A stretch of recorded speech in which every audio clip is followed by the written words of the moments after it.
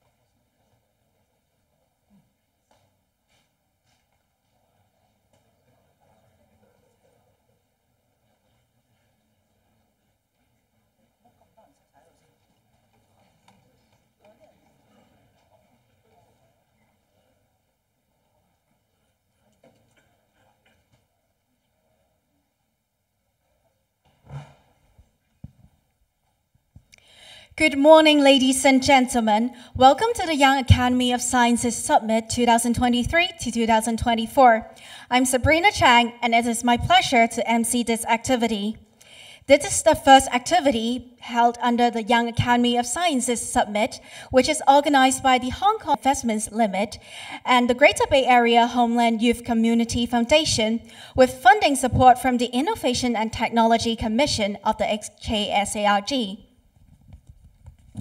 The organizer and co-organizers would like to thank the following parties for their support, without which the summit would not be possible. They are the Innovation and Technology Commission, the local academic partners and supporting organizations, including Hong Kong Metropolitan University, Institute of Professional Education and Knowledge, Ningnan University, the Chinese University of Hong Kong, the Hong Kong University of Science and Technology, the University of Hong Kong, Hong Kong Applied Science and Technology Research Institute Company Limited, Hong Kong Cyberport Management Company Limited, Hong Kong Science and Technology Parks Corporation, and Hong Kong Young Industrialists Council Limited. The summit aims to showcase Hong Kong's advantages as an international science and technology hub and its tradition of excellence in basic research and young scientists and industrialists. On behalf of the organizer and co-organizers, I would like to extend a warm welcome to Professor Sun Dong, Secretary for Innovation, Technology and Industry of the Hong Kong Special Administrative Region. He is the officiating guest for the summit's opening ceremony and will deliver opening remarks. In addition, two co-organizers' representatives, Dr. Hu Zhanghong, CEO of the Greater Bay Area Homeland Investment Limited, and Mr. Christopher Kwok, Vice Chairman of Greater Bay Area Homeland Youth Community Foundation and Executive Director of Sun Hung Kai Properties Limited, here to support young scientists with other distinguished guests, including Mr. Zhang Zhihua, Director General of the Youth Department of the Liaison Office of the Central People's Government in the HKSAR, and Professor Choi Lap Chi, Founding President of the Hong Kong Academy of Science. Now, I would like to invite Professor Anderson Shum, the president of the organizing body, the Hong Kong Young Academy of Sciences, to give the welcome speech. Professor Shum, please.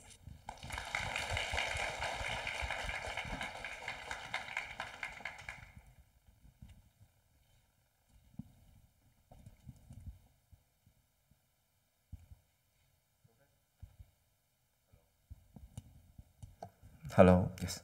Professor Xuan Dong, 张志华部长, Hu Zhong, Chris, Professor Choi, distinguished guests, esteemed scientific colleagues who have traveled from afar, ladies and gentlemen, good morning.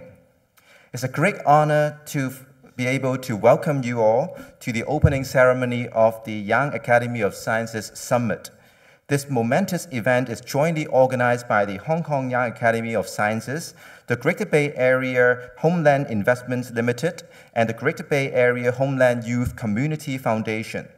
As the president of the Hong Kong Young Academy of Sciences, I would like to extend my heartfelt gratitude to all of you to be here today. I am delighted to report that more than 400 registrants have registered to join the event today. Today is a historical moment as we host a summit for young scientists for the first time in Hong Kong.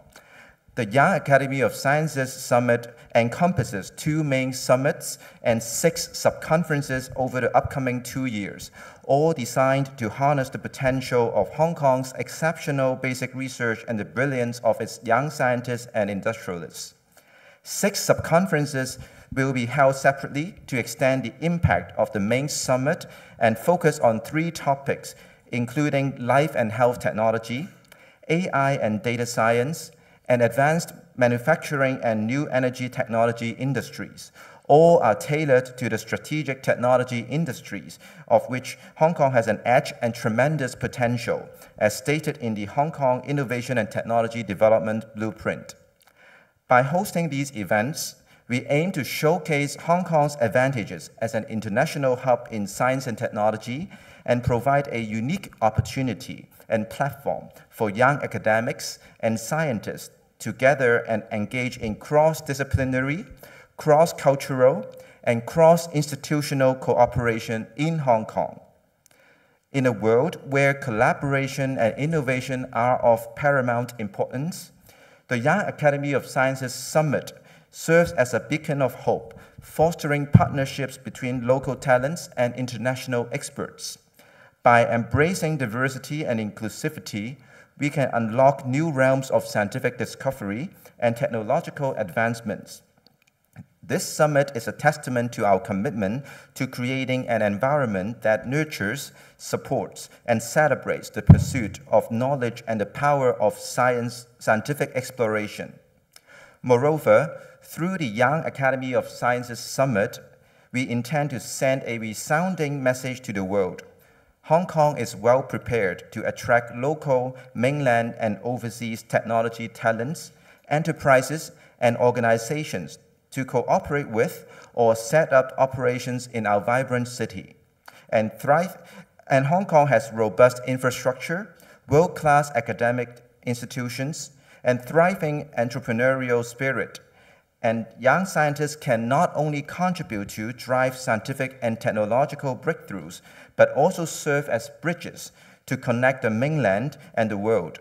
We are the key components and beneficiaries in establishing Hong Kong into an international innovation and technology center. As we embark on this remarkable journey, we welcome and embrace collaborations with our partners and friends from all over the world. Together, we can bridge gaps, break boundaries, and shape the future of science and technology, not only in Hong Kong, but also for the world and the humanity.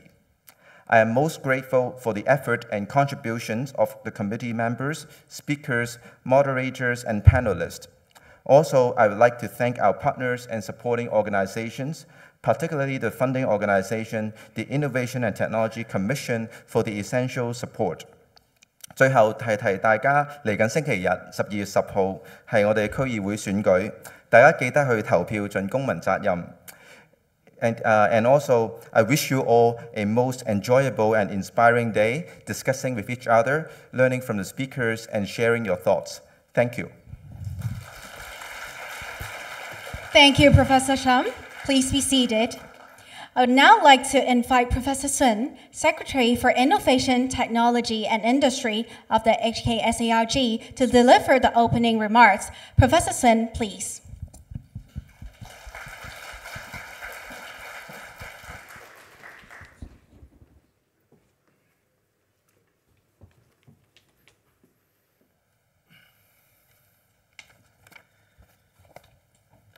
Zhang Zhihua 部长 Anderson 胡章宏博士 Ms. Kung, Professor Choi, Chris, distinguished guests, ladies and gentlemen, good morning.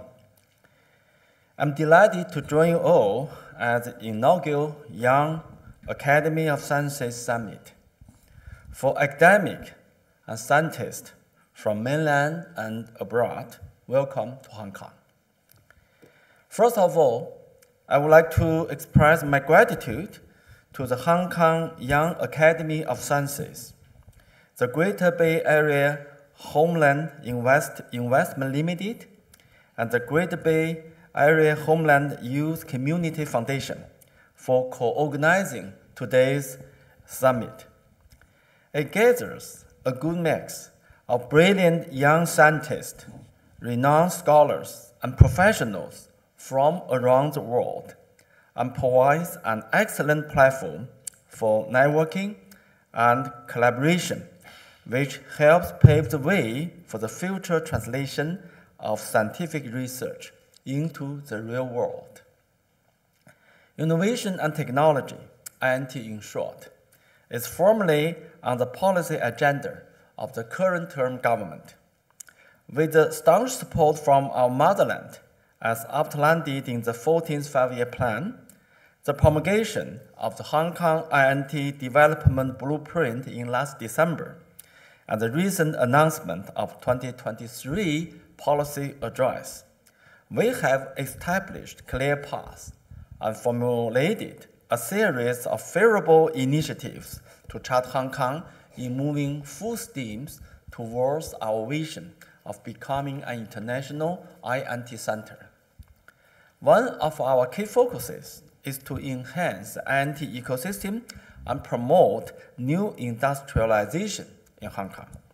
To achieve this, we have officially launched the 10 billion Hong Kong dollars Research, Academic, and Industry 1+ scheme in October, which aims to promote the transformation and commercialization of excellent deep tech R&D outcomes from our local universities. Furthermore, we will set up another new funding scheme, namely the New Industrialization Acceleration Scheme of 10 billion Hong Kong dollars to promote the downstream development of new industrialization with prime focus on enterprises in the fields of life and health technologies, AI and data science, advanced manufacturing, and new energy technologies. As we all share, scientific development is global in nature, and cross-boundary collaboration is the key.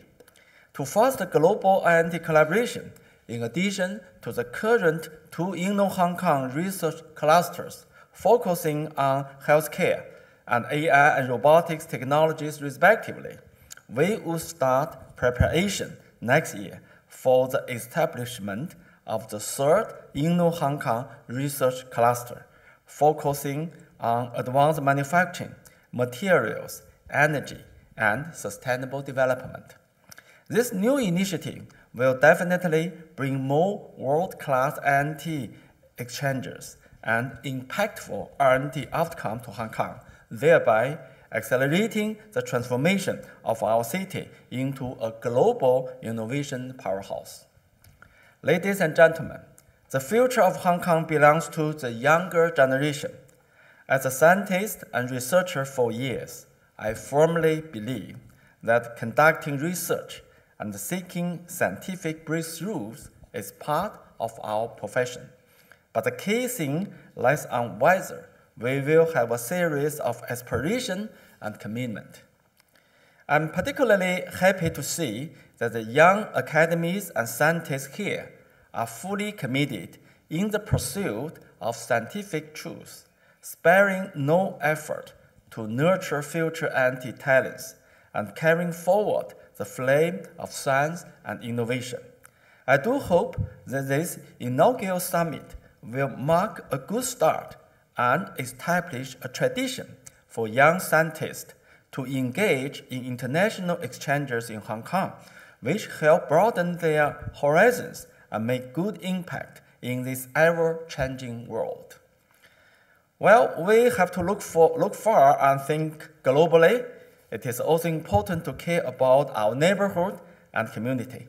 December 10, the coming Sunday, is a polling day for the District Council ordinary election.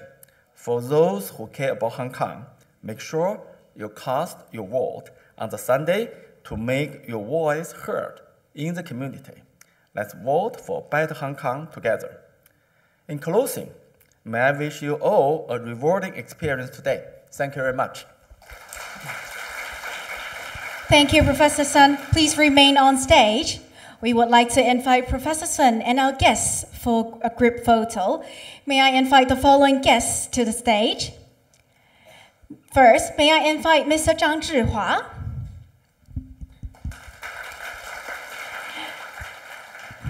Professor Anderson Shum, Dr. Hu Zhanghong, Mr. Christopher Kwok, Professor Yang Tong,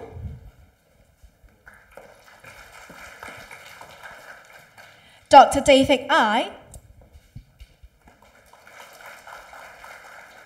Professor Akihiko Kondo,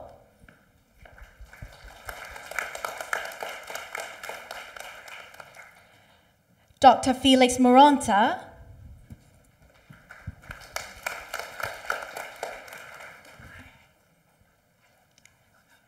Dr. Sasiton Sisawati,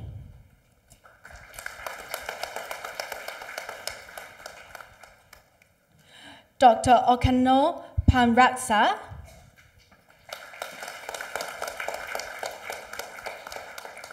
Dr. Jimmy Wong,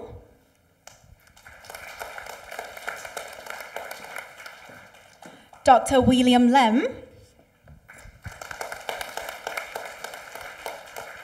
Mr. Pan Siu,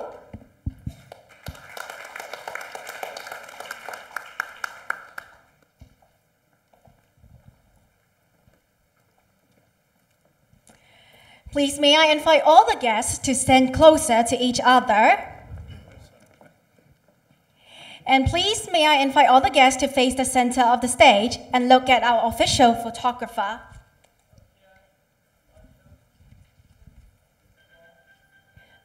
Please continue to look towards the center of the hall. Please may I invite the guests to look at the camera in the front.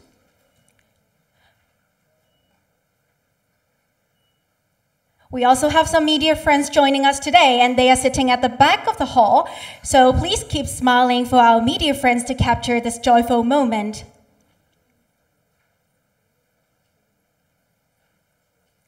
Thank you very much. With Professor Sun Dong, Mr. Zhang Zhihua, Professor Anderson Shum, Dr. Hu Zhanghong, and Mr. Christopher Kwok, please remain on stage. For other guests, please be seated.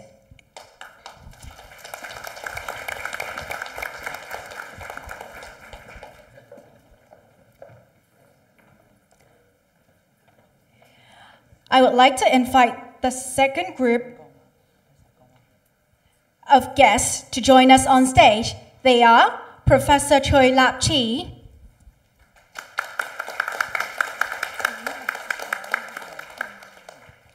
Professor Anthony Ye,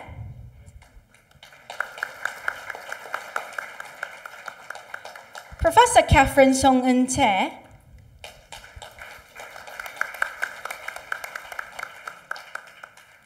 Professor Wong Kam Fai William,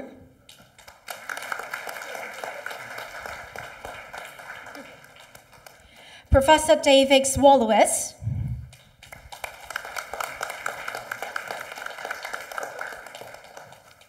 Professor Sham Mei Ha,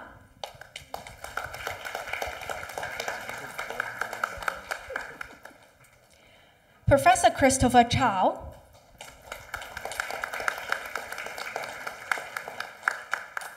Professor Lui Ai Ping,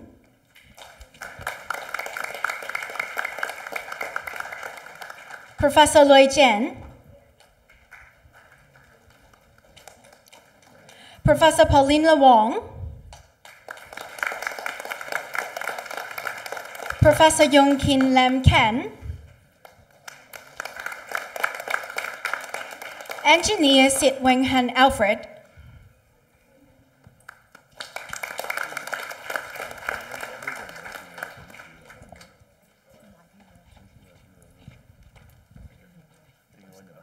Please, may I invite all the guests to stand closer to each other.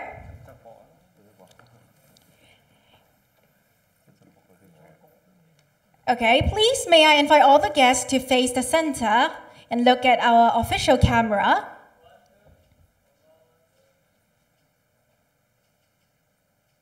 And please look at the camera in the front.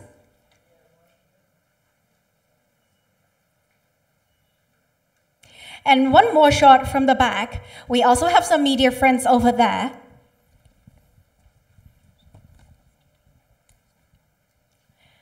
Thank you. Professor Sun Dong, Mr. Zhang Zhihua, Professor Anderson Shum, Dr. Hu Zhanghong, and Mr. Christopher Kwok, please remain on stage. Other guests, please take your seats. Thank you very much.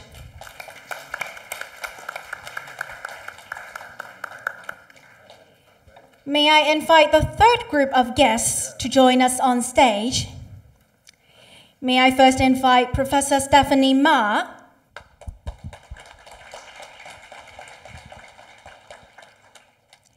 Professor Johnny Ho,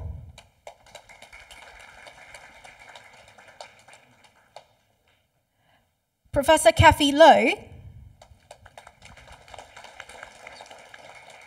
Dr. Huang Zhifeng Jeffrey,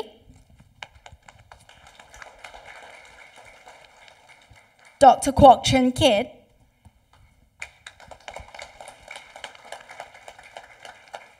Professor Huang Xingming,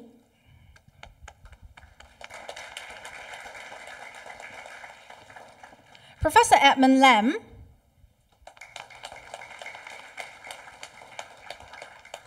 Dr. Liu Kai,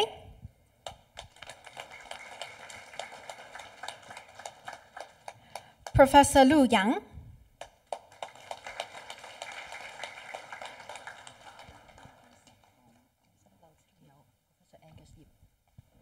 Professor Yip Hin Lap,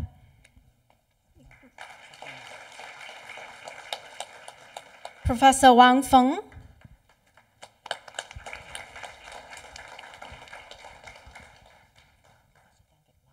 Professor Danfik Lau,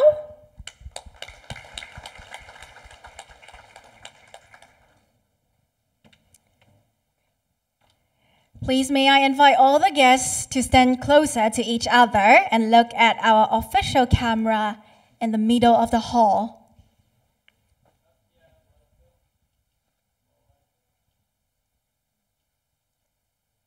And please look at the front of the stage. And one more photo from the back. Thank you very much. Please take your seats.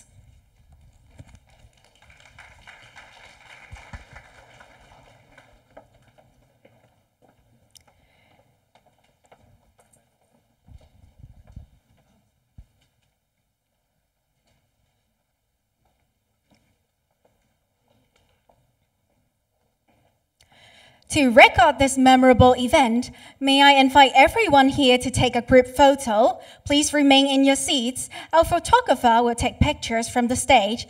So everyone, please, may I invite you to look at the camera here.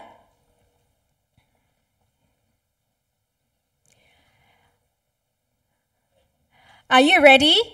1, 2, 3.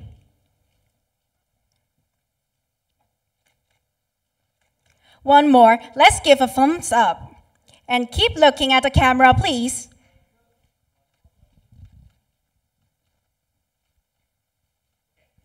Thank you very much.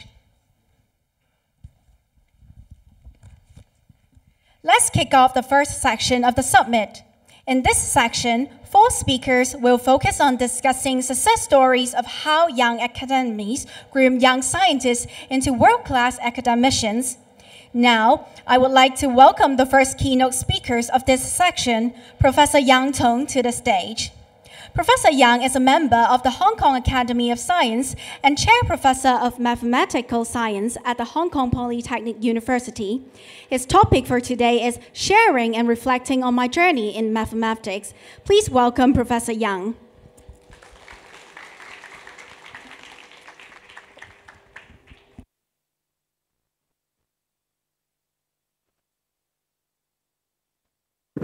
Okay, dear Professor Sun Dong, Zhang Buchang, Hu Zong, Professor Cui Lap-Chi, and Mr. Kwok Edison, distinguished guests, colleagues, friends, and students.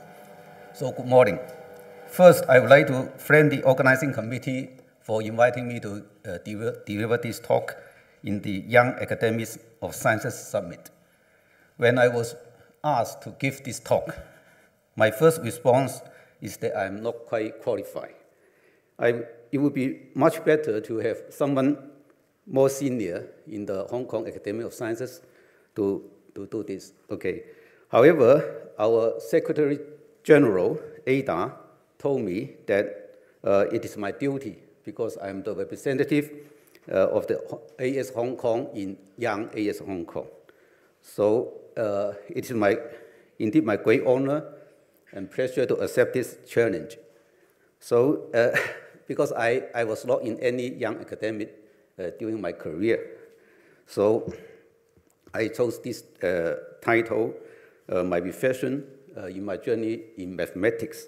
I hope my talk will not be too desponding. So let me see.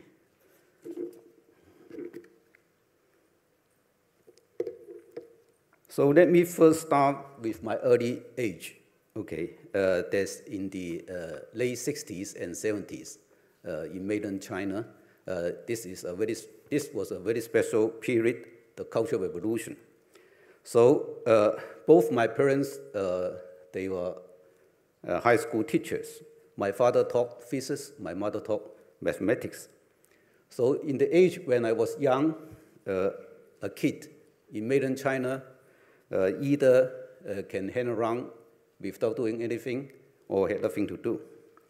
So I am lucky that there were books at home, so I can read them, and in particular my mom can spend a lot of time with me in case I don't understand. So in my early age, I started to learn more mathematics than most of my peers. But that mathematics learned at that time is limited to calculations and solving some equations with little techniques. So at that time, I have no intention to enter university or to become a professor. Okay, but reading and thinking, these are the two ways to kill time, in particular in a very relaxing way. So in some sense, my life in that period is still fully occupied with some little challenges from time to time. When I was in middle school, that's in the late 70s and early 80s, that was the golden time of science in mainland China. Because at that time we have many heroes in mathematics. For example, Chen Jingyuan is one of the most famous mathematician in the Western history of China. So his work and his successful story inspire many of young people to work hard and pursue the beauty of mathematics and sciences. At that time, my sister, who is several years older than me, started to prepare for the university entrance exam. So after wasting time for 5-6 years. So my mother taught her the high school math. So I joined those private lessons with pleasure, okay, and joy. So it was a really good time. So I should say that the atmosphere of study in that period is so impressive that one can hardly forget or find nowadays. There were many kind of competitions, then people were very eager to join, okay, to show their talents one way or the other to solve problems in mathematics and sciences. I joined some of those competitions and then gained some awards to gain some confidence. So the interest in mathematics drove me all the way until I studied for my master's degree. I met Professor Long Wei Lin, my supervisor for the master's degree in mathematics at Zhongshan University. Until then, I realized that learning mathematics is very different from doing research in mathematics. They're totally different concepts. So Professor Lin spent a lot of time working with me in his office and even in his apartment. So I'm afraid that his two sons envy me because his father spent so much time on me, even though we are very good friends. I hope this is not the reason why neither of his sons pursue mathematics, but both are very successful, one in financial management and one in engineering sciences. Indeed, I am lucky that I met my first mentor in research, Professor Long Wei Lin. I will come back to this part later, and started my academic career. After the master's degree at Zhongshan U, I went to US for my PhD, and my supervisor, Blake Temple, is a collaborator of Long Wei, and so my research area remained unchanged through my postgraduate studies. And then I spent 1 year in IAS at Princeton after the PhD, and I joined CTU in 1994. And last year, I moved to the Hong Kong Polytechnic University. So through all these years of research and teaching, over 30 years, it's quite long, I have the following few points of reflection that I would like to share with you, basically in 4 aspects. The first one is about interest and passion. So I guess no matter what kind of research area or what kind of career path one chooses, interest and passion come first, and the ability follows. In fact, if one can find a career that fits its interest and ability, and that career, in my opinion, can be called ideal, no matter it is successful or not, because success is hard to define. It is not obvious to young people that is what you are interested in may not be what you are good at. Take me as an example. When I was young, I was also interested in physics and chemistry. It is mainly because at that time, almost all the young people in Maiden know the saying, if you know you are good in mathematics, physics, and chemistry, then you have nothing to fear in the world, okay? However, I later realized that I'm very poor in doing experiments. So physics and chemistry are not good choices for me. When I was in US, computer science became very hot, okay? I attempt to learn how to write programs so that I could do some numerical computation. I do have 2 papers on numerical computations, but in those 2 papers, my contribution is very small. I only did some formulation and also a little proof. So I found out that writing a program and figure out some new numerical schemes are out of my ability. So the only choice left for me is the theoretical analysis in mathematics. So luckily, I have interest in mathematics from the early age and have strong motivation to do it better. So I enjoy facing the challenge and eager to do it better to feel the satisfaction, okay, after you find the solutions to the problems. So through all these years, basically, I don't have any hard time, except despite that I'm already often frustrated of being lack of new ideas in solving problems. Therefore, I think to achieve something good in research, the passion, interest come first. Of course, the persistency is equally important. I will come back to this part later. The second point I would like to talk about is the taste of choosing research topics. So like many other fields in science, choose a good and doable mathematical problems is very essential. Okay. How to do this? I think it really heavily relies on the education background, okay, what you know and the awareness of the ability. So for example, in mathematics, there are many famous conjectures and open problems. If you don't have sufficient education background, you jump into those problems, then with probability 1, the result is to fail. Okay. So through all these years of hard work, if I look back, I think I have no more than 5 research results that I can be proud of, even though I'm 10 years away from retirement. I started my career in the field of hyperbolic conservation laws, mainly the shortwave theory. So when I was in postdoc in 1994, okay, there was a breakthrough made by Alberto Bressan, a famous mathematician, on the L1 stability of bounded variation solutions. So at that time, I'm lucky to meet Professor Taiping Liu at Stanford. So we worked on these problems together to try to find out the intrinsic mechanism of this stability through the wave interaction analysis. So we derived the generalized entropy function law, now called Liu-Yang function law, since then. And then it has been one of the highlights in my research. When I changed my research topic to kinetic theory around year 2000, we worked on the Boltzmann equation without angular cutoff. That means with the singularity, integral singularity case. That problem was not well studied at that time, okay, because of some difficulties in analysis. So our work on that topic today is still well recognized, even the problem is basically well solved.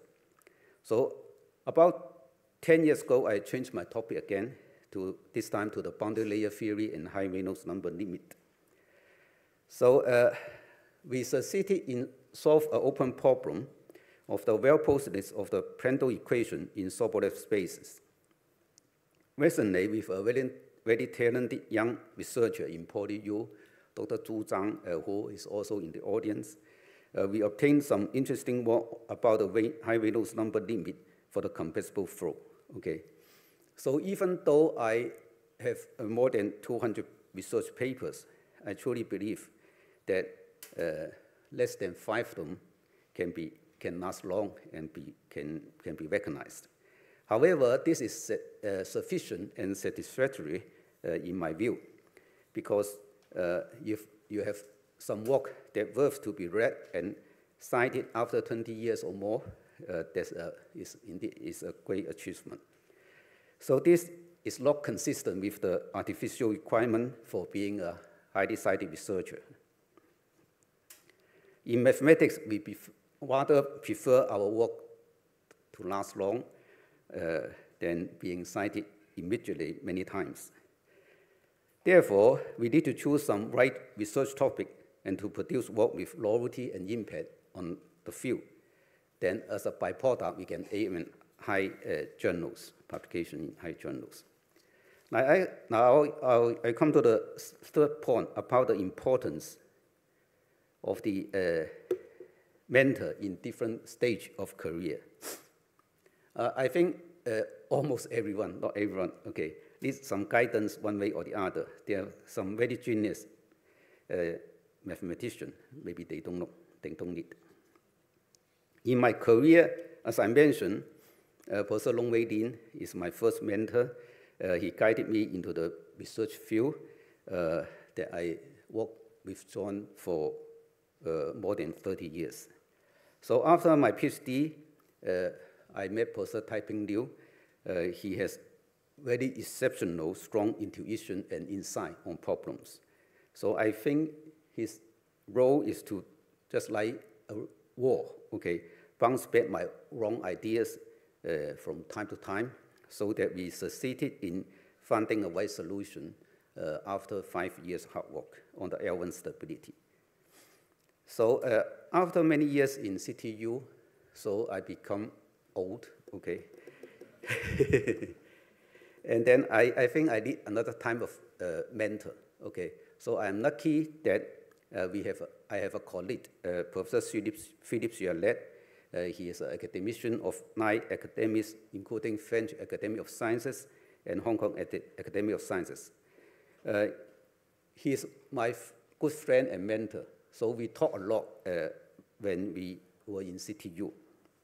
His taste and attitude in doing research in mathematics indeed have a a great influence on me. So that's why I think we need mentors, okay, one way or the other during our different stage of careers. So finally, I would like to talk about the working environment. So I'm not a person who like to change workplaces, okay. I stay in CTU for more than 28 years. I witnessed its growth from a college to one of the highest ranked young universities internationally. And I appreciate all the support and helps that I received in CTU and the colleagues there. However, at some point, you may feel that it's time to move on, to explore new opportunities and find a working environment that is more harmonious and stimulating. And these are the only reason I decided to join PolyU last year. So the postdoc experience in IAS is always memorable. So people there, they have freedom to do whatever they want, and discussions, seminars all the time with many famous mathematicians coming visit all around the world. So this is a very stimulating and inspiring environment. I think it's the best place that I ever stayed so far. I am now in PolyU. People there are very friendly, supportive, and the university provides sufficient support to do high-quality research. So in my opinion, these are the first priority for choosing a working environment. So in addition to these 3 universities and institutes, I also spend a lot of time visiting Stanford University and Kyoto University. So for these 2 places, I don't think I need to elaborate. Their environment is unbelievably good, okay. So another point I would like to make is we also need critical mass to do research, okay. We need a good number of researchers of common interest for discussion to be recognized so that we can enjoy our career, okay. So for example, in IAS and Stanford, you can see there are many top mathematicians, and they always appreciate top research work and top researchers rather than the titles and citations. Finally, I would like to summarize what I taught so far in one sentence. So work hard and wait for opportunity. So either for solving outstanding research problems or obtaining recognition. When it comes, it comes. Okay, it is true for doing research and also true for achieving titles and awards. However, all the outcomes relies on persistent hard work. The young academic is not simply an associated academic of the one for senior researchers. It mainly represents the academic for researchers in different stages of careers. So the Young Academy of Hong Kong, the Young Hong Kong Academy of Sciences is playing an important role in promoting science in Hong Kong and internationally. So it serves as a bridge between the students in high school and researchers in university, academic associations, and also the unit in the government that are responsible for promoting sciences. The members of YASHK are very energetic. They have organized a lot of activities. They are working in the frontier of the science in different fields so that they represent well the strength of research in Hong Kong from an excellent angle. In addition, young people are more capable to absorb and generate new knowledge. Therefore, I am sure, under the leadership of Professor Edison Sum and with the hard work by the members, YASHK, like other young academics, will have a brighter and brighter future. Thank you.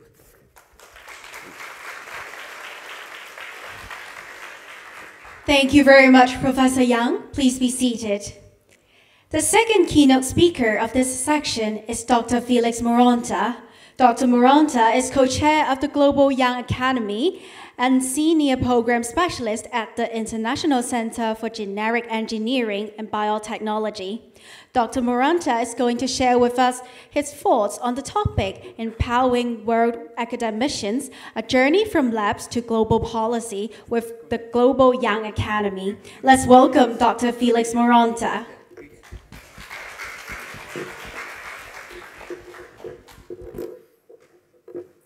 Okay, thank you so much for your introduction. And good morning, everyone. It is a true pleasure for me to be standing here before you today. And thank you very much for the organizer for this invitation.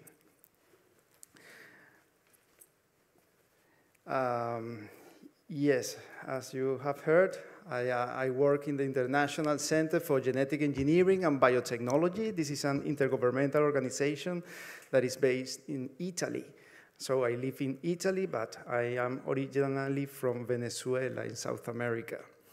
And there in my job, in my group, Regulatory Science Group, we help our member states to strengthen their biosafety regulatory capacities. So we work in the regulatory arena of the biotech. But now, today, I am representing another network, and this is the Global Young Academy. The Global Young Academy, we have the vision of science for all, science for the future. And we are intended to give a voice to young scientists around the world. And we empower outstanding young scholars and researchers to lead an international, interdisciplinary, and intergenerational dialogues to develop, connect, and mobilize young talent from all the continents and promote reason and inclusiveness in global decision-making. And we help, we think that like that, we can help to create a better world. We are an independent academy with around 200 members from all the continents again, and representing around 100 nationalities in total. Our selection criteria is scientific excellence, scientific publication, of course, but also commitment to service and outreach. We want young scientists that are committed with social commitment. And the median age is 40 years old. They are in the first 10 years after getting their PhD. And the membership term is 5 years. I am in my last year of membership, well, now with the role of the co-chair. With this introduction, now I can start my talk that I have entitled A Journey from Labs to Global Policy. And I have structured this talk in 3 parts, because I want to highlight today in this auditorium the research collaboration among GYA members, also our efforts in positioning members in key partner organizations, and also the development of the work, the efforts that we make for developing interdisciplinary skills in our members. So let's start with the first of these 3 aspects, research collaboration amongst the Global Young Academy members. I wanted to highlight just some aspect in each of them. I wanted to start with our internal program that we have called Sasha Kagansky Interdisciplinary Grants. This is for the development of small-scale, innovative, curiosity-driving, exploratory research that unites researchers in low and poor and rich countries, let's say. And I have brought just the 3 examples of the last 3 years. This is the recent one. In this case, there are collaborating members from the United States, from Pakistan, from Spain, from Panama, and from Austria. The last year was the opportunity of Norway and India. And 3 years ago, the United States, Venezuela, Panama, Spain, and Denmark. In another example, we have the core of our activities that the members are organized in working groups. We have currently 16 working groups. And I have brought just 4 examples. No? The Science Advice Working Group has collaborated together, around 10 members or so, and they have created a resource center for scientific advice. This is for empowering members in this aspect of the science policy, that is scientific advice. Another working group, that is Women in Science, they have developed several products in forms of ebook, and they are, in this example, they are highlighting how the children change the academic careers of moms. Another example that I liked so much because it's, it's related to my career as a biologist is this video that the Biodiversity to Survival has created. So I wanted to share it this afternoon, just a little piece. Proteins are the tiny unseen workers that handle just about everything in our bodies to keep us alive. Every single cell in our body is like a bustling city, packed full of these workers. But the tricky part is, despite their paramount importance, the intricate operations of proteins remain invisible to the naked eye. For years and years, scientists struggled to find a way to shine a flashlight and catch a glimpse of these proteins in order to understand how they keep us healthy or how they make us sick. Surprisingly, this flashlight was discovered deep in the sea, in the North Pacific Ocean, within an almost invisible jellyfish called Aquaria victoria. In the 1960s, Japanese scientist Shimomura and his team discovered the jellyfish's ability to emit green light, thanks to a protein he named the green fluorescent protein, or GFP. The team isolated the gene responsible for GFP, enabling researchers to attach it to other proteins in all types of cells and beings, making them glow. Although GFP has existed for over 160 million years, it only recently led to groundbreaking discoveries, such as how brain cells grow, how they behave in Alzheimer's disease, or even how cells spread in cancer. And in 2008, Martin Chelfie, Osamu Shimomura, and Roger Tsien were awarded the Nobel Prize in Chemistry.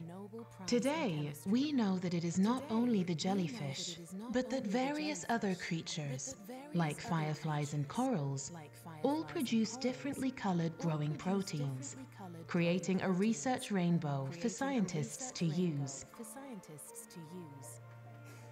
Sadly, Aquaria victoria and coral populations are declining due to pollution and global warming. And every time a species dies, a whole potential laboratory shuts down. This loss of biodiversity makes us wonder what potential scientific breakthroughs might never happen because of human-caused environmental damage. The visionary astrophysicist Carl Sagan once said, "Somewhere, something incredible is waiting to be known." And the incredible story of GFP is only one of many. Nature has countless secrets to share. Nature has gifted us with incredible tools, each one only waiting to be known, and many of which hold the potential to improve human life. So, let's cherish and protect life on our planet as we continue to learn from its wonders.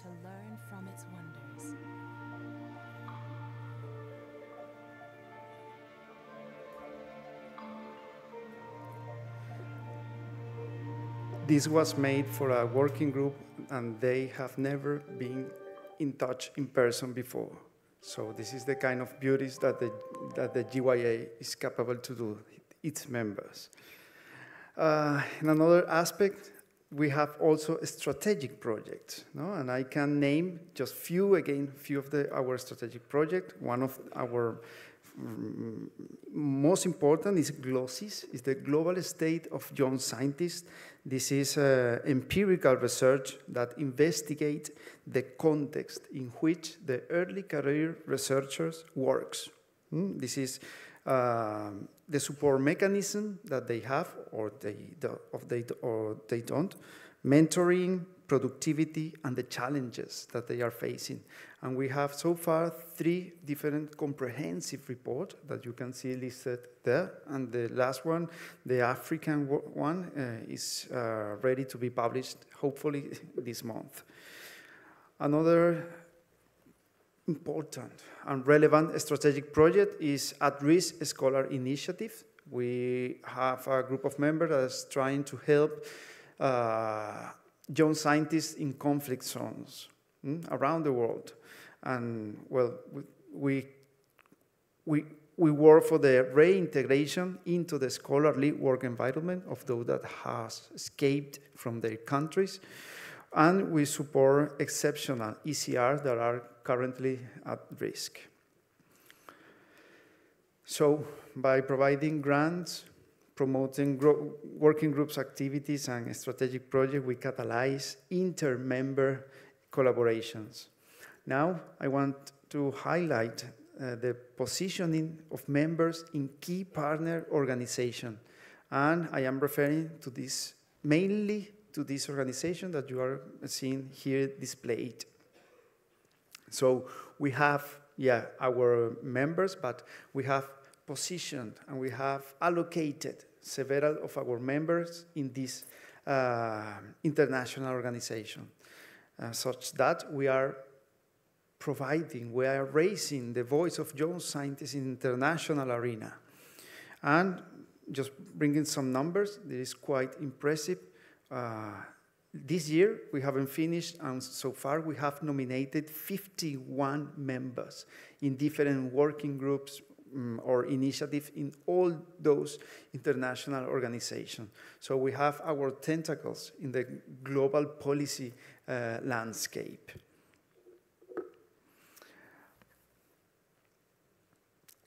And again, summarizing the last 2 points, providing opportunity for members to collaborate. At the same time, we are allocating our members in international organizations.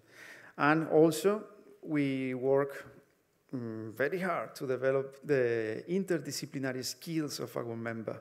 One of our main programs is the Science Leadership Program. This is a yearly training to our new members to develop a collective leadership skills. We know that this is a very key tool for scientists nowadays, and we want for our GYA members to be the future leaders. And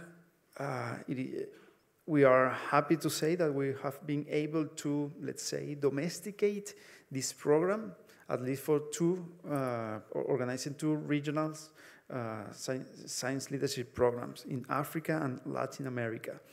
The science leadership program in Latin America was the last year and was extremely successful. We were able to bring Latin American young scientists to the Amazon forest in the triple border between Colombia, Brazil, and Ecuador. There, with the indigenous people, they were receiving this leadership program. That was a life-changing experience for many of these young scientists from Latin America. We have also providing inclusive leadership training with another focus, more inclusiveness, and how to actively listen in the minorities, because it is in our DNA, the inclusive processes in the GYA. We think that the diversity, not only intergenerational, but in many other aspects, ethnicity, gender, cultural backgrounds, are so much important. And this is another example, a successful example of the training of our member. We have developed, well, one of the working group have developed these tutorials of science ethics and science communication. And this is beautiful, really beautiful. You can see how professional and how the cinematography of this video. I'm a scientist, but I'm also part of society. And as members of society, we have all kinds of responsibilities and values, religious and political values, for example. Our values are constantly guiding our actions in everyday life because they mark what is important to us and they make us feel responsible for certain things. For instance, I try to support local businesses when possible by shopping from them or getting a coffee from a local cafe instead of a big chain. I try to be environmentally conscious by reducing my consumption of single-use products. Sometimes it's easy to name one's own values, but some values are so hidden deeply in our culture and education that we simply believe that those values are right. And if someone who doesn't follow our values, they're wrong. Clearly, this type of thinking is a source of conflict, and it's dangerous for every scientific inquiry. It was just a teaser. It is an amazing group of videos. So I invite you all to take a look to our playlist on that.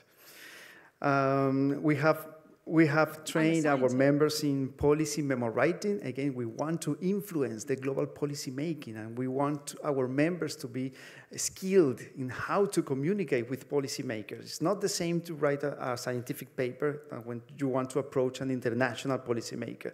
So this series of training was very successful in the last 2 years. It was in collaboration with the Journal of Science Policy and Governance. And again, we are a global organization, so we have multiple cultural backgrounds in our membership, and it is important to recognize the challenges that this could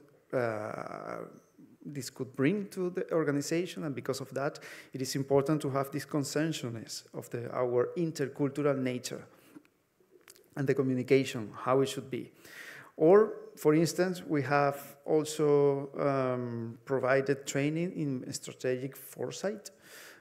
This is after the pandemic. This is a field of so much interest now, how to imagine the future in horizon scanning exercise. So this is something that also our member has been trained in. So with capacity building and capacity strengthening activities for members and also our stakeholders, because I didn't comment it, but that's it. In many of these activities, National Young Academy members are also invited to attend. So this is the summary of the 3 main aspects of my talk this morning.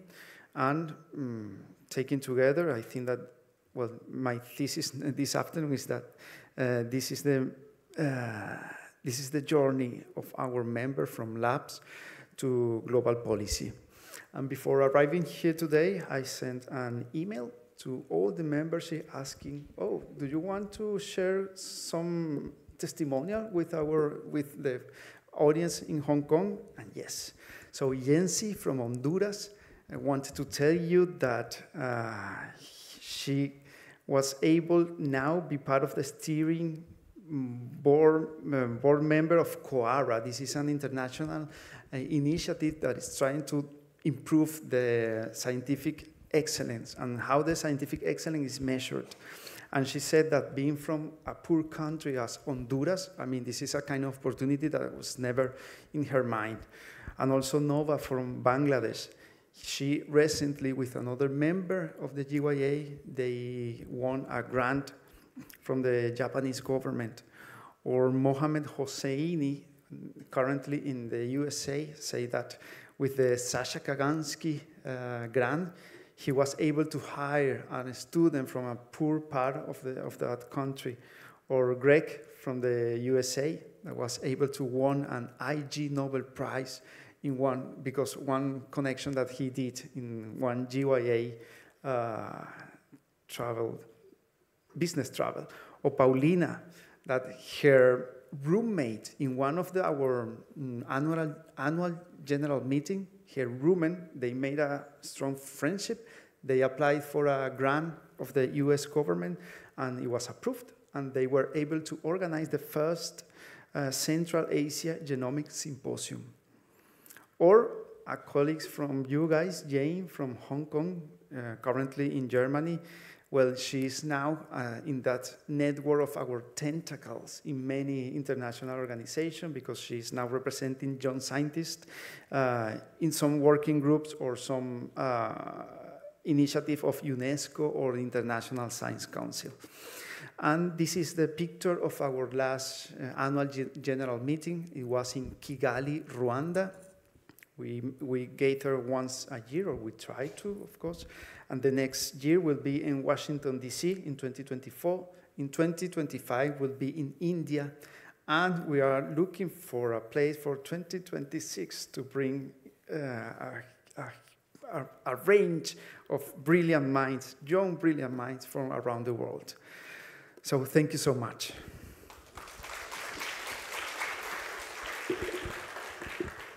Thank you very much, Dr. Felix Moronta. Please be seated. The next keynote speaker is Dr. Sasitan Sisawati. Professor Sisawati is co-chair of the Thai Young Scientists Academy 2019 to 2021 and research team leader of the National Science and Technology Development Agency of Thailand. Dr. Sisawati's topic for today is how young academies play a role in creating well-rounded young scientists with a holistic set of skills that make them highly competitive in the academic world. Please welcome Dr. Sisawati. Good morning, distinguished guests, ladies and gentlemen, and thank you for the very nice introduction and how you pronounce my name very perfectly. Thank you so much. So, oh, this is not the beginning of my slide. Okay, here it is. So I'm Sasitan Sisawat. I'm a research team leader who works at the National Science Technology Development Agency in Thailand. And on top of that, I'm also a former co-chair of TYSA, or Thai Young Scientists Academy. And right now, I'm a member of the executive committee. It is my privilege for me to be here standing in front of you and then get an opportunity to share the initiatives that create a platform for the excellent researchers who gather based on the voluntary spirits. So I will share with you a little bit first of the journey of TYSA, or the Thai Young Scientists Academy, and how it became a significant part of my life. So TYSA was founded in 2009. And I joined TYSA, or Thai Young Scientists Academy, in 2018. And when I joined this organization, I found that there's a great opportunity to bring in fresh perspectives so that we can reform and redesign the organization to fit better with the current challenges and aspirations. So for me, joining TYSA is not just becoming a part of it, but I'm glad that I could have a chance to shape the future of TYSA. So right now, TYSA is made of distinguished researchers and amazing scientists. And the way we work together, we believe that we can bring in positive vibes to Thailand as a country, and also we can create a positive influence globally. And a part of what we are about, it is based on the voluntary mindset. So it means that we are come together, working together, not for our own work, but we doing that to help each other, using our knowledge and skills. And now TYSA stands on 3 strong pillars. The first one is the empowering young scientists. So for this one, we value how we could empower the early stage career researcher. We believe that we can bring out the best of them by providing them opportunities and space to use and exercise their creativity by working together. And for the second pillar is the outreach and science communication. So for this one, we have workshops and seminars and other outreach activities that our goal is to bring science and make it more relatable and inspiring for people of all ages. And for the policy recommendation pillar, the aim is to be the voice of the young researcher in making informing solution for the policymakers. So I think it is now obvious to you that for TISA, we don't focus on our own independent agenda. We work together collaboratively so that we can contribute something to the bigger community, nationally and internationally. So in order to have us working together, I believe we could be a part of a very significant impact in the Thailand and also in the region. Could be in ASEAN or the global region. So after the short introduction of my organization, I will just pivot my discussion a little bit, and now I will start talking about how the young academies can help foster and shape the well-rounded researcher so that they can excel in the academic world. And before I do that, I'd like to invite you to use your imagination a little bit. Try to think of someone who you consider that person as an excellent young researcher, someone who see that person very successful in the academic world. It could be someone in this room, could be sitting next to you. So if you think of that person, what do you see in them? What do you think are the qualities that make them outstanding among their peers? So I did the same work on my own, and I think the young researchers that are successful, they share some common qualities. These qualities collectively make them excel and outstand among their peers. And there are several skills, soft skills and hard skills, and I group them into 3 dimensions: intellectual, professional, and personal. So if you look at this, it is very obvious that for the intellectual dimension, it's often taught and trained in the traditional education system, could be in schools, universities, the way you do your thesis and dissertation, the way you discuss with your advisors. But for the rest of the skill, it's not often taught or trained in the traditional education systems. Some of you are lucky to be born with it. Some of you can communicate science very effective. Some of you are very resilient, but that's not for all of us. And in a way, to be able to shape the young researchers so that they are more competitive in this academic world. Based on my 5-year experience with TISA, I think there are several ways that we can help, that we can shape the researchers so that they are more competitive. So these are the ways that the Young Academy will be able to foster and strengthen the skills of the young researchers.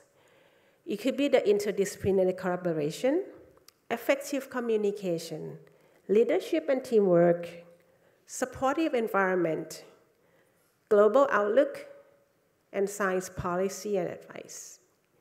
So for the rest of my talk today, I will walk you through each one of these so that I will be able to give you a more tangible example of how we did in our academy and other academies that are my colleagues.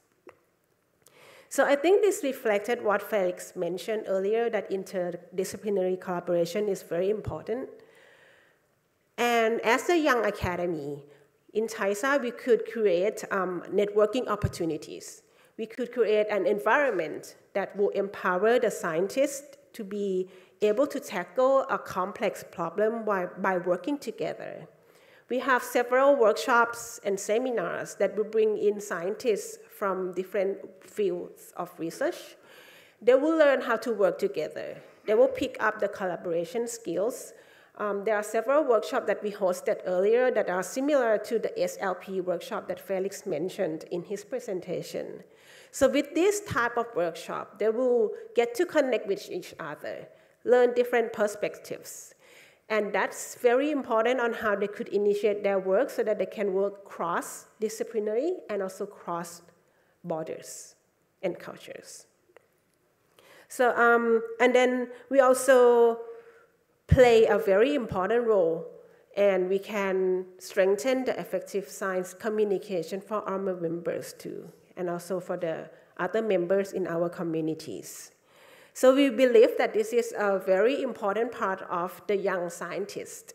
Earlier, TISA has hosted a workshop that's the purpose was to put people together, and then we discuss on how to tackle misinformation and fake news. So we had scientists from all fields of expertise coming together, sharing their views, what they thought it was a fake news, what hurt them most when they heard the misinformation on the social media. But in the end, we found out that the most important thing in order to tackle the misinformation is how you communicate effectively. How are you gonna create the real news without defending the community, without making them thinking that that's another fake news? So you need a new set of skills to be able to do that so that you can tackle the misinformation and fake news in this era. So we also have another format is a digital platform that was funded by the Inter-Academy Partnership, or IAP.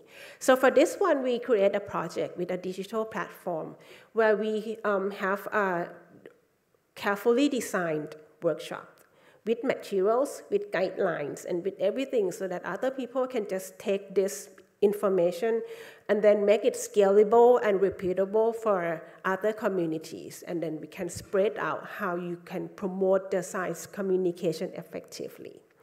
And for this one, I'm very happy if we could have more partners from other countries, especially in Hong Kong. And we could make it like an ongoing project. We could extend it outside of Thailand, outside of ASEAN, in Asia, and then finally make it a world-class workshop that we can promote the science communication for the young researcher.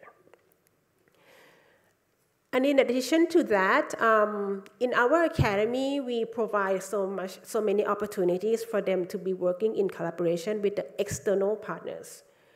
And by doing that, they have opportunities to learn a diverse perspectives, ideas, and cultures. And on top of that, when they work actively with the community engagement, that's also when they could have a more sense of empathy and teamwork and how to work with people from different levels of educations. So if you combine all of those experience and skill sets together, I think that's what you needed if you wanted to be a resilient and adaptable leaders in science. So we gave our members many opportunities to be able to do that, and I could see that once you were able to be engaged with activity that's not related to your research work, you learn another perspective, and it's very important for you to be able to understand other people that are outside of your field as the leader. We also have a very good supportive environment in our academy.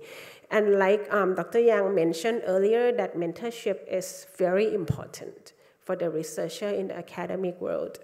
So what we do in our academy is we have supports and guidance for, in terms of career path for the early career researcher, so that they could make a very informed decision for their future. This is very important.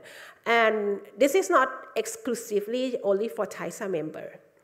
We also have, every year we have a workshop that was hosted for the newly graduated scholars in Thailand. So in Thailand, we have a scholarship, situation where you send out the top of the cake students to get the education from abroad, and then when they come back, there's a batch of about 60 to 100 students coming back each year. And most of us who started your career, at one point, you will face some problems, you will face some challenges. And those are repeating. For the person who entered the career last year and this year and the next year, most of the time you share the same problems. And there's no point to see the incoming scholar throw them in the ocean and see them sink. What you could do is to teach them how to swim, because you learned that before. Teach them how to build a boat so that they can go together. So that's what we do, and we do it every year, and it was funded by the Ministry of Higher Education, Science, Technology, and Innovation in Thailand. And TISA was appointed to plan and conduct the research every year. And for the global outlook, as the Young Academy, I think it happens everywhere in the world that you are eager to be connected with your colleagues in the Young Academy from other countries. And this is how we provide the opportunity for our members to be able to share their thoughts, to be connected, to exchange ideas with their international peer. So we had hosted and co-organized a couple of workshops for the international participants. For example, in the picture here, we hosted a workshop with my colleague Orakanok, who's sitting in the second row. This one is for the APEC researchers. So there are people from about 20 countries joining our workshop.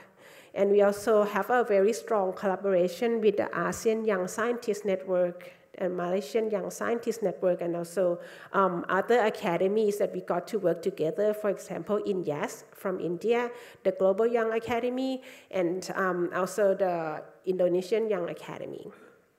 So with that, I will be very happy to extend our work with the Hong Kong Young Academy of Science with any opportunities that we could work together, so that when we have the aligned mission and visions, we could go together and we could go far.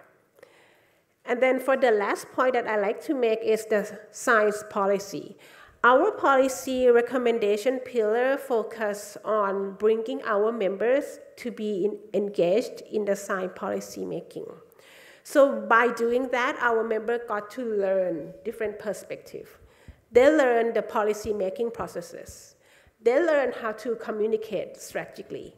And they also learn how to create the evidence-based solution so that it provides a solid report for the science policymaker.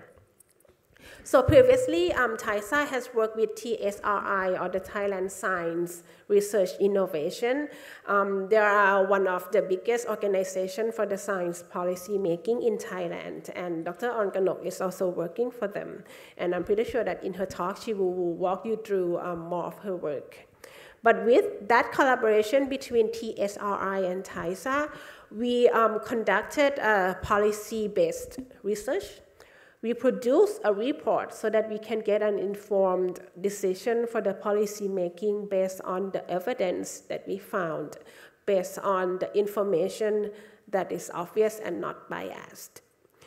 And we also had a chance to be the voice of the young researcher, having the discussion with our former minister in Ministry of Science, Higher Education, Science, Technology, and Innovation last year. So there was an opportunity of our members as a young researcher to be able to learn and put themselves in another person's shoes, see what it is like to be the policymaker, and why did the science policy came out in the way they are right now. So just to wrap up my presentation today, I just want to emphasize that in order to create the academic leaders of the future, you need to understand that to be able to be excellent in research is not based only on hard skill or technical expertise. Most of the young researchers, the excellent ones, they have a combination of passion, collaboration, and also an effective communication. So in order to foster the academic community, I believe that it is crucial that we need to empower the emerging scholars with not only the technical expertise, but also you need to provide a space for them to grow and to encounter the adaptability, collaboration, and also the ability to inspire as leaders. Thank you.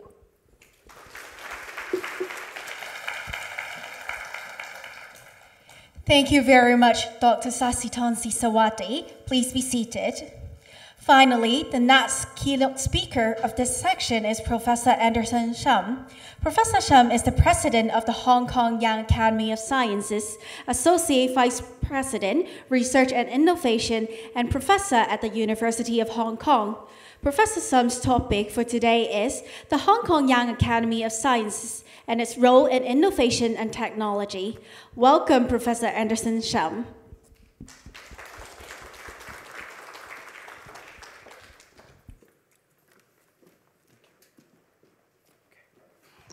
Good morning. Thank you so much for staying, and thank you so much for joining this celebration of young scientists in Hong Kong. As the host mentioned, I am working at the University of Hong Kong, and I'm also directing the Advanced Biomedical Instrumentation Center here in Science Park as well. But today I'll be speaking in my capacity as the president of the Hong Kong Young Academy of Sciences. So in my talk, I'll focus on mainly three aspects. My first aspect is I would like to celebrate our YASHK members. Many of you are here, and also introduce you to what the YASHK is about. And finally, I'd like to talk about some of our activities and how we may forge stronger collaborations and build bigger impacts together. So as you know, Hong Kong is focusing a lot on innovation and technology. We are aspiring to become an international innovation and technology center, as mentioned by our secretary, Professor Xuan Dong, earlier on. And for those of you who have not been to Hong Kong before, if this is your first time, I'd like to introduce you to a few of the key features and attractions in Hong Kong. In terms of science and technology, we have very good institutions. 5 of our universities in Hong Kong are ranked in top 100. And for those of you who may be coming from the mainland or watching the presentations from mainland, we have 16 national state key laboratories, 6 national engineering research centers, and also 22 joint laboratories with the Chinese Academy of Sciences. And as you know, Hong Kong has been boasting our free economy, and we welcome international colleagues to work and to do businesses and also collaborate with us. And also, recently, I think in December last year, about a year ago, the Hong Kong government released the first ever Hong Kong Innovation and Technology Blueprints. And many of the things mentioned there are highly relevant to us young scientists in Hong Kong, but also in terms of collaborations with the rest of the world. So Hong Kong aspires to enhance our innovation and technology ecosystem and promote new industrialization, as mentioned by Professor Xuan Dong earlier on as well. And we need a much larger innovation and technology talent pool to provide impetus for growth based on innovation and technology. And we also aspire to become a smarter city so that the citizens and also visitors from everywhere can enjoy greater convenience in Hong Kong. And we also are actively integrating proactively with our national strategy so that our scientists and also researchers can have possibilities to make bigger impacts. And so Hong Kong has been a bridge, and we will continue to be a bridge to connect the mainland and the world. So about our Hong Kong Young Academy, YASHK for short, it was established in 2018 thanks to the great visions by Professor Lap Chi Tsui, Professor Henry Wong, and many of the senior members and colleagues at the Hong Kong Academy of Sciences, ASHK. We are a chapter of the ASHK, and we enjoy a lot of guidance and mentorships from members of the ASHK as well. So currently we have 53 members. Soon we will have our new members elected into our membership as well, I think next year, in a month or less than a month. The entry criteria is 45 years old, and so each term is 5 years. So therefore, we have members, all of our members are under 50 years old. And here are some of our members in the pictures, and I think some of the members are here as well. And hopefully you'll get to interact with them during the breaks and during the banquet and lunch. Our objectives are very, I think you will see a lot of similarities with many of the young academies that was presented just now. We want to gather our young scientists so that we can together promote the development and advancement of science and technology in Hong Kong. We believe that young scientists have a long lifetime to contribute, so it's important that we start contributing and start sharing our ideas and getting deeply involved earlier on. And we'd like to promote and advance the teaching of science and technology in Hong Kong. And we'd like to educate and inform the public on issues pertaining to science and technology. So we actively also give advice to the government and other related organizations on how young scientists think about current policies and how these policies can better facilitate the development of innovation and technology. I would like to foster Hong Kong as a center of scientific excellence, especially with regards to young scientists. So many of our young scientists are not only actively doing a lot of cutting-edge research, but also having a lot of international and also mainland collaborations, some of which I'll introduce as examples later. So the four major functions that we see is we like to accumulate talents, we like to discover new science and innovate new technologies in Hong Kong. We like to collaborate with the whole world, not just Hong Kong, but also mainland China and overseas, and like to also contribute to the society and humanities by science popularizations and many other endeavors. So I think as many of the Young Academy leaders mentioned, one of the important criteria is the scientific excellence and the level of rigor. So I'd like to also share some of the achievements by our members. So these are some of the international or selected international and local awards. For example, the IUMRS Frontier Materials Young Scientist Award by Angus, who is here, and Zhi Jian as well. And also the Tetrahedron Young Investigator Award by Professor Li Xiang from HKU. And then the Falling Wall Science Breakthroughs of the Year Award 2023, Top 10 Scientists, Engineering and Technology by Professor Xi Qichen from CUHK. The Zhong Nanshan Youth Science and Technology Innovation Award 2023 by Tommy Lam from HKU. The Contribution Award in Carbohydrate Chemistry from Chinese Chemical Society by Li Xuechen from HKU. The Pasteur Network LP 200 Prize by Professor Leo Poon, also our members.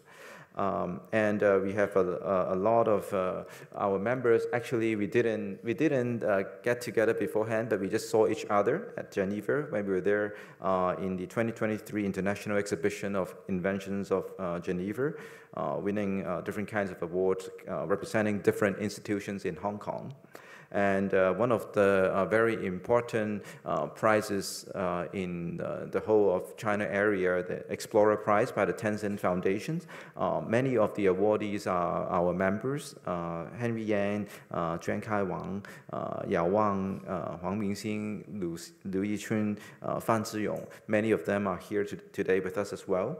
And now Hong Kong also has the privilege of being able to apply for the Excellent Young Scientist Award from the National Science Foundations of China that started around 2018, 2019, and every year we have members of our Young Academy getting some of these prestigious awards. And also in the highly cited researchers list, many of our members are also represented. So this is a list of both our YASHK members and also ASHK members, and you see that the ones in circles are our Young Academy members. So hopefully all of these let you see that we are not only just gathering to do science popularization, policy advising, but we are all very active and able to work with the rest of the world on science and technologies and medicine. So hopefully those of you in the audience who are looking for collaborations, you'll find some of the top researchers from our Young Academy that you would like to work with.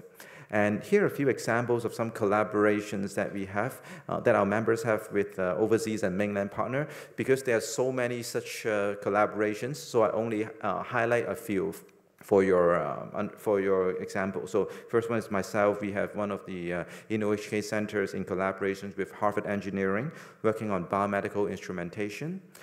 Professor Leo Poon worked with the Institute Pasteur on immunology and infection, also a InnoHK center. And another scheme that, another member that we have, Amos Tai, who is from CUHK, is directing the Joint Center for Environmental Sustainability and Resilience between the CUHK, the Chinese University of Hong Kong, and the University of Exeter on the global sustainable development issues. And we have many members who are very active in collaborating with mainland China, examples including those who received the NSFC LGC Joint Research Scheme. And so Professor Kong Fuk Yi from CUHK, Professor Yang Lu from HKU, Professor Ziyong Fan from Hong Kong University of Science and Technologies all work on different important aspects of research with mainland partners. And so with these great scientists that we can work with within the Young Academy, we try to do more to contribute to young scientific developments in Hong Kong. So we would like to emphasize that one of the important aspects for building up science and technologies in Hong Kong is the provide talent. And so starting from science popularizations, we organize extracurricular activities such as mentorship programs, summer programs, and then we would like to also contribute to policy advising in terms of the syllabus of our primary, secondary school education. So later on in this afternoon, you will see representatives from the education bureaus sharing some of the thoughts on the reform and updates on the syllabus in our local curriculum. And after that, we also, I think many of our members open up our lab to provide research internships to science students, high school students, and undergraduate school students, and even research postgraduates from all over the world, not just in Hong Kong. And many of us, of course, are teaching undergraduate programs, working on research and starting startups. And so we hope that the students trained by us later on can contribute not just to research, they can also choose a career path in startups, in practicing as a scientist, medical doctors, and also even providing support, like research support, admin support. And the activities that we do include all these. One example is policy advocacy. We have a unit led by some of our members, such as Kathy and Kit, who are also in the audience. We meet regularly with the different departments of the Hong Kong government to share our ideas. We are also invited often to give our thoughts on some new policies, and we also invite them to share with our members and our local communities. And another subgroup that YSHK has is on promoting the collaborations among the research, academic, and industry. We work very closely, for example, with organizations such as the Hong Kong Young Industrialist Council. They are often looking for new technologies and how new technologies can solve industrial problems, and sometimes they also bring their industrial problems to our members to look for creative solutions and collaborate on research. And so we hold regular industry workshops to introduce and foster these kind of exchanges. And in terms of knowledge transfer, we have talk series on emerging technologies. Some of these series are targeting not just students, but also teachers and media, because we hope that with teachers and media being more educated on some of the new technologies, they can then spread the word to their students and also let them know what courses, what subjects they should choose if they are interested in pursuing certain topics in future research areas. We also work with some newspapers locally to promote some new topics on from science and technology. And hopefully this is simple enough to target our even primary school students. And some of the activities that we organize include the How to Start a Research Project workshop. This is a workshop that we run during the summer. So students join workshops by professors and by our Young Academy and also by ASHK, teaching them some of the exciting new technologies and also guiding them how to start a research project, improving their analytical, planning, organizing, and presentation skills. They will join the workshops, they have lab visits, and we also run competitions for them. They will have video competitions, they have writing competitions, asking for their views on certain technological topics.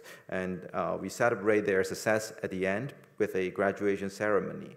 And so far, we have given collectively over 150 seminars, webinars, talks, and workshops, and serving over 30,000 students and teachers. And other works that we work on are in close collaborations with our ASHK, such as the Distinguished Master Accomplished Students Mentorship Program, where our members each has maybe 2 to 5 mentees that we meet regularly. For example, some of my mentees are very eager.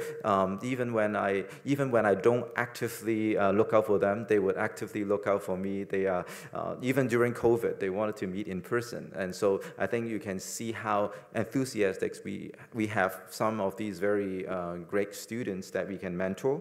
And we also work with the ASHK on this ST Yao High School Science Prize Asia. This was initiated by Professor Sheng-Tong Yao, a great mathematician, to promote science and technology to younger generations. And many of our members serve as the assessment panel chairs and panel members. And as you know, if you're in Hong Kong, in the past months, we have a lot of activities, one of which being the Future Science Prize Week. And we had a science symposium and the Asian Young Scientist Fellowship Annual Conference that we also contributed actively to. And also the Hong Kong Laureate Forum, many of our members served as speakers, moderators, serving as bridges between the great laureates and the general public, between more senior scientists and more junior scientists. So as mentioned in this innovation and technology talent chain, we believe that YASHK has a very important role to play. And so you can broadly group our activities into these areas. So science popularization with school talks and science columns, extracurricular activities such as these how to start a research program workshops, mentorship programs, curricula. We have a lot of the policy advocacy and also introducing new technologies to the industry and through organizing or co-organizing conference events and providing internships to our students and general public in our laboratories, opening up our lab and introducing the research work to the students in Hong Kong, and providing talent training, both undergraduate programs and also in our own right, we all supervise our research students, PhD students, so that also helped to contribute to Hong Kong and the whole area. So we believe that we are in a great position to contribute and connect, because many of the members, if you look at our profiles, many of us were educated either mainland, Hong Kong or overseas, and then all of us at least spend time in more than one places. So we can share our experiences and thoughts with our young people, and we can also know how our overseas and mainland collaborators may value so that we can collaborate with them better. And also you can see that many of the students that we trained go on to go overseas to either to study or to become professors. If you look at many of the alumni from many of our members, they are now professors. A lot of them are in mainland, some of them are in Hong Kong, and there are certain of them even overseas. So we believe that in Hong Kong we have this very strategic position that we can connect and collect all the talents in Hong Kong and then radiate into the world. So we believe that YASHK can join hands with partners from the rest of the world to provide platform and opportunities for young academics and scientists to engage in cross-disciplinary, cross-cultural, cross-institutional cooperation.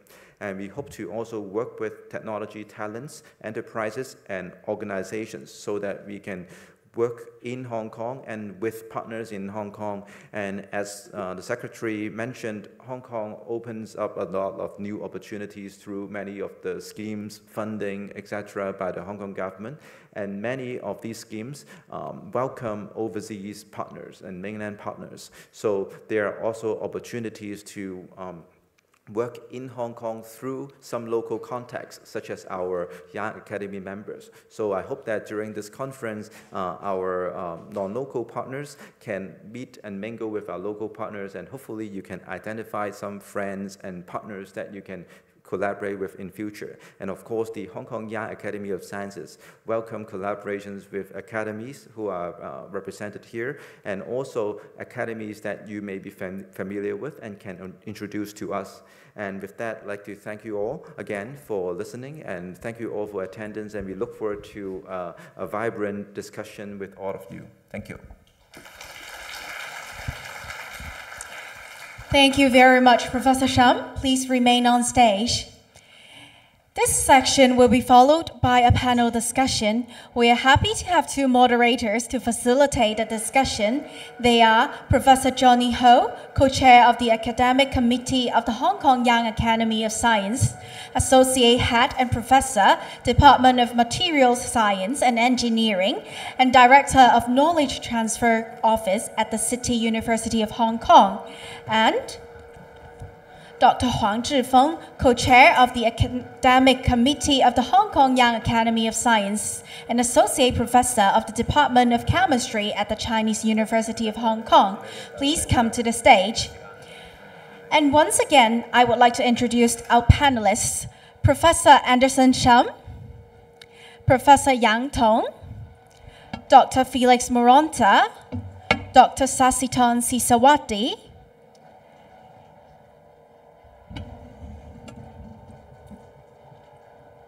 please take your seats on the stage.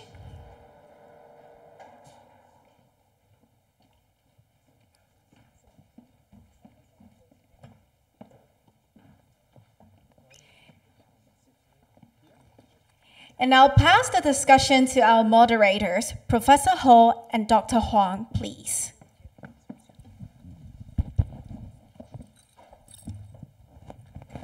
Okay, good morning, ladies and gentlemen.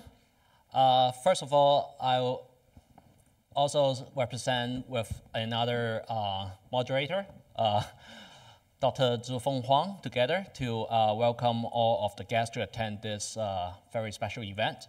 And after the first 4 talks, then we must have a lot of questions that we'd like to ask more.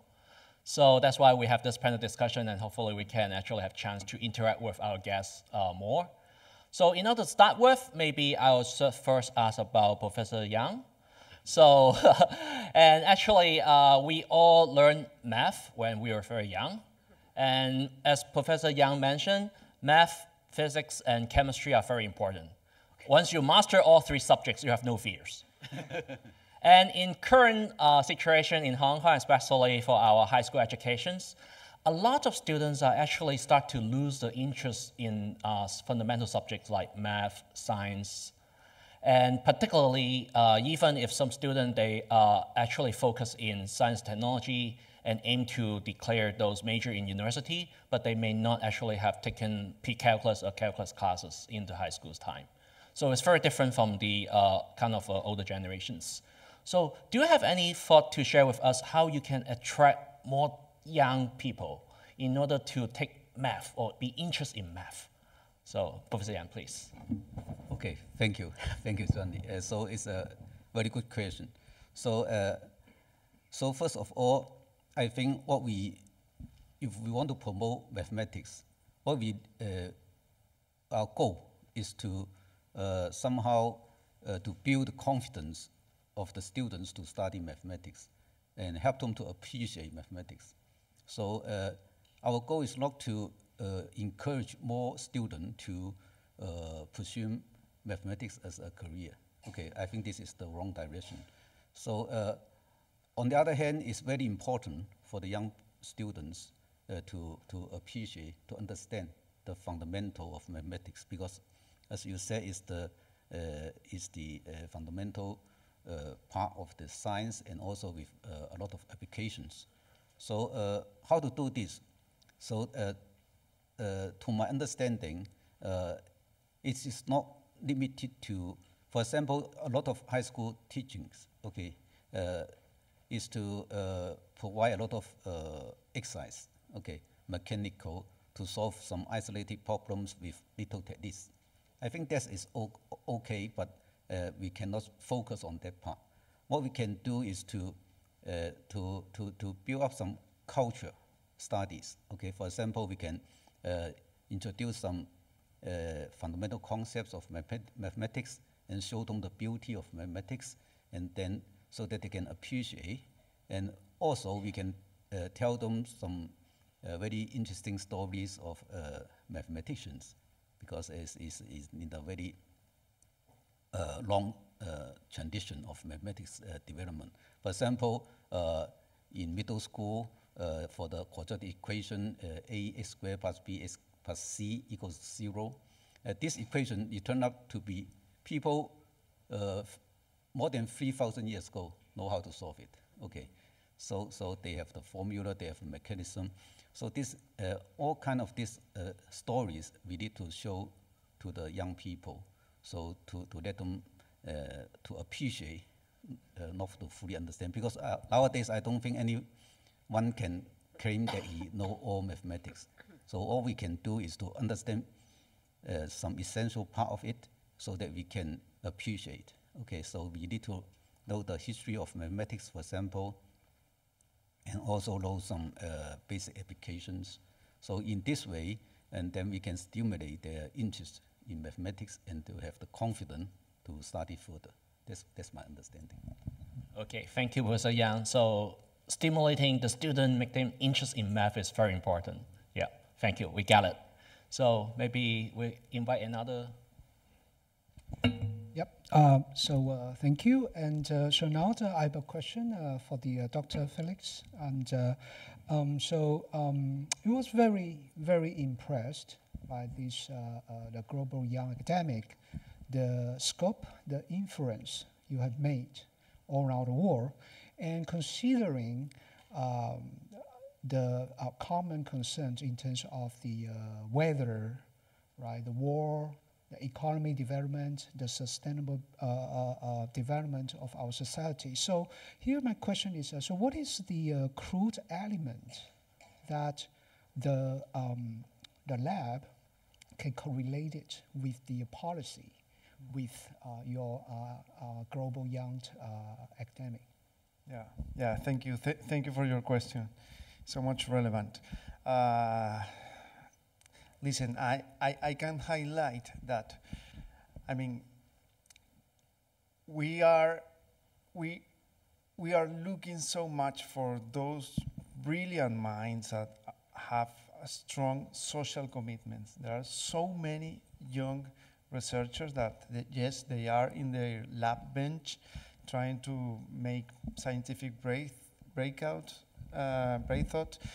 and so on, but we also know that many of them are still at the same time thinking how this achievement, scientific achievement, we can think on basic research or something like that, could be translated for a positive impact in the society. And sometimes we have found these young researchers that trying to translate the research directly to the society, but we know that there is sometimes there is this missing point, that is the policy making. And the Global Young Academy, as a global institution, we are interested in allocating these young scientists in those international fora, no? The international forum where these discussions are held, such that the international policy making and in this part there is so much of science diplomacy and in multilateral relationships and so on. So we want those persons that are with their minds constantly thinking how to improve the society, to canalize this energy through a global policy. So let's take advantage of this energy of your young and dynamic mind, and we can train you, no, for you to be able to communicate you directly to the international policymaker. Go to this United Nations Forum of whatever, could be climate change, microplastics, biodiversity laws, or something like that, and go and translate your research there. So this is the part of the effort that, trying to take the person from the lab bench to the global policy. It's not that easy. It sounds straightforward, but I mean the efforts are toward there. Yeah. Yeah.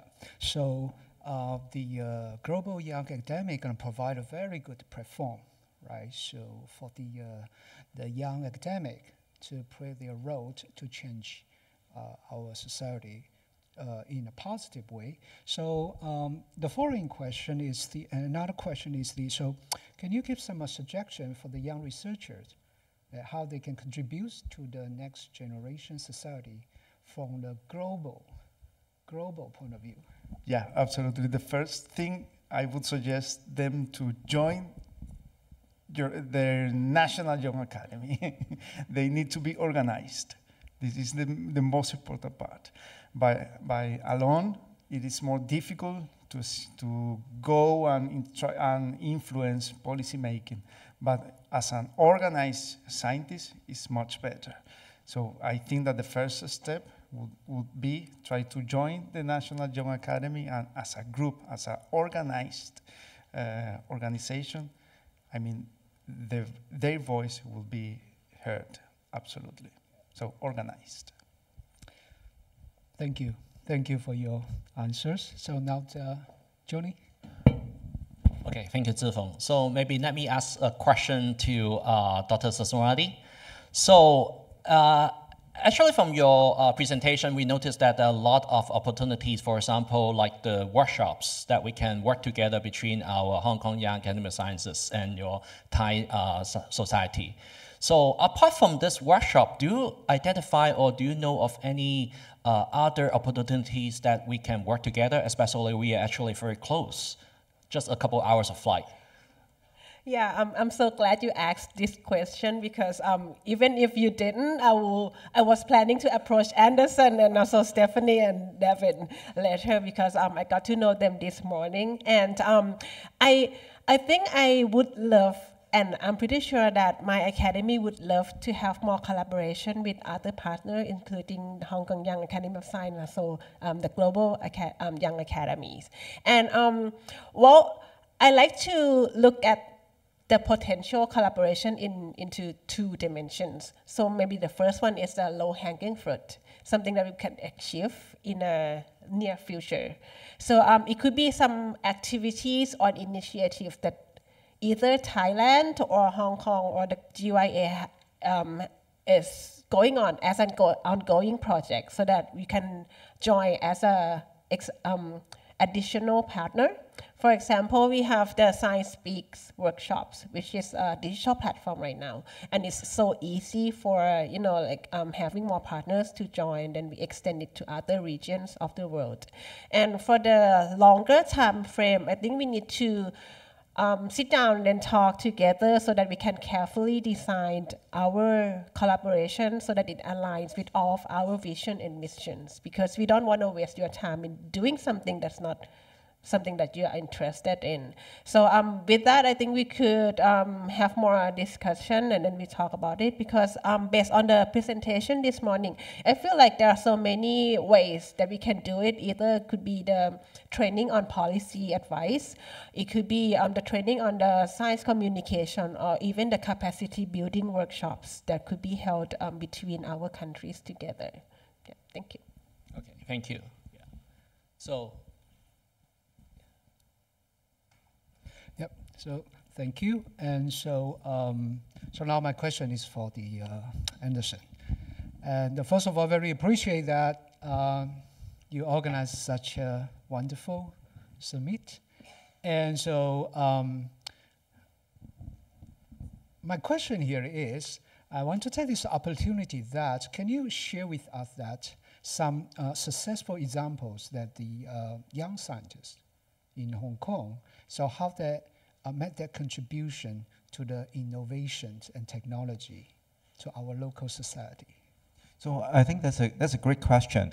That's one of the things that I think really having a young academies can gather different researchers from different backgrounds. I remember during COVID, for example, we have scientists from different backgrounds sharing their experts' view on the COVID as in terms of its, how it began and how we should deal with it, on the safety of the vaccines at a time when people were not very certain about whether to take the vaccines or not. And we have also collaborations among members of our Young Academy, for example, working on combining different areas of research. For example, I think Kathy did some research collaborative with Leo Poon from different angles. Ming Xing did some research with Leo Poon, for example, on building steel that are COVID resistant. And I think that shows examples where when there are crises that affect everybody, young scientists can work together,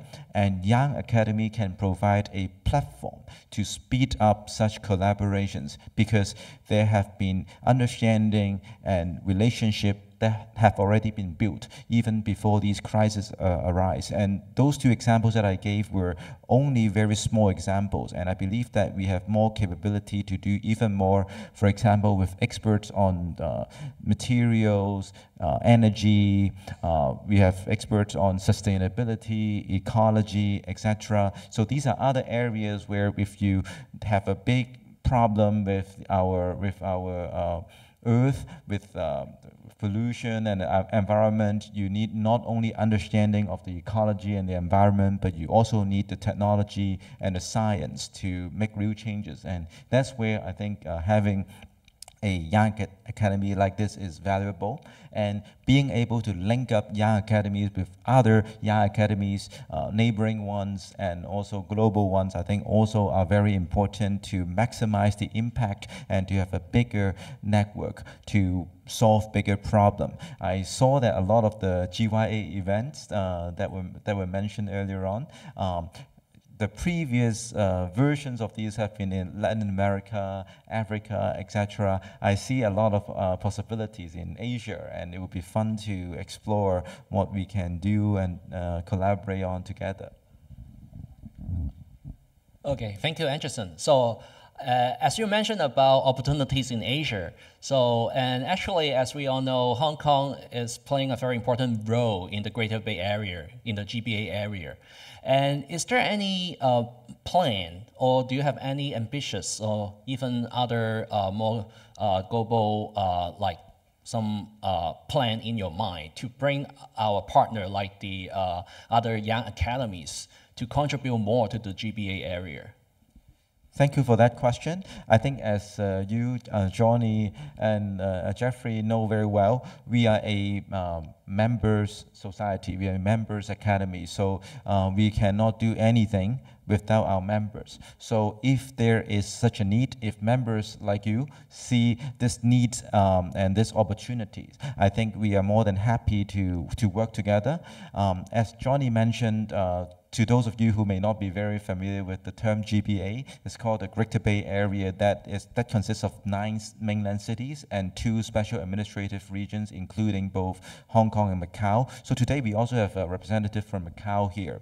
So together, these 9 plus 2 cities and regions have very large population comparable to some countries, and also very diverse range of capabilities, starting from researchers to manufacturing capacities, to regulators, to hospitals and investors, etc. So there's great opportunities, because Hong Kong is very small, but Hong Kong's role throughout many years have been a channel, we have been a channel of goods, of people, of services, of money, there's no reason why we cannot be a channel for technologies and for technological cooperation.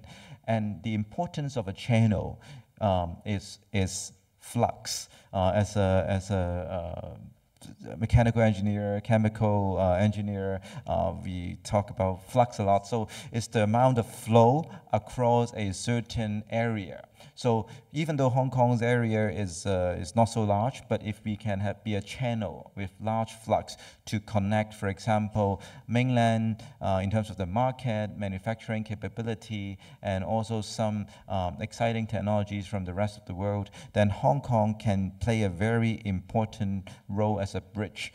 And also there are maybe, as I mentioned earlier on, many of these problems now are very global, multinational, multi-regional, multidisciplinary, and all these require a very good channel. And Hong Kong has a lot of experience in being a very effective channel. So together, I hope we can, as Johnny suggested, build Hong Kong and also our Young Academy into an important piece to construct this channel.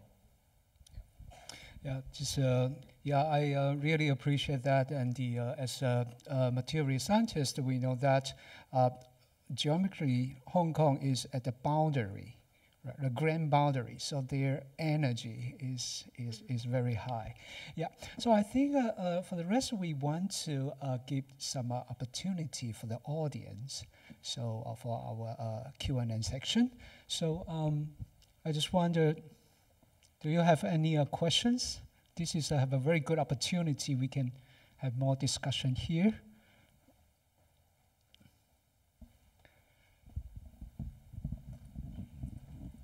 I can speak. Yeah.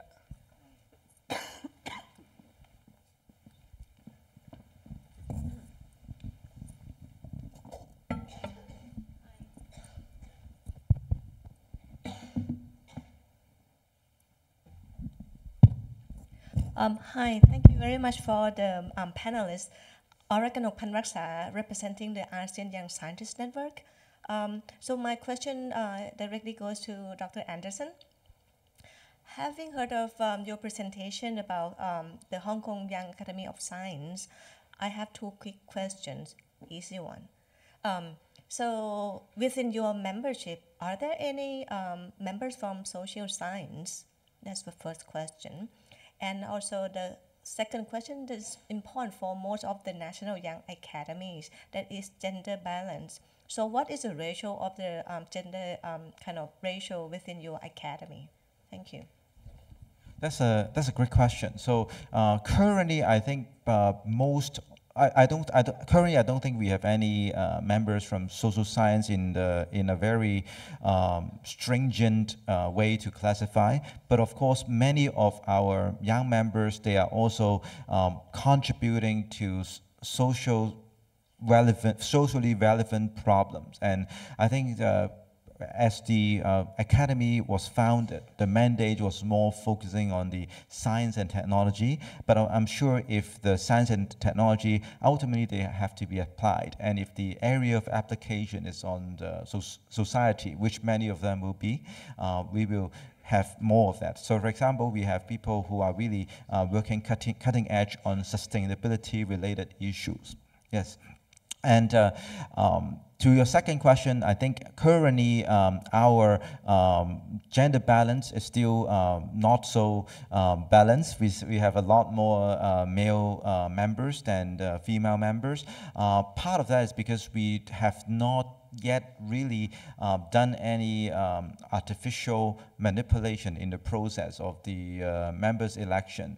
I think there are more we can do in terms of encouraging more female scientists to apply. We do have female scientists, and many of our female scientists like Stephanie and Kathy actually contributed a lot, and they are great role models for young scientists and students in the city. And so I think many of them, as a result, receive many invitations to speak and to receive media interview. And having more female representation in our Young Academy will certainly help our community and also help ease their loads. But we have some, but maybe not enough. I just like to add a little bit, even though the question wasn't directed to me. But for TISA, we only have like very, very little number of social scientists in our academy. And that's what we are struggling with too, because we're looking forward to engaging more social scientists.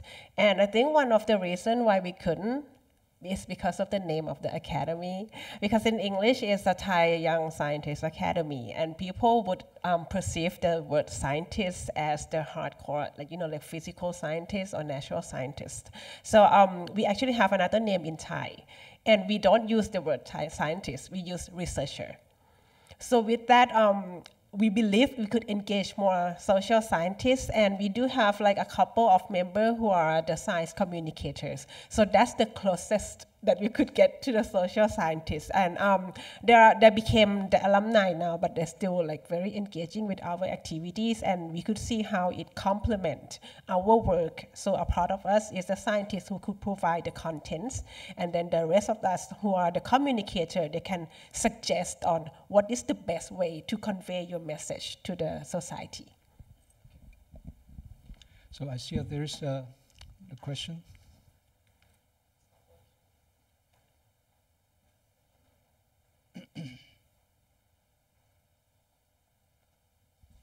Hi, I'm Kathy Chia.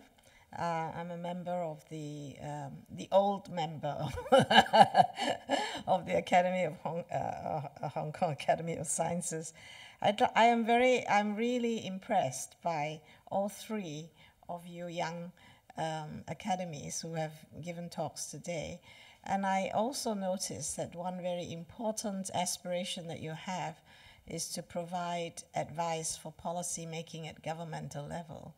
So I'd like to ask each of you what you perceive to be the major hurdles or barriers that you have for you to provide advice and be listened to by the government, because actually that would be really important. I can start. Yeah. Well, thank you for your question. And from the perspective of the Global Young Academy, because of our global nature, we as an institution, we do not pretend to influence in governmental agencies, in national governments. Our members could do it, no? And we strongly encourage them to try to go to their national governments and do it. However, as a personal experience, I could share that one of the main obstacles when I try to approach the government of my country is that, unfortunately, we do not speak the same language. No? As a scientist, as a trained scientist in biotech, and when I try to explain to another expert in their field, what I'm doing in my lab is like talking another different language. So first, it is needed a common understanding. No? Well, I recognize you as an expert in your field. You recognize me as an expert in my field. Now let's try to find a common ground of communication. Of communication, and then it is needed the trust between the both parts, no? And so the government and the scientists. So communication, then the trust. Only when these two aspects are solid, then a scientific advice could be provided or accepted. It's not that easy. It's not quick, but it's worth the try. Yeah.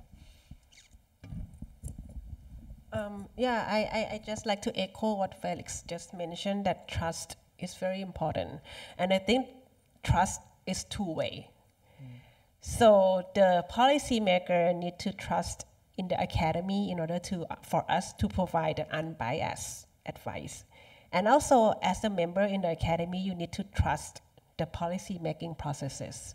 Otherwise, there will be no way that two of these separated worlds could be connected together.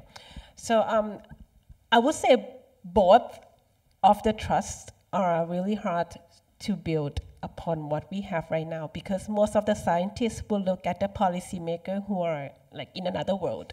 Like they are on the tower looking at us, making some policy that's not even related to us. And also the policymaker will keep looking at us like we are just the kids that don't even know how to make the societal impact by doing your research. So I think with that, you need to keep your mind a little bit more open so that you will learn the process from each other. And then with that, we could build something from a really small policy making into a bigger one in a national level and global level. Thanks for that question, and also I think thanks for sharing it by the two previous speakers. I think I look at the policy advising kind of just looking at the terminology. We can only do advising. The policymakers, they have to make the policies, and very often so the advising and the implementations are two different steps. And also, even for implementation, before that, there's the conception of the policy, and then there's the implementations, and afterwards there may be refinement or reforms of the policy. So I think what we can do is share our views. Sometimes we can help collect the views of our fellow members, and maybe even expand that a little bit further to other young scientists that are not our members, and then reflect the views to the policymakers. And so personally, I feel like we would be already successful if we see that the policymakers understand the rationales and the needs of the young scientists.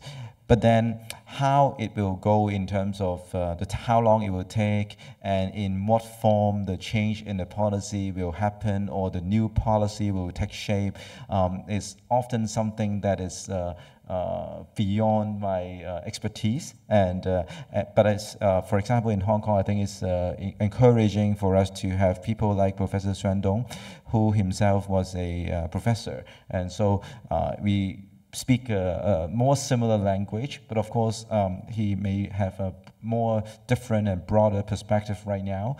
But hopefully, I think from our policy advisory group and also our members, we hope to share our understanding and our views, and hopefully the policymakers can be on the same page, and then we just have to, as Sasito mentioned, trust the process.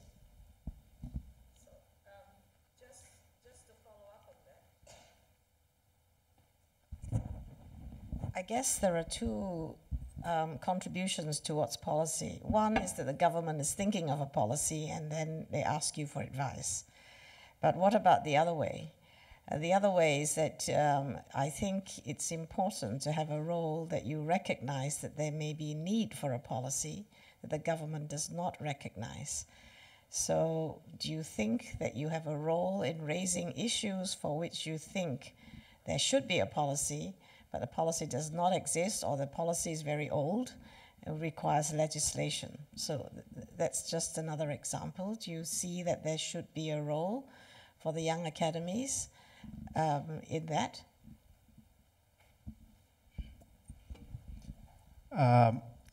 Absolutely. This is part of the policy advocacy.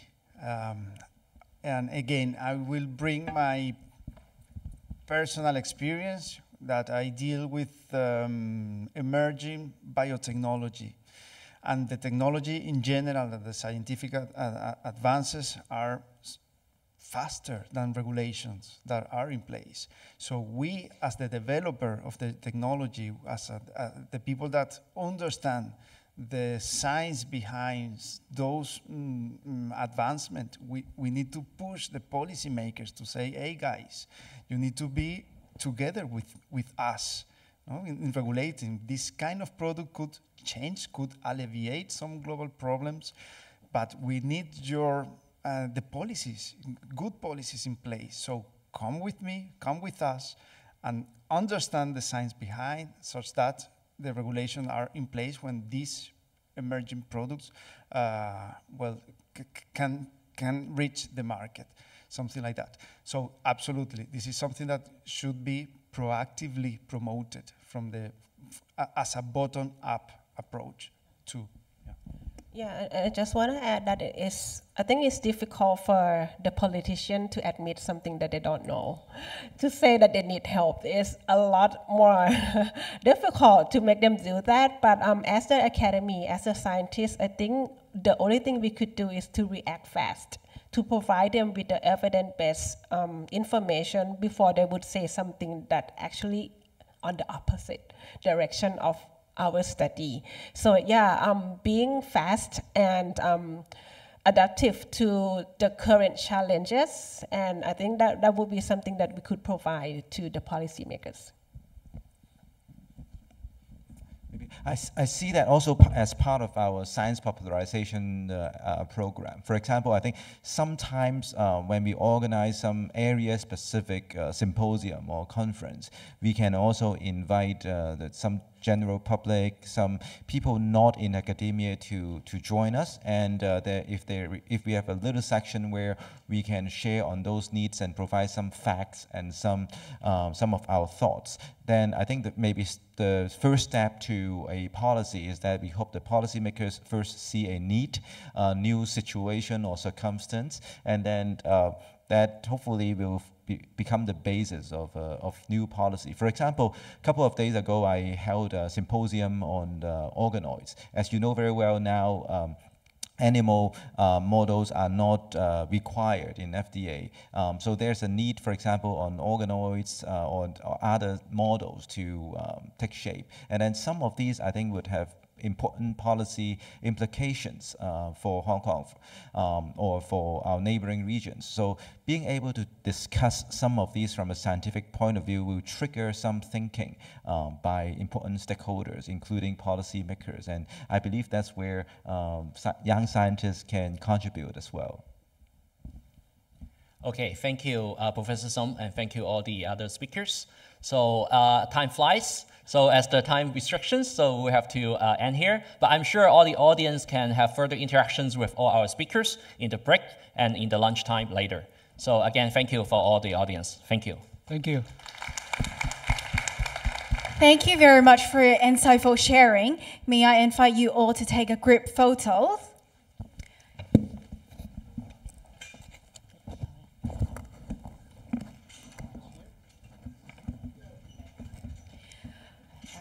Please, may I invite all the guests to look at the official camera at the front.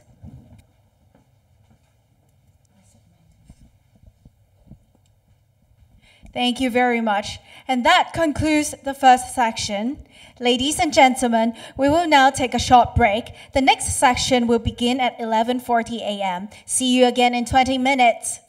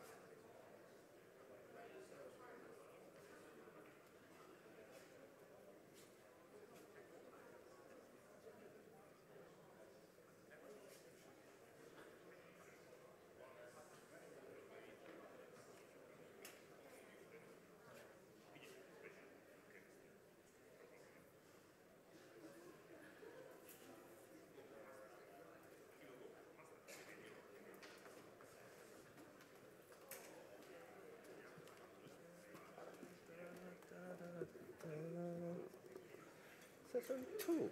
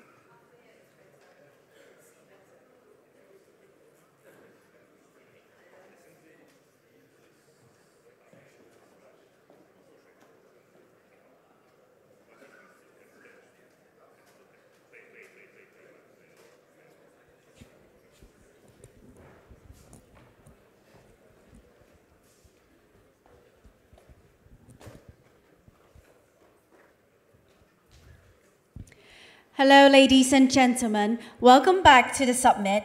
In this section, our scientists will explore how young scientists can contribute to the long-term public policies. We are pleased to have two speakers here. The first keynote speaker is Dr. Arikano Panraksa. Dr. Panraksa is co-chair of the ASEAN Young Scientists Network, senior IP consultant at the National Science and Technology Development Agency, and the head of international affairs of Thailand Science Research and Innovation. Dr. Panraksa will share her insight on the topic of Impact Pathway, Young Scientists as a Game Changer. Dr. Panraksa, please.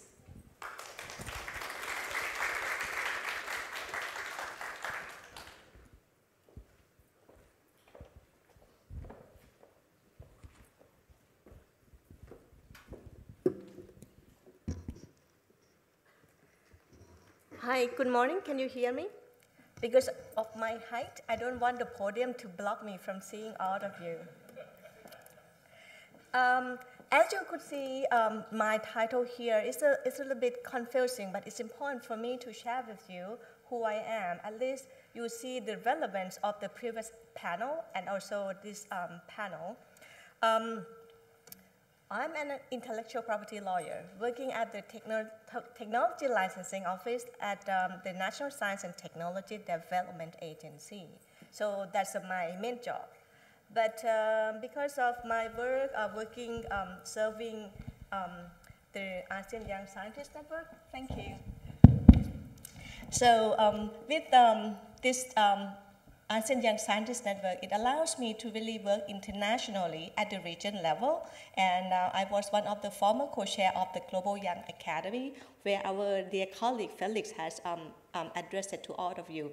So with this international network that I have had, that's when the Thailand Science Research and Innovation, one of the policy body and kind of funding body in Thailand, have invited me to serve as the international affairs leader to drive this. So with this all kind of background, please, so let me get you to understand or learn a bit about ASEAN first, in case that some of you are not aware of. So with this kind of statistic, you learn the kind of market size in ASEAN, the Association of Southeast Asian Nations, that is composed of 10 countries in Southeast Asia. I'm not going to name all of them. You could Google yourself what are those countries. So with this, the 2.3 trillion US dollars market size with the population of 600 million. You see the population here in this region, and also we are considered as emerging economies. So that is about ASEAN. But to zoom in about the topic of this morning, that if they focus on young academies or how young scientists could work and engage in policy making through the network of the young scientists, I would like to share with you about our network.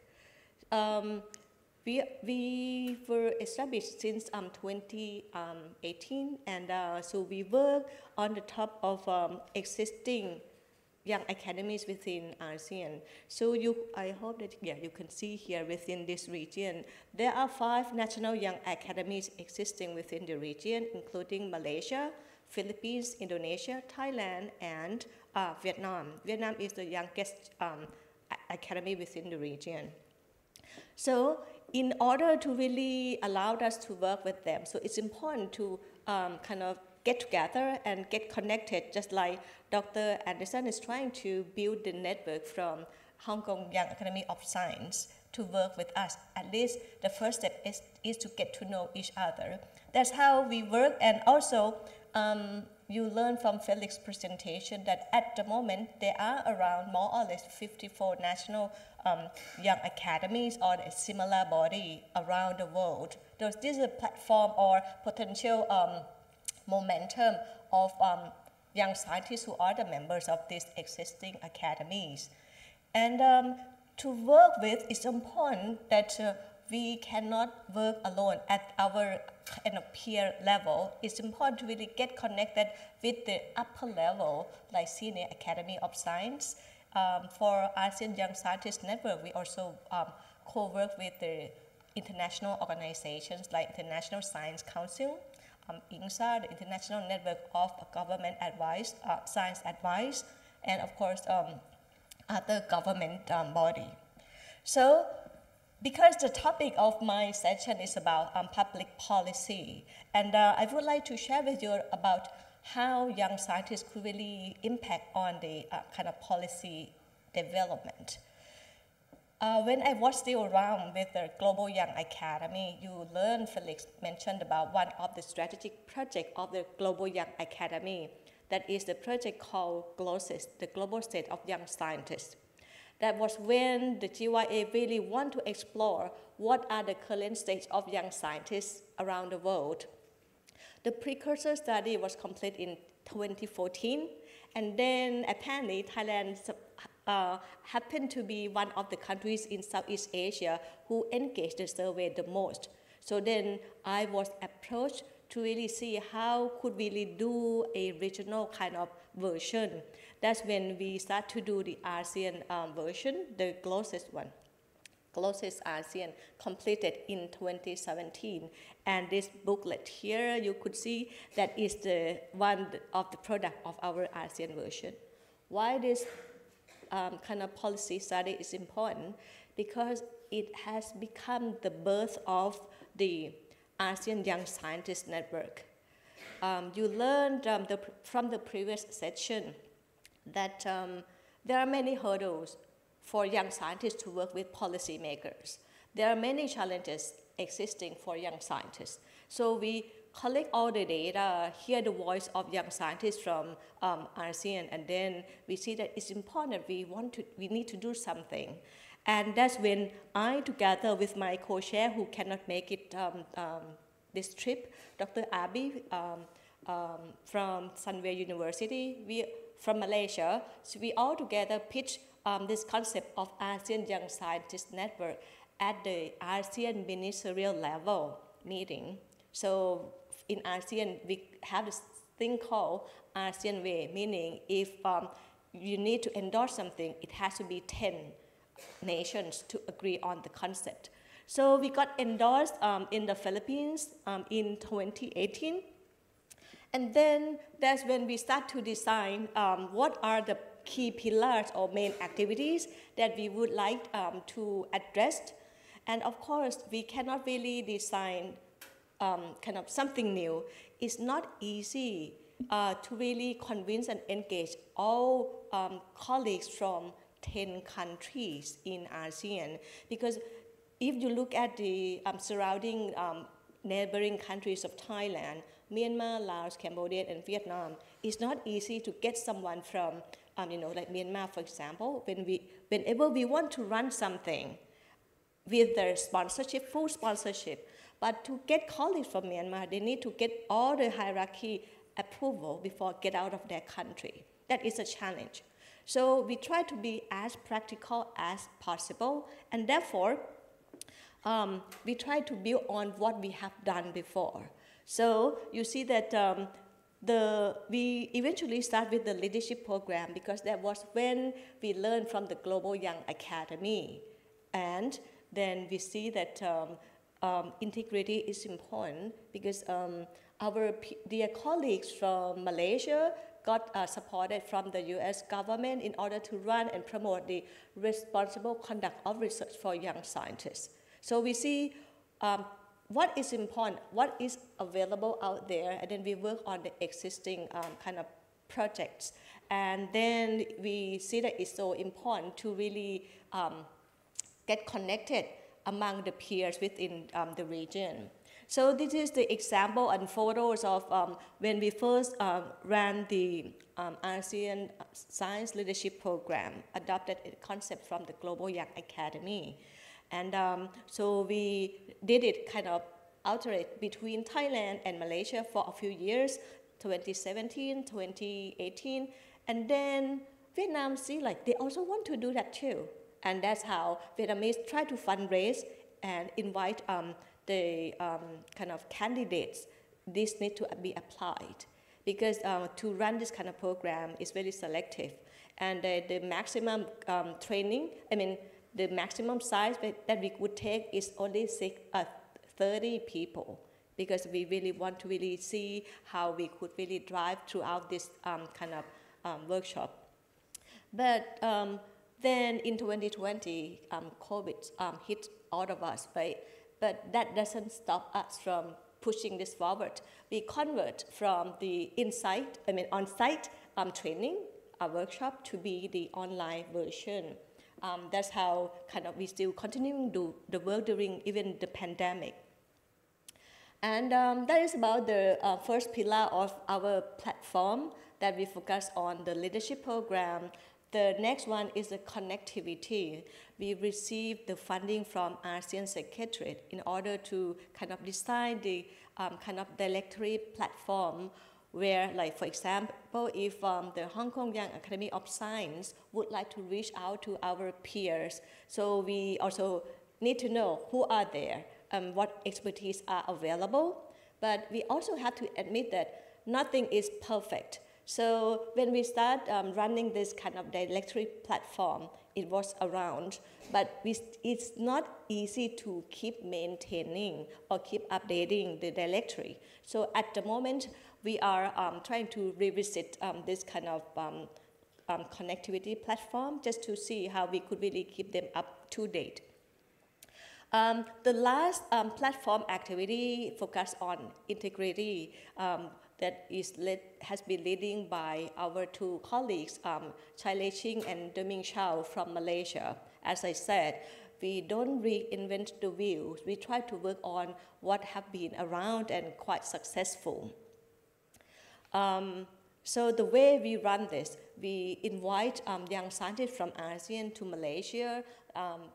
They went through all the workshops and trainings. We provide the seed funding so that those trained participants return to their home country and try to kind of expand the knowledge about research, responsible conduct of research within their country by using the provided seed money. At least we want to see and promote the sustainability of the activities that we have been championing. Apart from what we are doing within kind of the young scientists, I would say, technical matters or skill trainings, this time I said and I addressed the question to Anderson because I am a lawyer, like more like social science, right? And I also want to see how I could contribute to young scientists, like national scientists, from my own professionals. So that's when, during the pandemic, so we see that apart from some sort of training online, what else can we do? So that's when I have initiated the program so-called Pioneering IP for Young Scientists in ASEAN. So you see this beautiful kind of leaflet. It was designed by Dr. Sasithorn. So, you know, being a scientist, you have to be well-rounded. You cannot just stay with your own area, right? And then whenever we ask for help, you come and help. that would lead to the so-called reliability. Whenever you ask for help, people come and help. That's when I work for the policymakers and kind of funders, I see the opportunity for them. Then when I trust in them, then I have them engaged. But just to share with you about this slide. So I see that to create the impact for society, as scientists, you cannot stay within your lab, but you engage with other community. It's also important for us to really provide some kind of skill set to young scientists to have a better understanding of the whole cycle of your research and probably technology management. That's when we ran this kind of online training by kind of networking with the existing professionals, kind of IP organization. Then the next two slides, I will walk you through the kind of journey I have been working with from local to global. To start with, thanks again the Global Young Academy. You learned from Felix earlier this morning.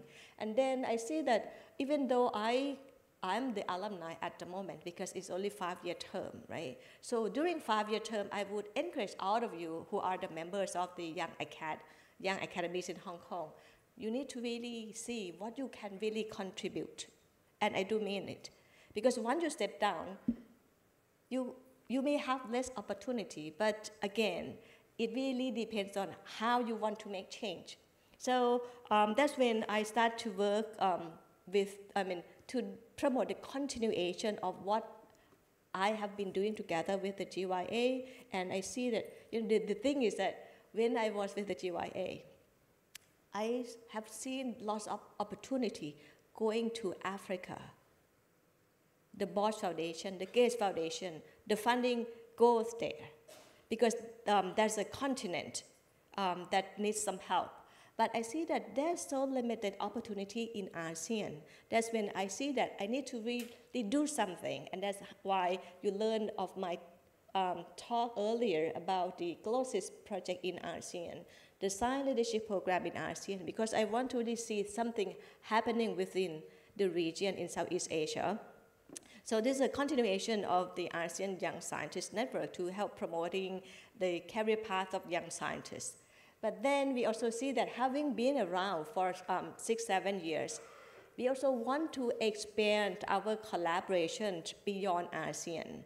That's when Thai government give me a chance to pitch a project of the Science Leadership Program at the APEC level. You learned Sasitorn mentioned about this activity in her slide, because that's when I pitched the project and I got the fund available.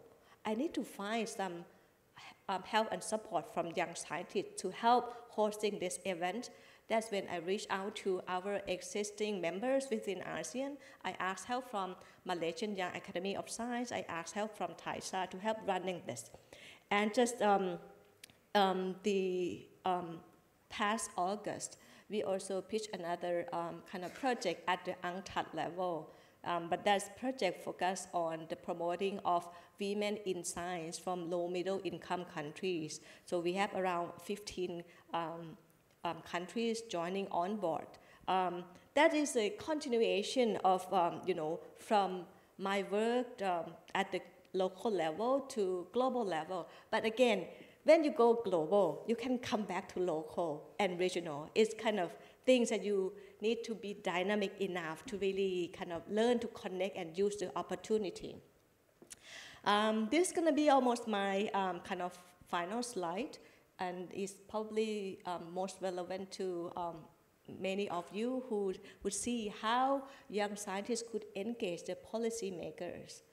Having been around through this journey for like 10+ years, so that's when my government in Thailand see my potentials. So that's when I have been asked to serve the Thailand Science Research and Innovation, TSRI. So just for colleagues in Hong Kong, so TSRI is somewhat equivalent to the National Natural Science, the funding agency of China. or NSF or NIH in the United States. So that is somewhat similar body. So I'm currently leading the international affairs of TSRI. We work with the 9 research council in Thailand.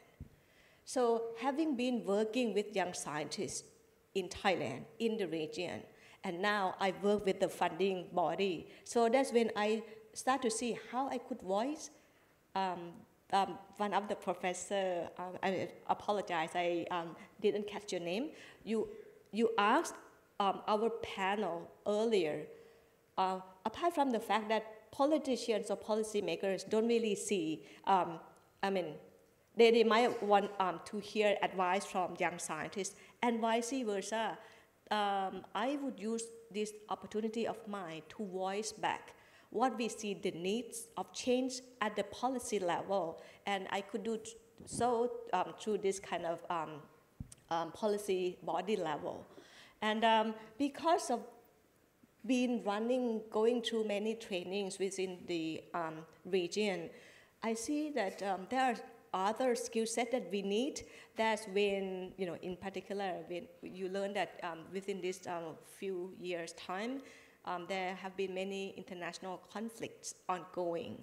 So we see that the skill set of science diplomacy becomes so important and critical. Felix and I and Sasitorn went for the science diplomacy training in Italy earlier this year. And that's when we are so passionate about bringing this version of science diplomacy workshop to ASEAN. So mid of next year, we are planning to work together with TWAS and AAAS to host the first pilot science diplomacy activity workshop in Thailand. I will discuss with Anderson regarding a possibility to invite your young academy to work with us. Because originally we plan to do only the ASEAN version.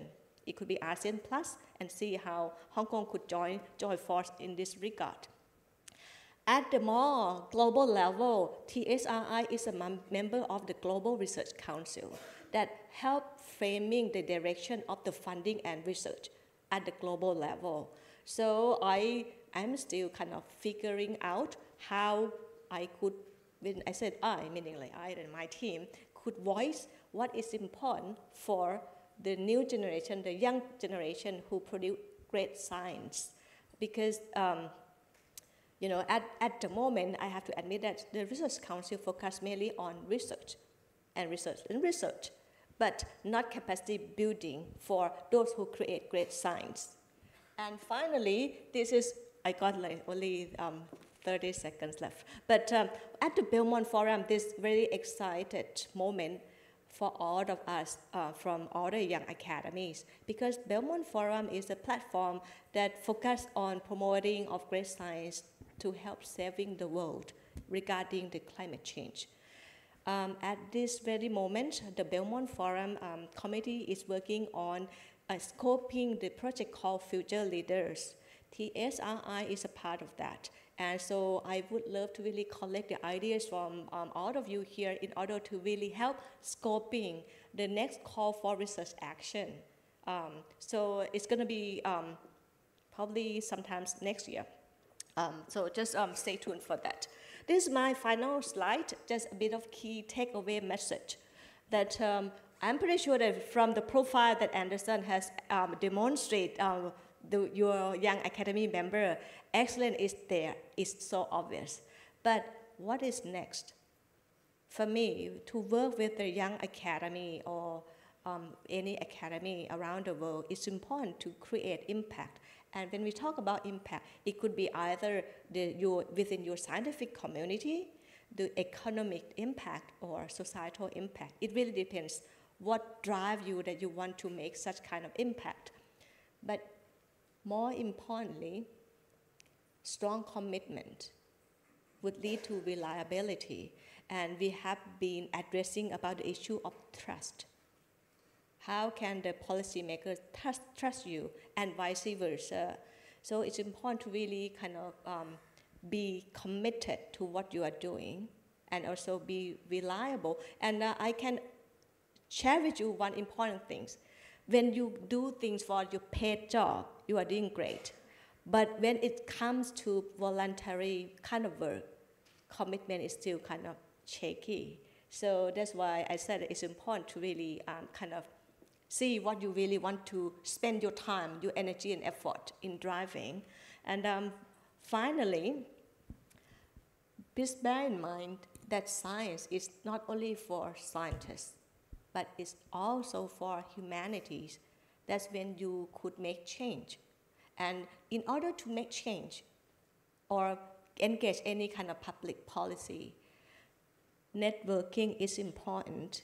And I would say that this today event is the starting point where Hong Kong Young Academy of Science could really start making connections and networking with other outsiders, because that's when you could start making change. And with that, thank you very much.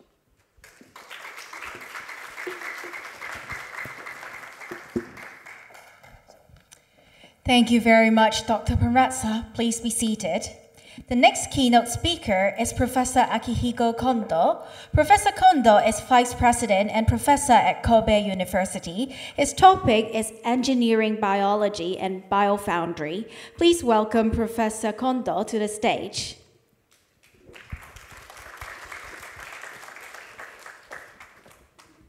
So, thank you very much for the kind introductions.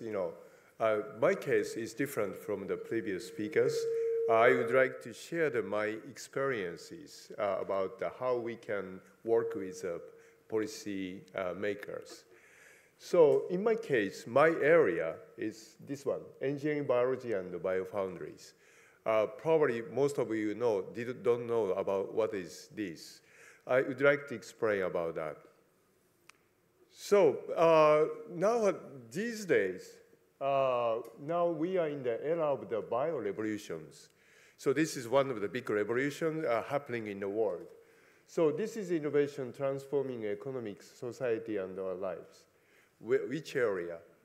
One area, of course, medical areas. There are many, many new modalities like regenerative medicine, cell therapies, and biologics, gene therapies, and so on, so on. And in energy area, there is huge demand for the biofuels. So because, we should change the jet fuel to the sustainable aviation fuels. This is very, very true. We should do this within decades or so on. So then chemical industry area, we should change all the production from the fossil fuel based to the bio-based. And food supply, there are huge danger in this kind of food supply area in the world. So this is the current situations we are facing. And also we are kind of developed a very strong tool to solve these kind of problems. But when I was young, I'm now 64, when I was young, situation is not like this. But my ambitions, when I was young, my passion, which problem I would like to solve is about this one. So stop the global warming or make the society more sustainable. That is my passion as a young scientist. And my tools, because I'm working with the biotechnology area, so I believed that my mission is utilize the biotech to solve these problems. So as you know, carbon dioxide is, of course, source of the global warming. But we should think in a reversal way. Carbon dioxide is not nuisance. Carbon dioxide is a resource. That is what I thought when I was young, So then the energy we can only utilize is sunlight. This is the only way we can make the society sustainable. So there are two ways, utilizing the photosynthesis to fix the carbon dioxide, and by then afterward by sustainable production, by the fermentation of this sugar created by this photosynthesis.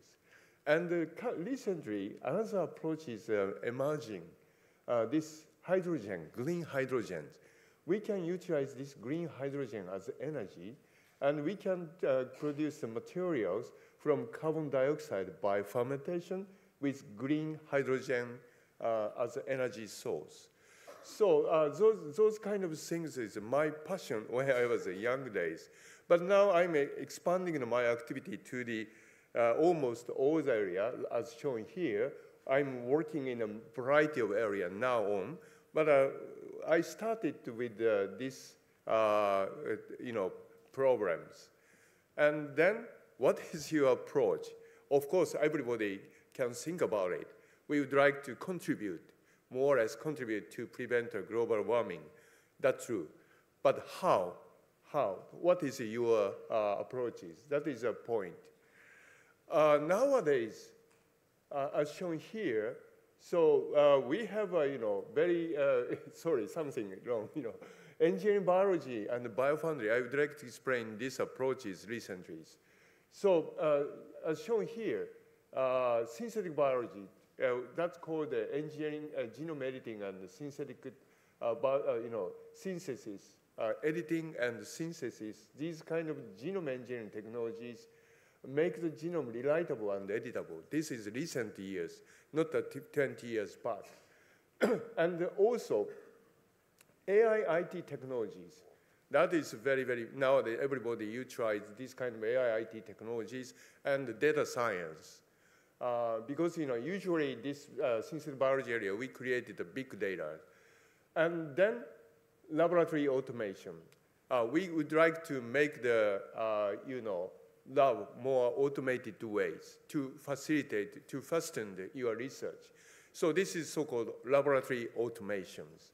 And then if you try to really produce something, process production, we would like to have a, we would like to have a process innovation. So we should integrate all the technology, and engineering biology is actually research area integrating all these systems. And the biofoundry is platform for rapid development of microbial cell factories. So which produce a target compound you would like to produce.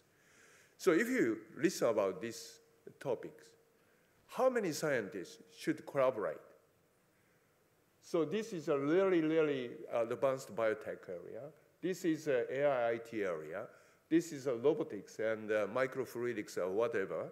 And this is a process, process technology. So in a sense, a chemical engineer definitely needed. So in a sense, because the problem we are facing is huge. So in a sense, I think it's pretty important to have this kind of the multidisciplinary approaches. And in that sense, collaboration, communication, co-working, co-creation are quite important. This is just example what we did in my young days until now. So actually the platform is something like this. Design, starting from the design, this is AI or digital technologies. Digitize the life and create the algorithm to design the new function utilizing the biotech. And then based on this design, we should build your cell. This is a more advanced genome engineering and so on. And then you should very rapidly evaluate each performance of the cell. This is analytical science. So how we should automate the analytical tools. So then we created a huge amount of data from here. So then this is a data science or AI technology like machine learning and deep learning and so on and so on. So then we can create a better design, and by rotating this cycle, so-called DBTL cycle, we could very quickly create the your cell, microbial cell, which solved your problems. But at the beginning, we faced a very big problem. It was 20 years back. I started this kind of project almost 20 years back, because the people working here is so-called dry area, digital area, working in a digital area. And the people here is working in a more biotech area. And here is analytical area. the language people speaking, even though all people are scientists, still different, very difficult to communicate. We faced this kind of communication problem for long terms. And it took almost more than 5 years to solve this problem and create some kind of smooth communication. So in essence, I think if you try to create this kind of new area, nowadays, science communications between scientists and leadership who can lead this kind of a big project are quite important. So I think from now on, more and more, these kind of things are more and more important for the young scientists. And after that, of course, if you have some cell, microbial cell, which can produce for instance, biofuels or some new biomaterials, fantastic biomaterials, but you should produce. Manufacturing is very important. So in a sense, so-called scaling up problem is also there. So another scientist, we need another scientist, another knowledge. So in a sense, we should integrate all the different type of the knowledge, and we need somebody who coordinate this kind of difficult problem, who coordinate all this kind of development. Otherwise, it doesn't work. So this is my history. I collaborated with our Japanese government for long term. I started first big project relating to the topics I mentioned here, 2012. So at that time, the budget size is just something like this. To translate Hong Kong dollar, just divide 20 to the Hong Kong dollars. So this is not that big project, but we communicated very much with our ministry, Ministry of Trade and Industry, and we successfully got this project. But before that, most important, what I feel at that time is, you need some result. You need some good result to convince the government. And also, you need a passion. You can do, utilizing your result, you can do further, you can go further. Because this is just, you have no evidence that you can do it. So in a sense, passion are also very important. So in a sense, achievement and passion together can convince your governments. And also social situations, of course, on the back, very important. So society want to make the society more sustainable. So in a sense, we did.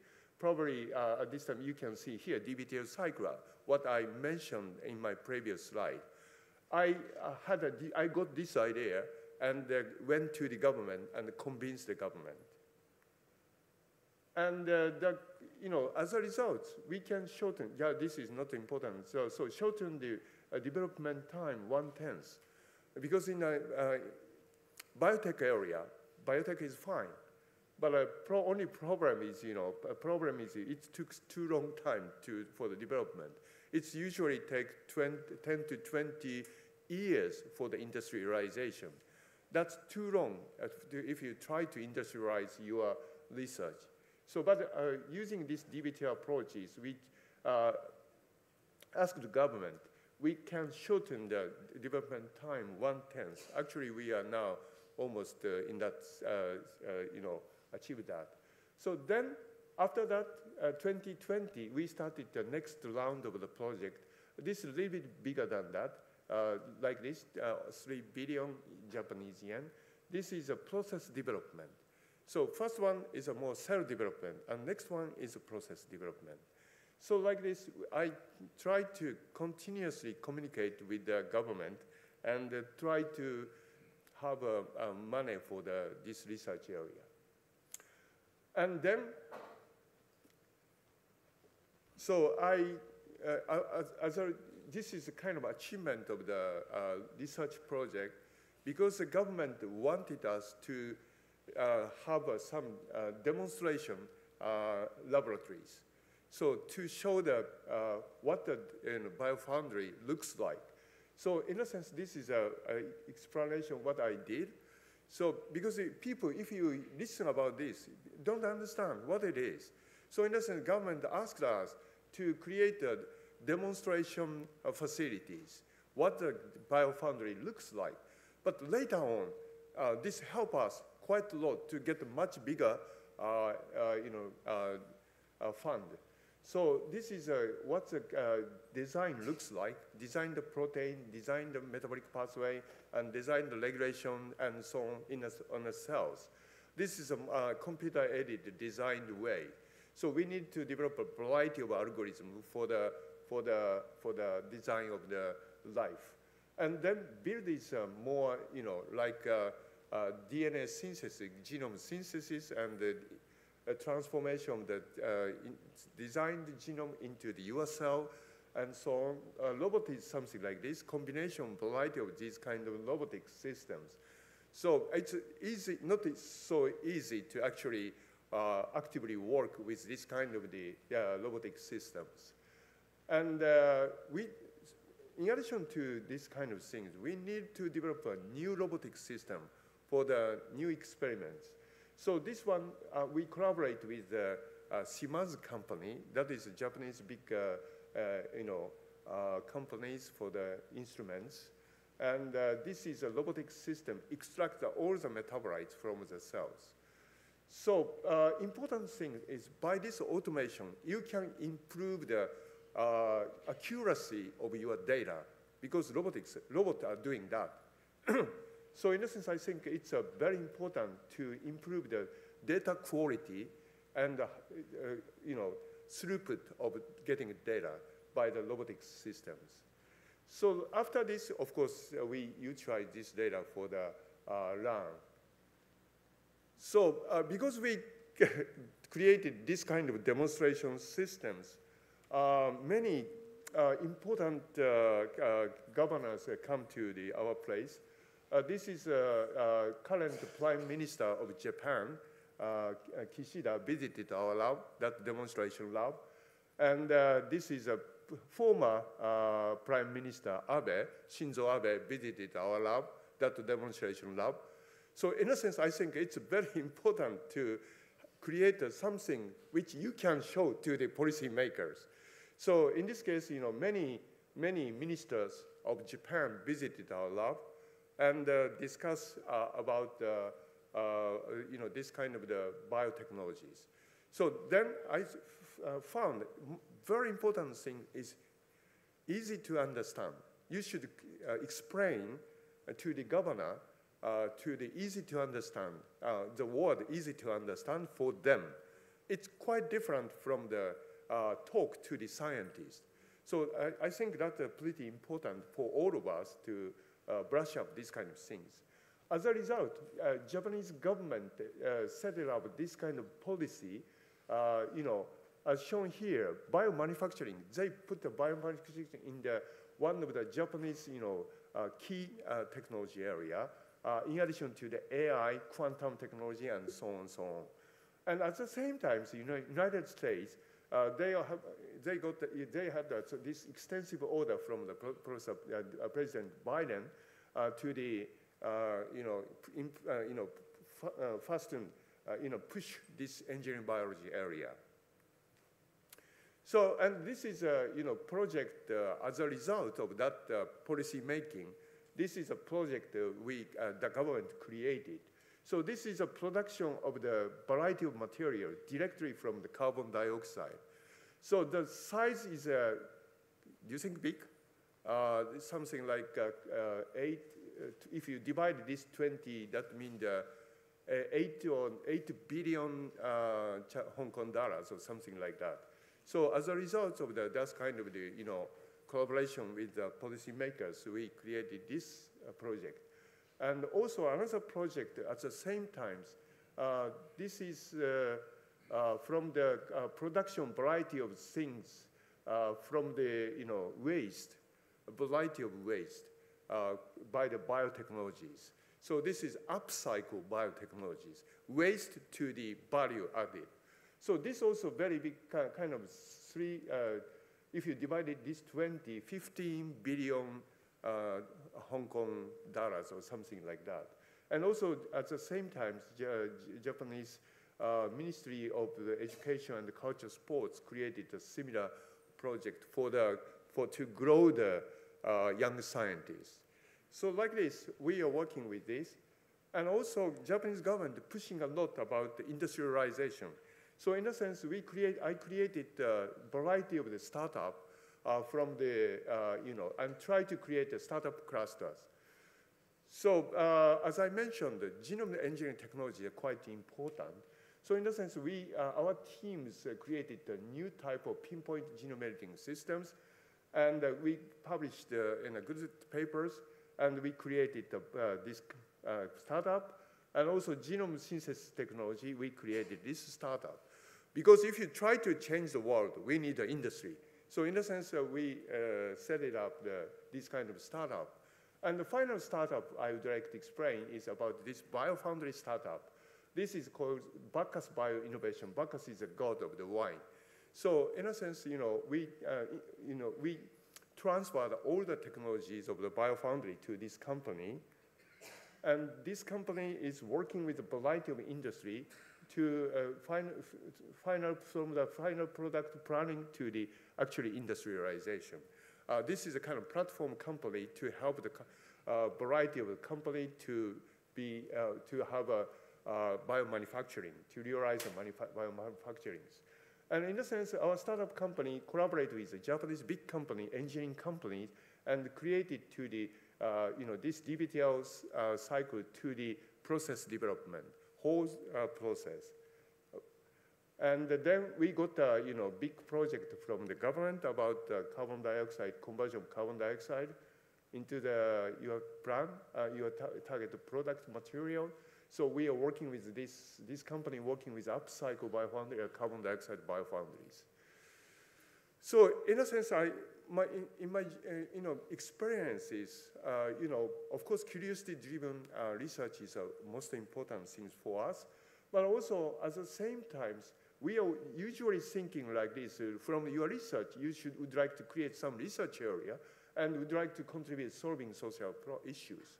But in an opposite way, from the social issue to research area, your research, these both way of thinking are, I think, quite important for us, especially from now on.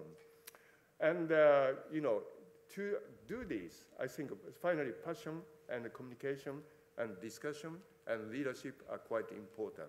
Thank you very much for your kind attention.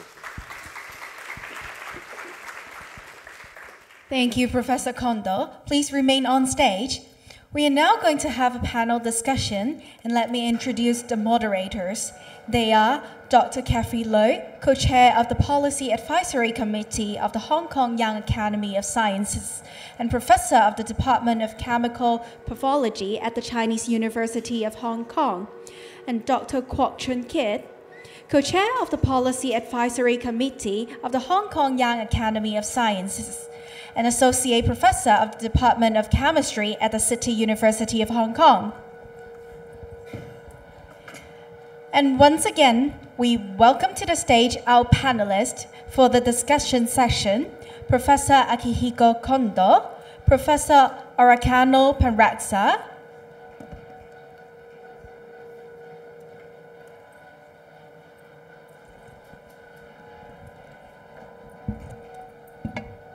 and now, let me pass the time to Dr. Loy and Dr. Kwok. Thank you. So, thank you. So it's really a pleasure for us to have this opportunity to discuss with two speakers. And I'm Kathy from the Chinese University of Hong Kong, and I co-moderate the section with Kit Kwok from the City University of Hong Kong. So maybe I will start the first question for Dr. Parasha, because it is also related to your questions in the first section. Whether how can we encourage more female scientists to join the network, because you have a very successful story in launching the ASEAN Young Scientist Network, and as you know, like young female scientists, we have not only a full-time job, but we also may pay more time in our family. So how can you or do you have any challenge in encouraging particularly female scientists to join your network, and how can you encourage them to make more contributions in policy advisory role in your network? Thank you for your question. So I think the scenario in Southeast Asia is slightly different from other part of the region. So having been working with the Global Young Academy and ASEAN Young Scientist Network, I have been learned that the issue of gender balance has been around in other regions, but not quite the issue in Southeast Asia. I emphasize Southeast Asia because in Japan, Korea, and even in China, so males are dominant in scientific community, whether you like to hear it or not. But when it comes down to the kind of scientific community in Southeast Asia, it seems to be another way around, whereby you will see more female scientists available in the region and in Thailand. And you see the two female kind of representatives from Thailand at this panel. But eventually, eventually it becomes my challenge. When we host the UNCTAD workshop for female scientists from other low middle income countries, I have been challenged. Why would I promote like female scientists knowing that male scientists seem to have less opportunity within the region? So it turns out to be another way around. But eventually the actual challenge that I try to voice to the funders is that it's more important to allow these young scientists to learn to work with each other, despite which gender you are.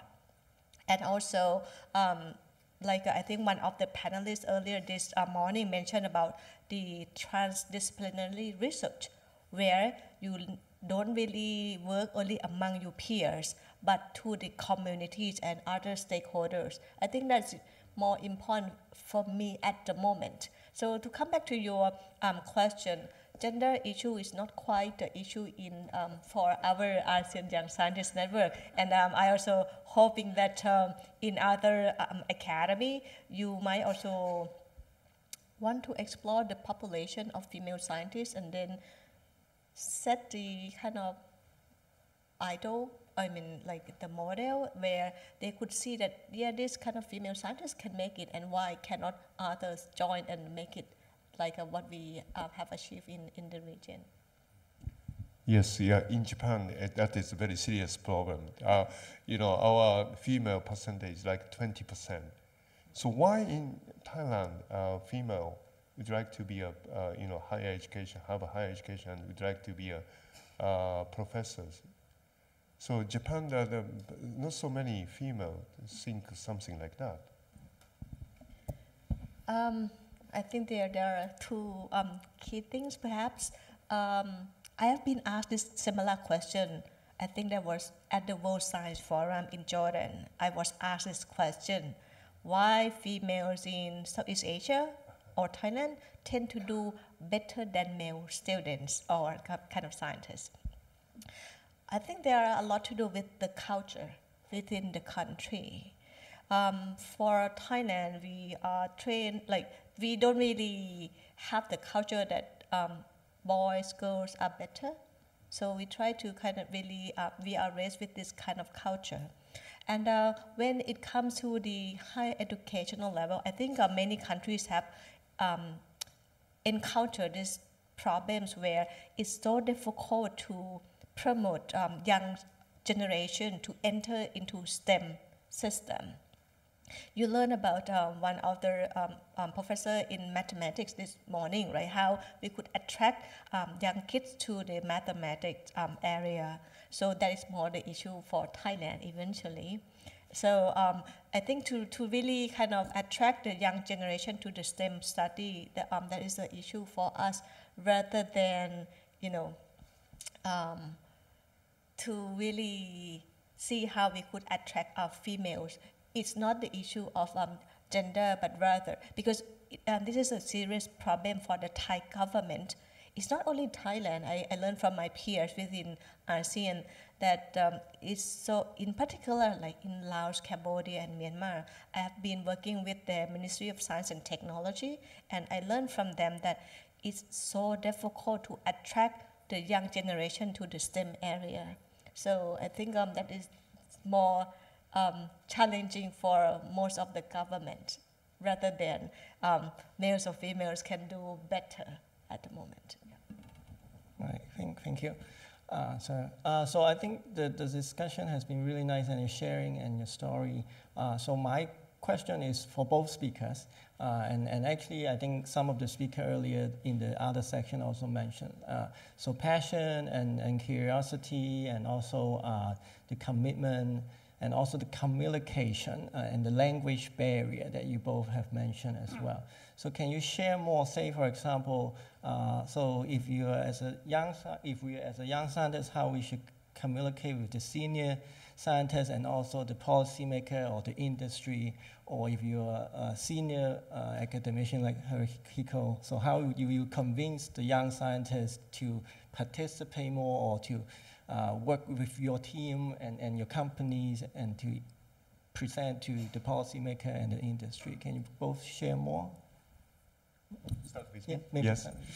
So in a sense, I think my case, very important things is, so I always tell my people about the passion, science is passion, and try to convince them, and start with probably easy work, then they will succeed in that work, and then they know the some, how the success bring you the happiness.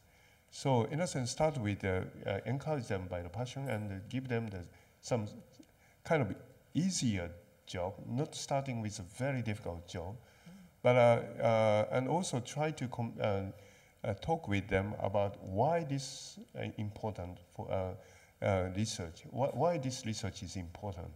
So this, kind of good communication, continuous communication with the young scientists. There are no other way. This is, I think this is the only way. And also encourage people to, like this, you can do it. You can do it. Because science is usually very difficult. So in a sense, people don't have, young scientists often don't have a confidence that you could be a scientist. But we would like to encourage that you can do it. Start with easier job, easier task, and encourage continuously, and mentioning about the importance of your work, and also encourage them like you can do it. So this is a very important thing. I think that there are no other way to encourage the young peoples. So then, of course, in that sense, for the senior people like us, important thing chose the important area, good area for the research. That is our task, And other things is communication with politicians and so on. So the important things is, the language. You should learn which language, which word, I could say word, which word can convince the peoples in a policy-making areas. That is not just a pure science. So that is more like, this technology can solve the problem now we are facing. Convince first that, and our technology is, very advanced. So because the politicians always curious about the level of technologies, can we compete with the foreign countries? So in essence, these two things important to solve the social problem now we are facing. This technology is important, and we are in a kind of the top group of the science and technologies. If you invest now, we can keep this top area, top positions. So like this, but you should use the language or word that can help the understanding of the policymakers. So in a sense, we think some kind of training are important for the scientists. But of course, I always tell them the most important thing, first of all, is publication, good science. Thank you. Sure. I have two quick stories to share. As an IP lawyer, I work with scientists within my own institution. And if they want to collaborate with partners, or if they want to file a patent, they need to be able to have me understand their technology. They need to simplify their language to allow me and my team to understand, to get the best out of your product, your research products, to put into the patent application. So that's a way that in their daily life to learn how to better communicate to people in other disciplines. That's what I've been learning working with many young scientists. But it comes to more important to the second story. Eventually, apart from my titles you heard from my talk, last 2 years I was also seconded to serve the former minister of the Ministry of Higher Education, Science Research and Innovation. I served his team for 2 years. The way I was very lucky because our minister, he's from the higher ed side, so he's so well educated. But in order to allow him, he's a more like political scientist from Columbia grad. So, but in order to meet with young scientists or communicate with scientific research, he also needs the team to prep all the paperwork to allow him for many meetings that he meet with scientists, right? When it comes to difficult field of technology, politicians wouldn't understand. So that's when I invite Thai Young Scientist Academy to meet with him. I need to prepare both sides. My boss, the minister, and the team from Thai SAR to really make sure that you don't complicate the language, because he opens the opportunity to young scientists to communicate and kind of share about what they have been doing, what the research area that they have been championing in Thailand. What I'm alluding here is that it's important for all of you to prepare yourself. And you have heard of the Global Young Academy, Thai Young Academy, or even what is been around for the science communication workshop and trainings. This is so important because whether you like it or not, at your peer within your own institution, you need to talk to your top management. You need to talk to your president or provost someday, right? And that's when you need to learn to better communicate before you go up to the upper level like the policy makers. So the training is, this is more like the skill set that is important for young scientists these days. So thank you. Because of time, we may need to conclude this section. So we welcome our audience to actually interact with our speakers during lunchtime. And thank you so much for the very insightful talks. Thank you. Thank you very much. Thank you very much for sharing all of your views and insights. May I invite you all to take a group photo? Yeah. Thank you. Please look at the camera in the middle of the hall.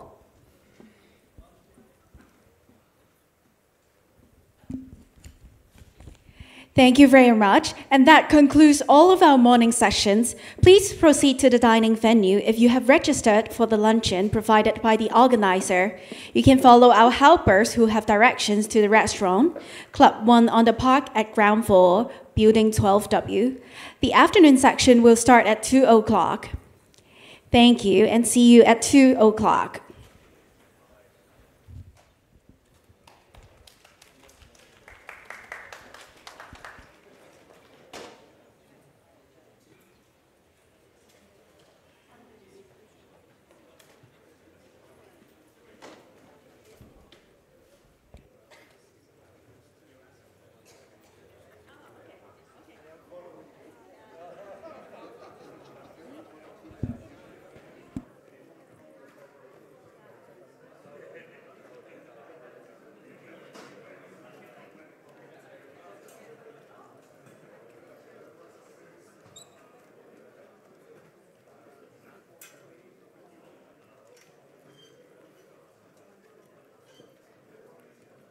별 차례.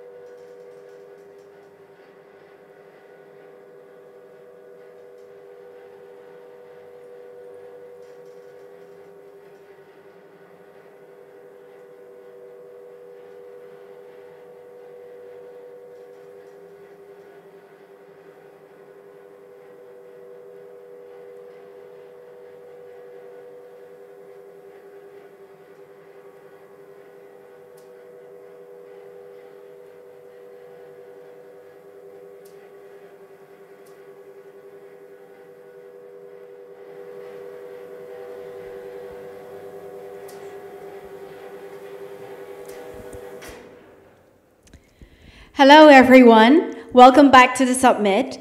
In this section, we will discuss translating and commercializing deep tech solutions from universities. 4 speakers will share their views on this subject. Now, I would like to introduce the first keynote speaker, Mr. Eric Chen, Chief Public Mission Officer of Hong Kong Cyberport Management Company Limited.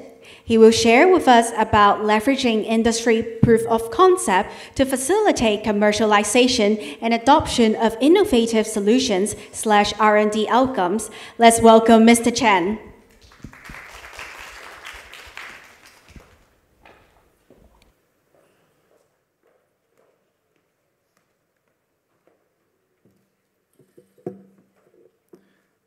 Okay, let me just try the technology. Okay, it's working.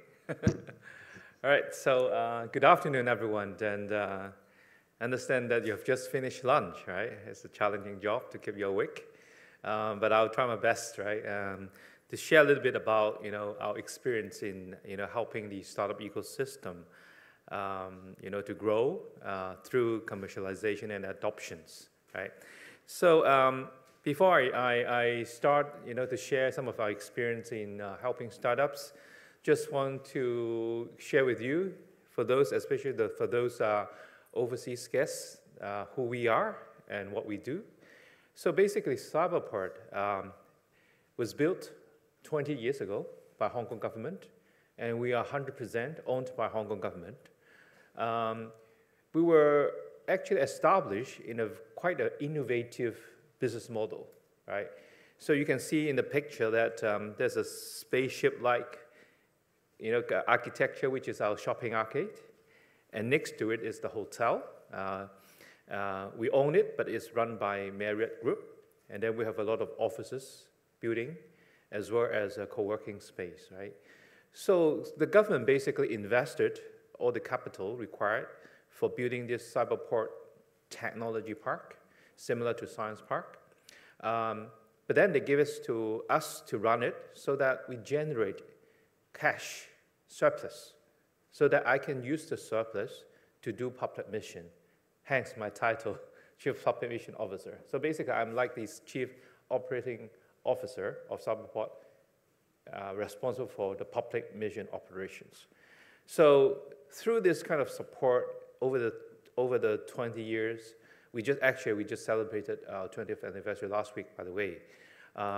And we have nurtured over 1,200 startups from our incubation program. And we have actually reached 2,000. We have exceeded 2,000 in terms of number of companies. The rest of those, the numbers of the 2,000 are actually tenants. There are also tech companies or companies that are working with our startup and tech companies, like professional services provider, lawyers, IP attorneys, accountants, all these, right? So we have basically built a pretty comprehensive ecosystem at Cyberport.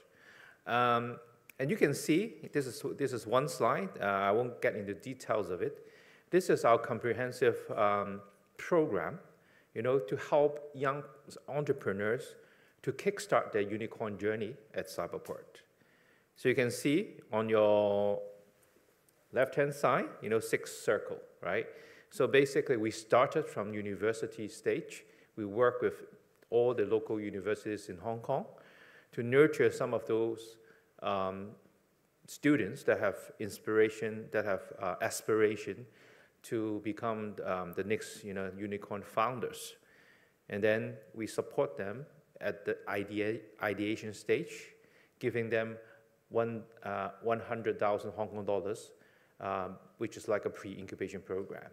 So they could use 6 months to turn their idea into a business plan for them to get ready to apply for our core program, which is the third circle, the incubation program. Once a startup actually get into our incubation program, they get account managers to look after them, they get mentors, they get training, and we have lots of fundings to support them, for 2 years. And they even get a free office at Cyberport. So end to end, we are giving away something like 1.3 million Hong Kong dollars for each startup in our incubation program.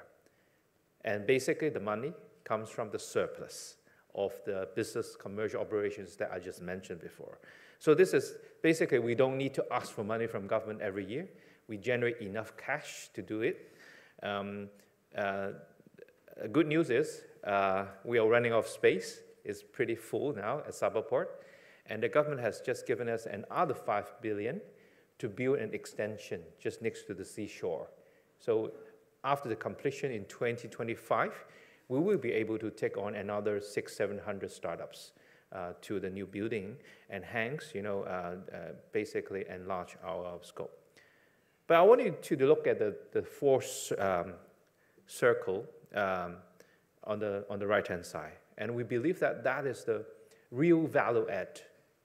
Money is important, office space is important, but then it's really the strategic network, the partnership network that we have built in the ecosystem that really helps the startup in getting businesses from corporates, getting investment from funders, getting professional services and technologies. Hence, we have actually worked with a lot of what we call members from our corporate, what we call the Cyberport Enterprise Network. Basically, a lot of large companies have signed up, and they share the pain points with us so that we can match them to the relevant startups within our community. So I'm going to talk a little bit later about how we use that relationship to support all these POC and adoptions of the technology solutions. But then I would also like to share that we have some focuses in verticals. We have around 500 fintech companies in Cyberport, and the whole of Hong Kong has around 600-700. So we represent a big portion of it, right? So we're being known as the fintech hub of Hong Kong. And we have a large number of companies working in the smart city, smart living areas as well, close to 750, right? And then the third cluster is really the digital entertainment, which includes esports, for the youngsters, as well as sports technologies. So one of the secret sauce, we believe, is through proof of concept. Well, basically, everybody understands proof of concept is the realization of, some sort of method or idea in order to demonstrate its feasibility study, its feasibility.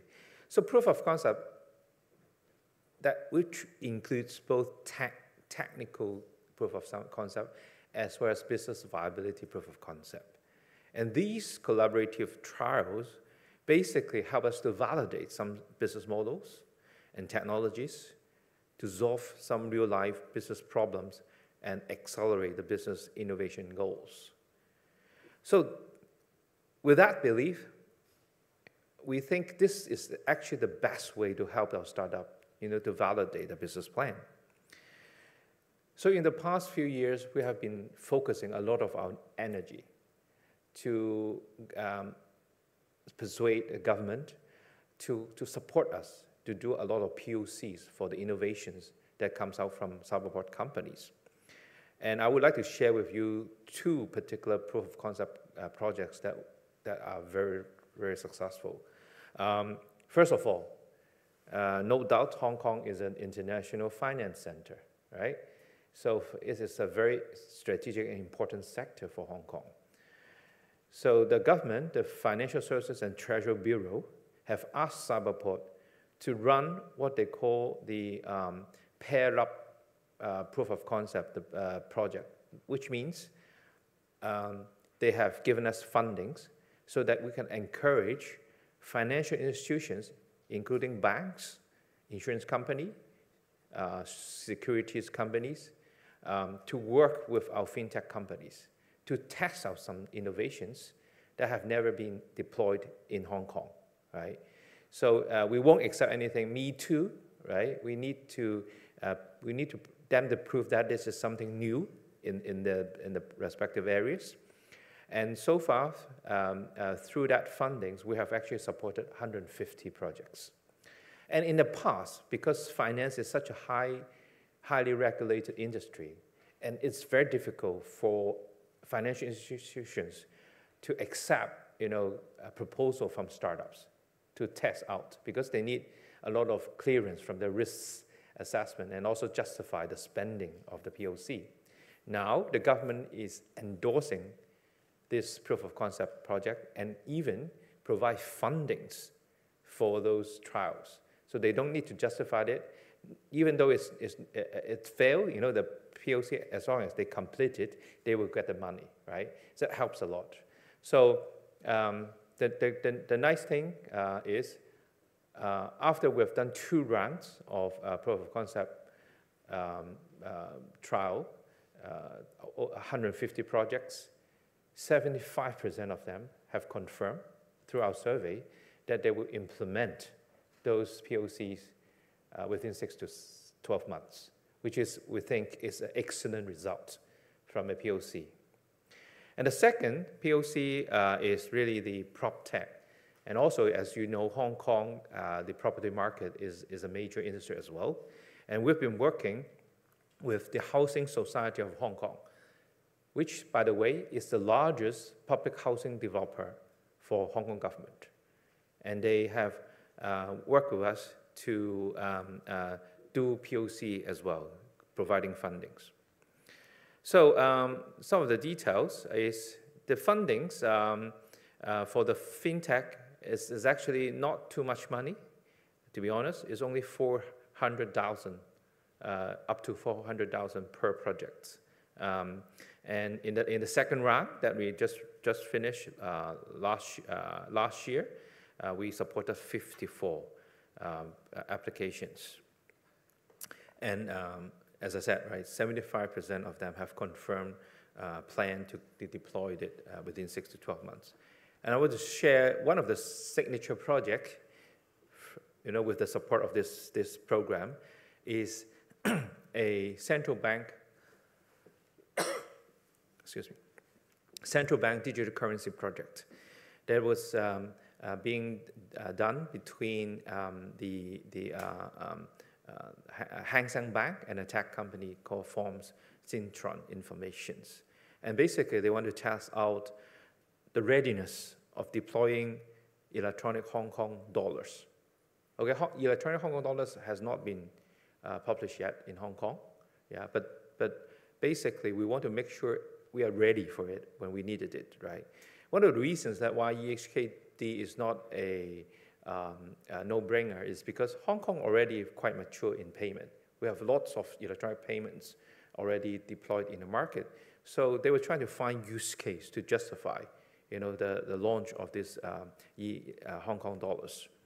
So at the end of the project, one of the local banks, Hang Seng Bank, supported this POC and worked with the startup companies.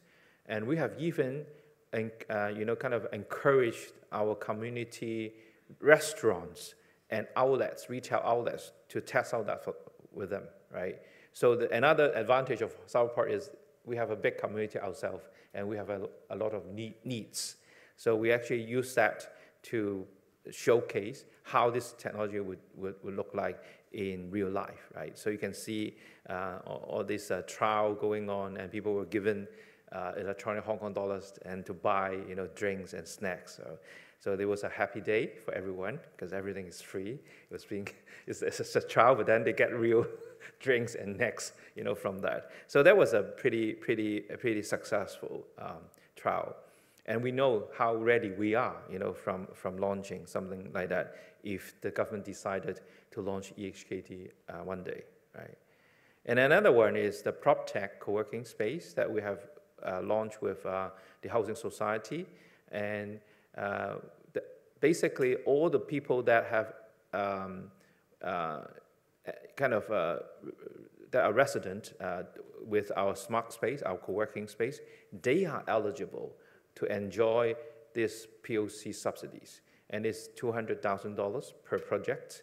And so far, we have 13 companies successfully landed in the new co-working space that we have opened up in Fanling, which is in the new territory space. And again, they have tested out a wide range of applications, including IoTs, big data, AI, and blockchain. And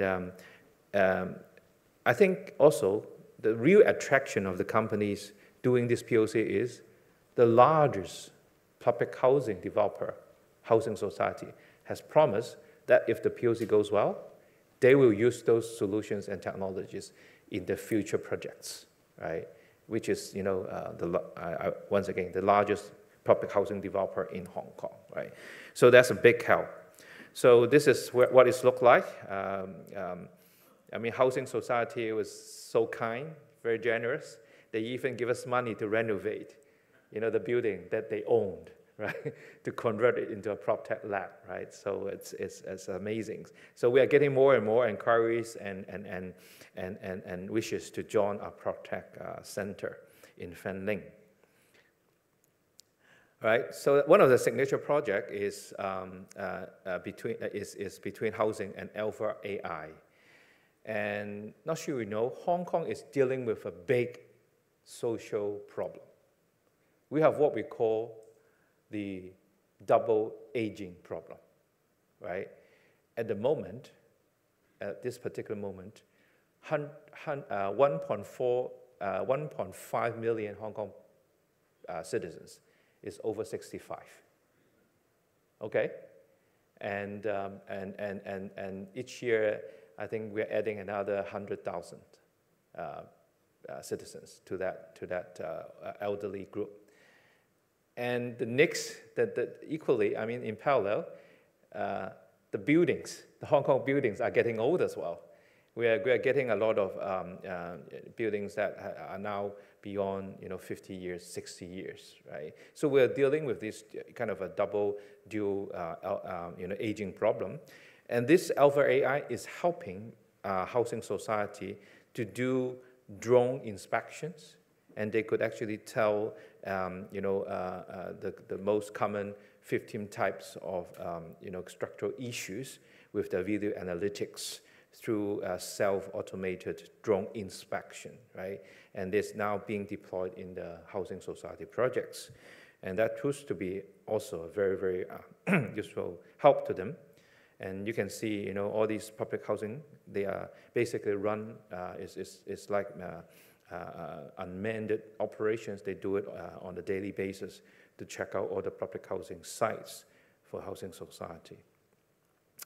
So just to conclude, we believe adoption, business adoption, and finding customer is the most important help we could give to the startups in Hong Kong. And so this market access support, we're doing it through POC and matching sessions, right? With the key stakeholders, including finance company, including property developer, as I have explained. And we are going to expand this success formula to other potential industries and sectors. And secondly, we are seeing a lot of potential investments from those corporates that have deployed those solutions from our startups, because they are getting more and more eager to invest into those successful companies that they have trial, right? So through the corporate venture teams and investor network that we have.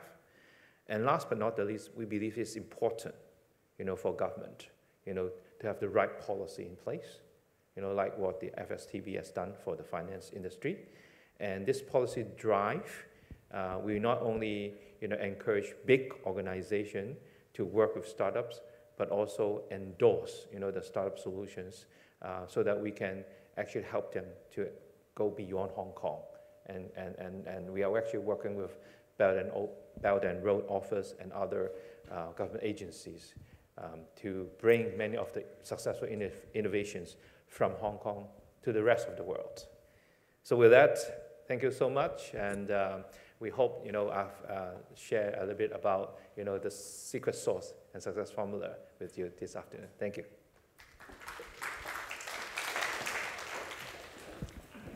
Thank you, Mr. Chan. Please be seated. The second keynote speaker is Dr. David Ai, Head of Innovation 2020 to 2023 at the London School of Economics and Political Science. Dr. Ai will give us his thoughts on the pain points in commercializing university technologies, lessons learned from Stanford, Silicon Valley, Hong Kong, Hawaii, and the UK. Let's welcome Dr. Ai. Thank you very much. Thank you for coming to this session. And here I would actually summarize some of the things I have learned over the last 40 years working. I spent about 31 years in Silicon Valley and did university tech transfer jobs at Stanford, later on at City University of Hong Kong, and then University of Hawaii, and finally just recently retired from London School of Economics.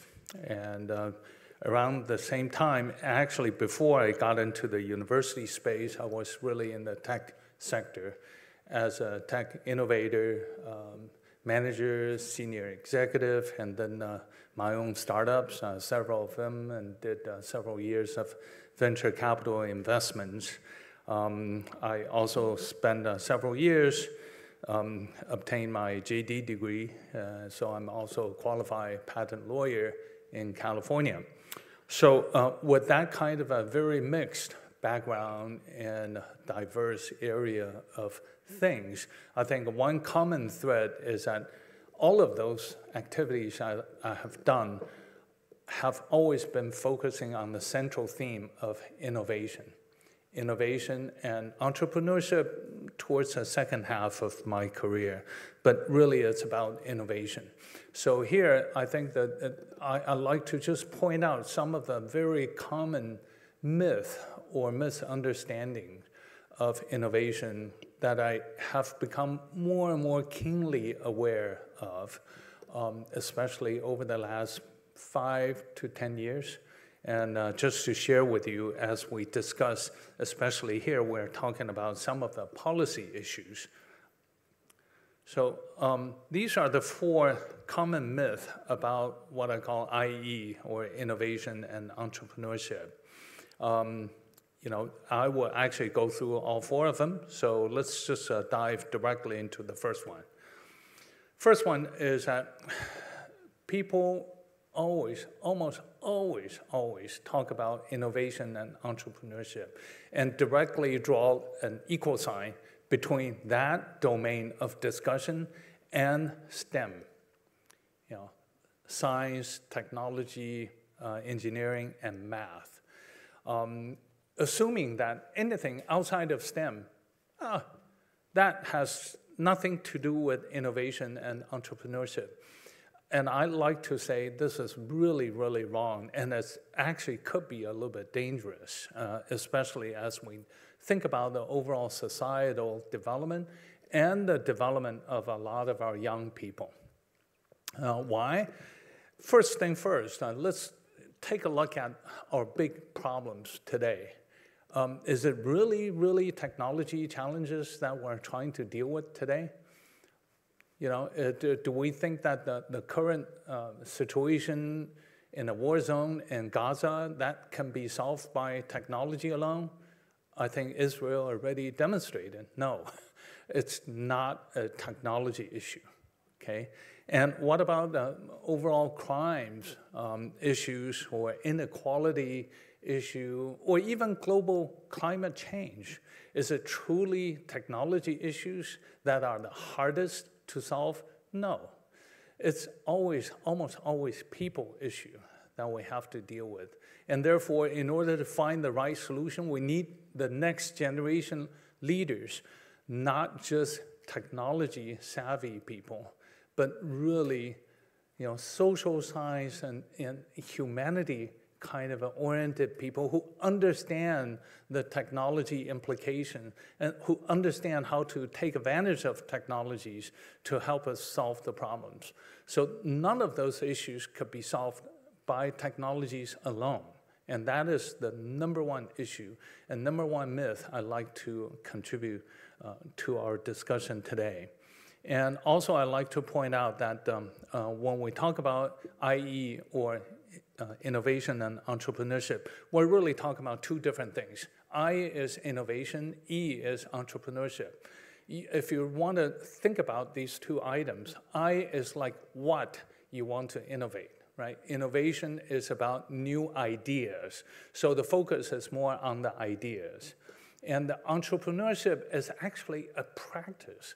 It's like, you know, learning how to ride a bicycle. You have to get on that bicycle and then try it. And maybe you will fall down several times, but without trying it, if you just intellectually you're trying to understand how to ride a bicycle, you can read all you want. You will never be able to ride a bicycle. So entrepreneurship is about the practice of how to take an idea from an abstract phase, put an organization to it, put a plan to it, try to get enough resources, try to organize people and motivate people, put together a team and move the team and move your goal, move the team towards your final goal. It's all about execution. So innovation, that's why in my illustration, you will notice IE is actually spelled intentionally with a small I. The idea, sometimes I will say ideas are cheap. You know, a dime a dozen, you know, a lot of great ideas. But the execution, the entrepreneurship is really the soul.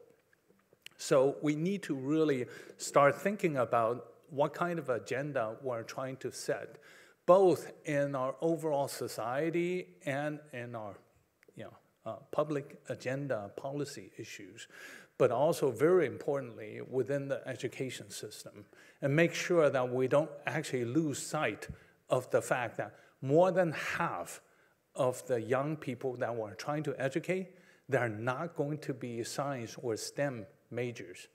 And we cannot afford to lose them in this innovation and entrepreneurship discussion. That's a very dangerous thing to do.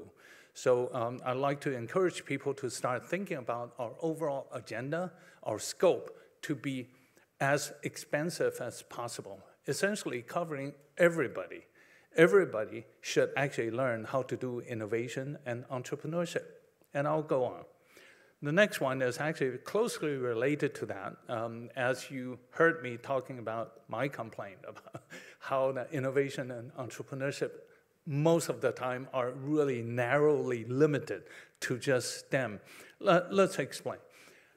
If you look at, I was educated at Stanford, so I took a look at some of the best known examples of innovation coming out of Stanford. A lot of people didn't know. Netflix, the founders, the PayPal founders, Trader Joe founders, and normally you don't really think of a lot of these as truly high-tech innovators, but they each actually have really changed the business model. They have changed a part of how we live today. If you want to expand beyond that, take a look at McDonald's or the entire world of fast food. True, some people will argue that is not forward innovation. That's putting the whole society backwards. Now that we have all the fast food restaurants in the world, may not be a great thing, but still, it was a new innovation and an innovation that make the food supply and food service industry so much more efficient. You cannot argue against that. Look at Airbnb or Uber. All of these are ways to make our life much more economically competent and also efficient. And they're not about technology, basically. All of these are great ideas, focusing on the process, focusing on the business model. Yeah. And look at what we are dealing with today. I don't think anybody within the audience will say that I have never heard of ChatGPT, or I don't think ChatGPT or generative AI will be a very significant thing in the future. I think we have all seen the potential. Potential is absolutely huge, but the potential of the platform will be materialized, will be unleashed, not necessarily by technologists, because what ChatGPT has provided us is the actual opportunity for all the non-technologists to actually take advantage of that opportunity, take advantage of what's made available to you, essentially the entire World Wide Web, the entire knowledge represented in the World Wide Web on your fingertip.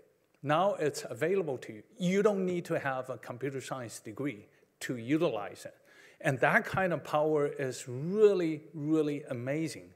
And therefore, we are going to see a lot of applications driven not by technologists, but by smart technology users, okay? And that is a big difference. So again, I want to actually encourage people to think about innovation and entrepreneurship beyond just technologists, people well-trained in undergrad and graduate schools in those few disciplines of technology.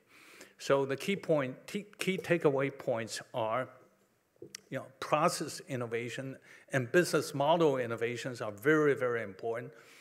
And for young people, such as what we're talking about, the young scientists here, what is really important is for them to realize that people should not be afraid of technology.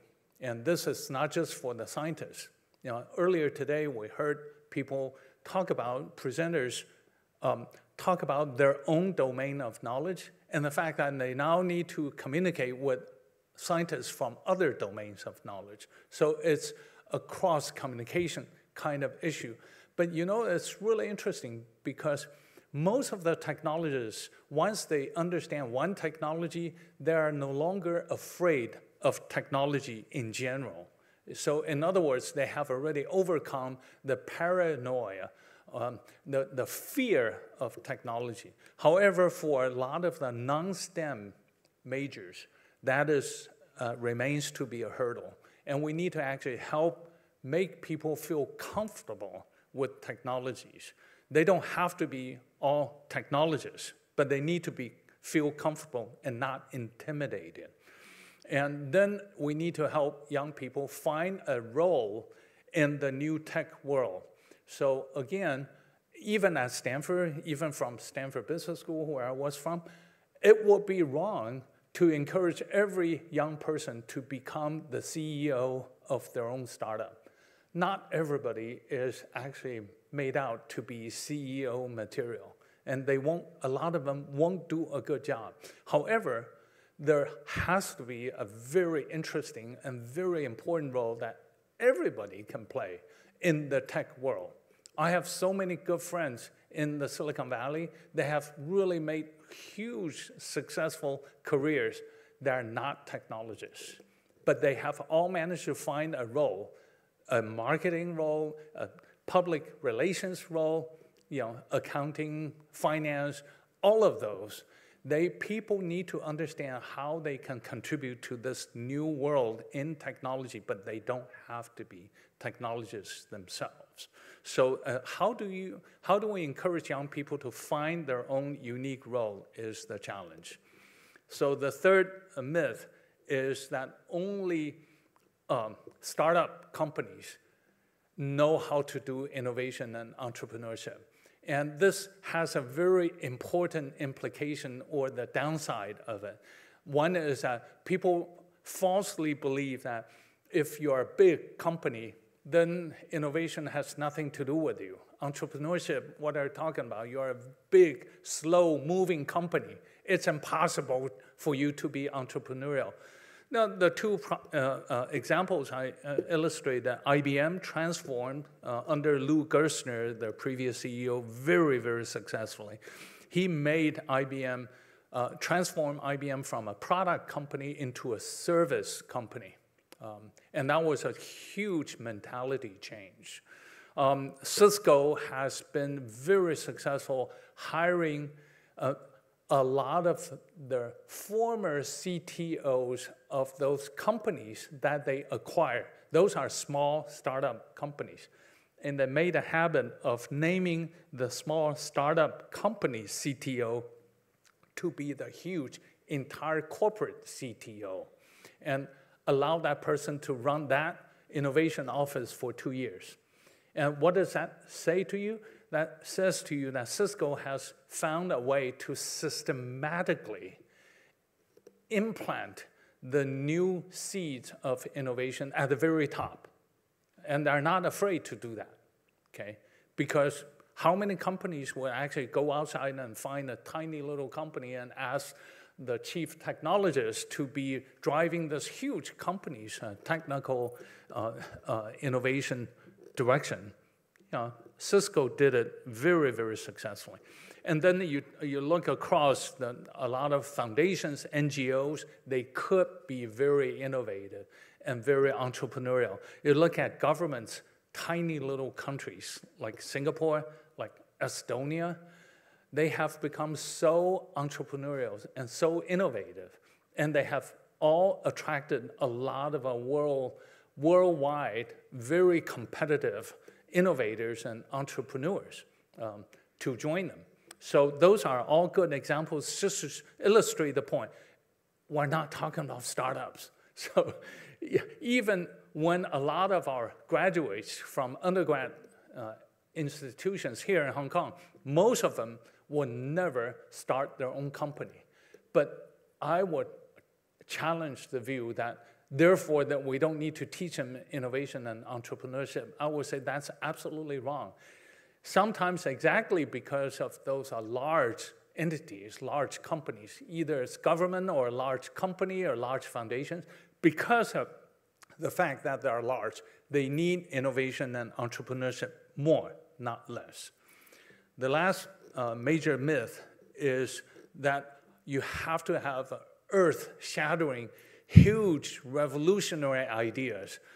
Otherwise, so a lot of young people would say that, well, I cannot really think of any big ideas, and so innovation, entrepreneurship, that's nothing. You know, I cannot really get a lot of benefits from that. And I will say that innovation and entrepreneurship is both a skill set, it's also a mindset. You need to actually change your mindset and then learn that skill set.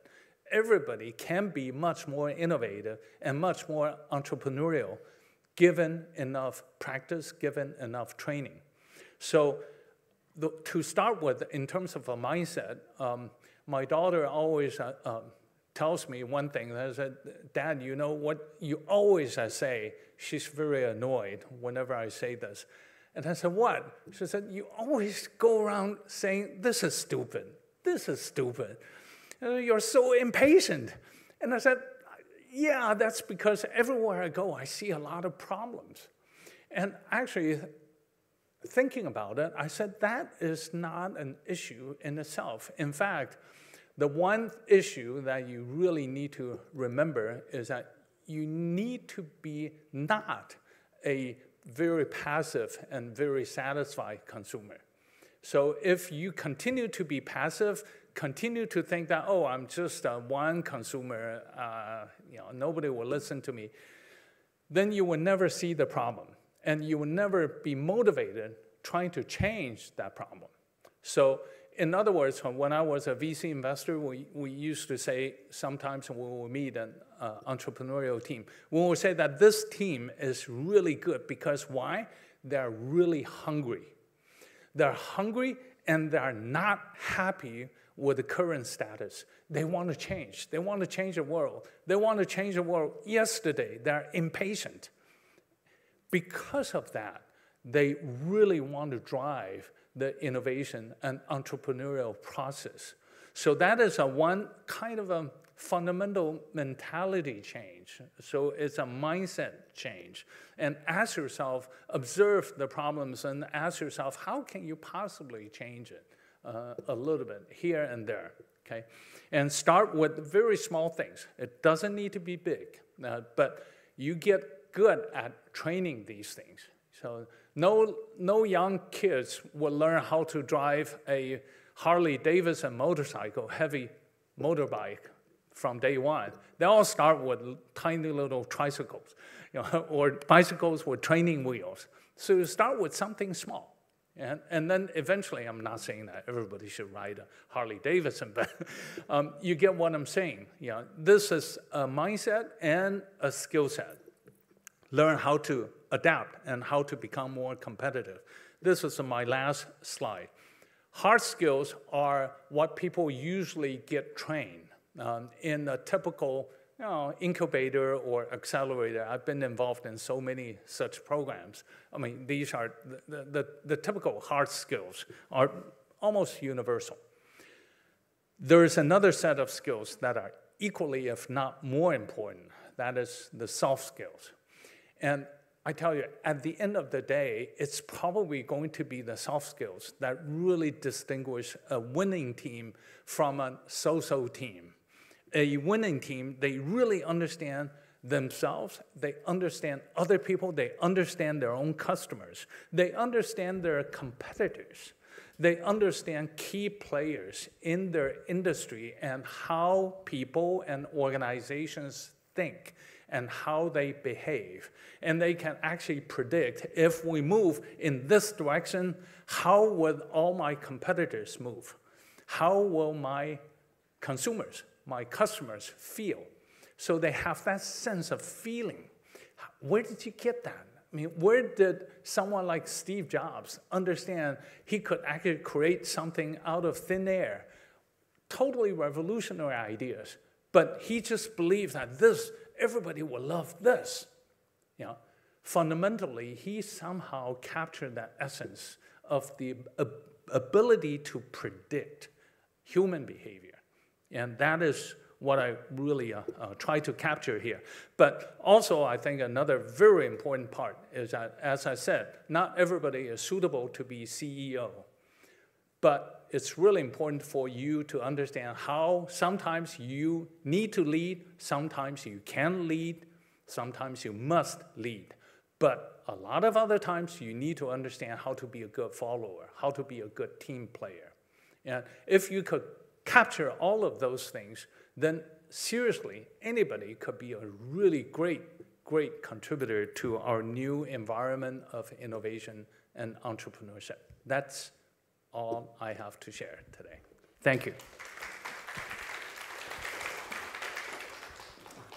Thank you, Dr. David Ai. Please be seated. Our next keynote speaker is Mr. Eric Oh, Head of Partnerships of the Hong Kong Science and Technology Parks Corporation.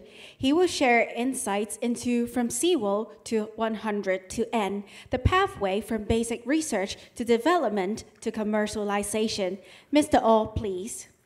Hi, good afternoon. I'm from Science Park. I'm kind of like half your host, although this event is not run by us, but you are in our campus, so on behalf of Science Park, welcome. I hope you enjoy the stay in our beautiful campus. So I was listening to Eric from Cyberport and Dr. I love your topics because I lived through that IBM days. I know what you mean.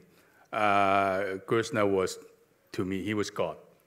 Yeah, so that was, I was lucky enough to have gone through that era from we were almost dead to a very successful company. So I kind of knew what we were doing. And anyway, let me get back to my deck. Otherwise, I get out of hand.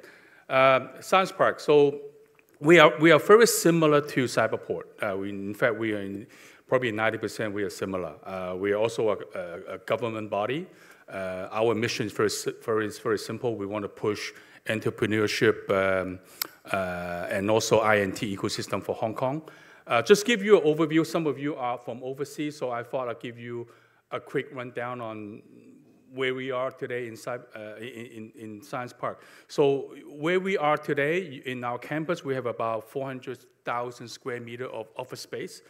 However, similar to Cyberport, we are about 90%, 91% occupancy, so we are pretty much full. We're also running into a space issue, but I'll come back to how we're going to address that. So right now, we have about 1,500 tech companies in our campus right now. They come from all over the world, 24 countries, from different regions. I'm not sure you have a chance to walk through during lunchtime. You probably see a lot of people at lunchtime. And the reason is we have 20,000 population working in our campus. Now, within that 20,000 people, 13,000 of them are doing some kind of R&D or technical work, because we have a mandate for any company who move in to Science Park, minimum 50% of the population of the company has to be doing R&D. So if you have somebody have a sales organization, they want to move to Science Park, we say no. You have to do R&D, because this is what our mandate is. Apart from here, we also have other campuses. I'll come back to that. One of the key things I said we would do is, my role is actually helping all these tech ventures to be successful. Now, the way we're going to help them to be successful, apart from giving a lot of support, is to help them to win business. Now, the only way they can win business is we have a lot of external network corporate partner. So at this corner, you see 300 plus. So these are the people like HSBC, Hang Seng Bank, these are the MTR, these are the Hong Kong governments. They all come in here almost every day and say, Eric, we need some kind of help on our business. So earlier, Dr. I talked about, is there a technical problem? They don't come in here look for technical problem. They come in here to ask us to help their business issue. They ask us to help them, oh, we have a building issue, we have a temperature issue. They don't come to us as, do you have this solution? Yeah, so I echo what Dr. I talked about. There's not always technical issue, there's always business issue. We also have 12 unicorns in our campus. 6 of them are homegrown. Homegrown by the means is they started the journey from Science Park. I'll just give you an example. Smartmore is a company that they become a unicorn within 18 months. They don't happen every day, but it's a good story. Their solution is to video analytics at the manufacturing site. Their timing was perfect, because during COVID time, nobody go to work in the factory, yeah? Nobody allowed to go to work in factory. So because of their solution, a lot of the factory were able to continue to run. So it's just, they have a top-notch solution, but they came in with a top, best timing. Not that COVID was a good timing, but it just happened at the right time, yeah? We also have 6 other unicorns coming here, moving in here. You may ask, why would they do that? They're already successful. Yes, they are successful, but they like our ecosystem. Yeah, so they said they want to be part of it. The last thing we do, we also do promote investment. So in Science Park, we also have our own venture fund. So every dollar we put out, we attract 18 external dollars to come in here to do investment. So far, we've been quite successful. So earlier I said, our campus not only where we are now, we also have other campuses. So in Tai Po, we also have food processing campuses. In Yuen Long, we are building up a microelectronic. In Tseung Kwan O, this is where our data center manufacturing companies, that's where they are based. Apart from Science Park, we also have campuses in Kowloon Tong, further down in town. We also open up a new branches in Shenzhen. I'll talk a little bit about that later on. So this is what we do. Again, similar to Cyberport, we provide a comprehensive program support all our startup, starting from Lean Launcher. Lean Launcher is basically teaching the university student what is entrepreneurship. Yeah, a lot of the university, students, they don't know what to do. They don't know, I'm going to be a doctor, I'm going to be at work, I'm going to start up. But we go in there and help them to understand what is entrepreneurship. When they graduate, they come in and join our ideation program, similar to Cyberport. We often give them $100,000, go and make something happen. Yeah. So once they get to a certain point, we go to the next program, incubation. Again, this is where we provide more funding, more support, give them more time. When they get ready for their product, this is where my team, my partnership team, will take them out to see client for them to start winning business. When they win big enough, we take them to the acceleration program. We give them even more money, all the way to $4.8 million and even to $21 million. So the fact that we give them so much money, we will take some equity of the company, and the fact we trust them, Yeah, so the fact that we are not giving them money to take their asset just for return, but we just to show the market, we trust this company, you should too. So finally, once they're big enough, we take them overseas. In fact, we're just starting a lot of program to take some of our company to Southeast Asia, to Greater Bay Area, all the way to Shandong. Right now, we are branching out to Middle East. In fact, some of my teams are in COP28 right now to taking about 8 to 10 companies there to explore opportunity. So apart from that, we also have a lot of support. So funding, I talk about office space, obviously. Mentorship, we also have a lot of mentorship over in Science Park to provide the support they need. In fact, I found out earlier, Eric from Cyberport used to be a mentor here. So now, of course, he cannot be now. He's in Cyberport. I'm not sure if I go for him for help, he will help. Because being a mentor in here or Cyberport, they do it for free. It's not they get paid or anything. They just have a mission. They have a good purpose to help the startup. Finally, the business opportunity I talk about is we help them to bring them business opportunity. Those are the key things. Apart from the business side, we also have physical lab and also virtual lab. Physical labs, those are the lab that we require for the startup to be successful. Now, for some of the startup we have, they need the really deep tech lab, like chemical lab, and we will provide that because for some of the staff, they cannot afford that. Virtual lab is kind of like a data cloud infrastructure. Recently, Hong Kong Hospital Authority trusts us. They provide their clinical data for us, for our startup, to do R&D. They only give that to us as a trial. If that's going successful, they can open up a lot more data. Clinical data and medical data are very valuable data, and now that they put a step forward to trust Science Park. Okay, Science Park, why don't you do this? We do it in your premises. In the same time, Hong Kong AMA also use their open API in our premises as well. So all this virtual lab will help our R&D facility for our tech ventures. So this is, I quickly overall, I talked about earlier, the 300 corporate partner, the HSBC, the big corp. Again, I keep mentioning these are important because without their support, all the tech venture here, they will fail. Because if they cannot sustain their business model, they will die. In fact, I keep telling all the startup, I don't want to scare them, but 10 out of 7 out of 10 will fail. Yeah, the one that usually success, they also have a successful pivot along the way. Because a lot of the time, when a tech venture develop a solution for a certain reason, at the end, the corporate come in here and say, oh, I like that solution, but I don't want to use it that way. I want to do it that way. Can you do it? A lot of time, that solution actually pivot and become successful. So do have an open mind when you go in that journey.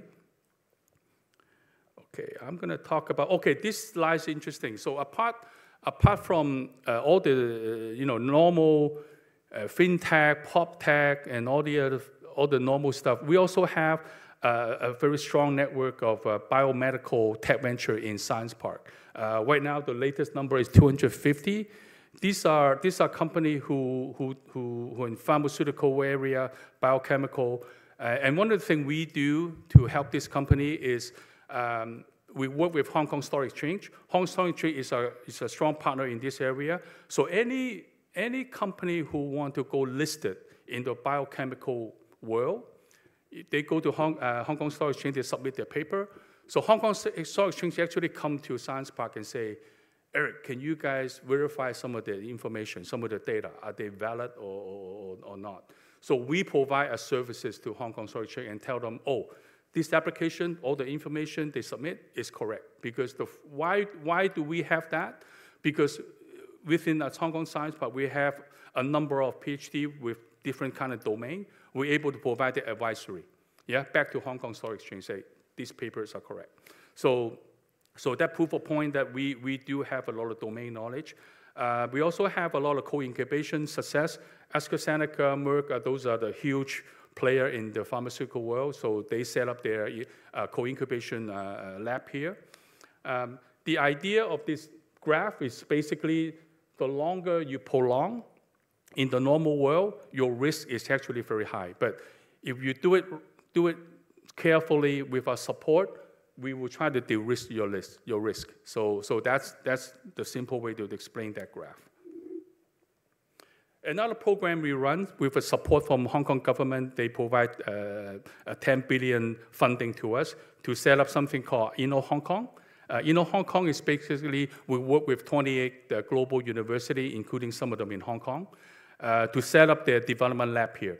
This is for them to do R&D in two major areas. One is health-related. The other one is AI and robotics. So obviously, there's a catch. We give them a lot of funding, but we said within certain year, you have to spin off some of the company to be commercialized. So our idea is to get them started, and then hopefully some of the research can turn into commercialization. Again, I talk about expansion. So this is our Shenzhen branches we just opened back in August, I think. So it's a lot smaller than what we have, 31,000 square meters. I heard the latest, it's already 70% full. The idea for us to set up a Shenzhen branch is two reasons. One is to allow a lot of the China-based company, if they want to go outside China, they can set up their offices temporarily in Shenzhen. And then, because it's operated by us, we provide all this support that they need. So for them to explore the outside market. This direction could go both ways. We also have a lot of requests from overseas companies, from Europe, from US. They said they want to look at China market, but they're not sure. Yeah, so they said, what is my risk? So we said, well, why don't you come to our Shenzhen premises? Because it's operated by us. So we will help them to familiarize with the China market when they're ready and they move up north. So it's a bidirectional approach. So this is just some of the company that was very successful in Science Park. I just picked a few, but because the list is actually very long. I just want to give you a couple of examples. i2Cool on the right-hand side. It's a city university startup. They just been here a little bit over 1 year. Now, they developed a solution to slow down the temperature inside of a building by having a painting on the outside wall of a painting. And recently we take them to Middle East for an exhibition and competition. They come back with, I cannot share the whole amount, but they come back with a huge order of business, 8-digit Hong Kong dollar. Yeah, so huge. Yeah, just a few days. So this is a very young company. Phenolab is another Hong Kong U graduate. They started here. They went through a more difficult time. The story I heard a couple of times, they were almost going to bankrupt, but they hang in there. Obviously, we provide all the support they need. Right now, their solution is endorsed by Hong Kong MA. So they now become the solution standard for speech-to-text technology, AI-related. So, and the solution has been adopted by many banks, financial institutes in Hong Kong. Now they're branching out to Singapore. So these are just a couple of examples. They've gone through their journey with us.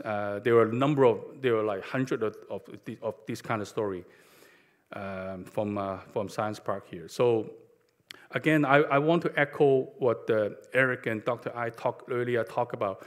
It's not a simple journey. It could be painful for all startups, but do have an open mind. So from your research to ideation, and then to the corporate, meeting the corporate, getting the capital funding. Okay, hold on. And all the way to be very successful, it's not going to be easy. So. Science Park and Cyberport here, we are here to support you. Now, there's no guarantee you're going to be a unicorn.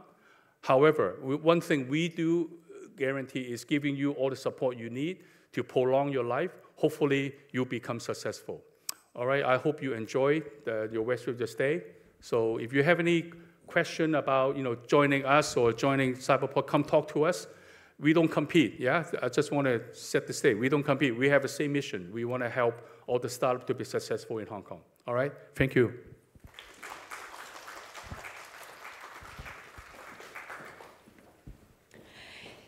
Thank you, Mr. Eric Oh. Please be seated. The next keynote speaker for this section is Mr. Alan Zheng, Senior Director, Trust and AI Technologies, Applied Science and Technology Research Institute. His topic for today is Unleashing the Power of Collaborative Research through University Research Institute Partnership. Please welcome Mr. Alan Zheng.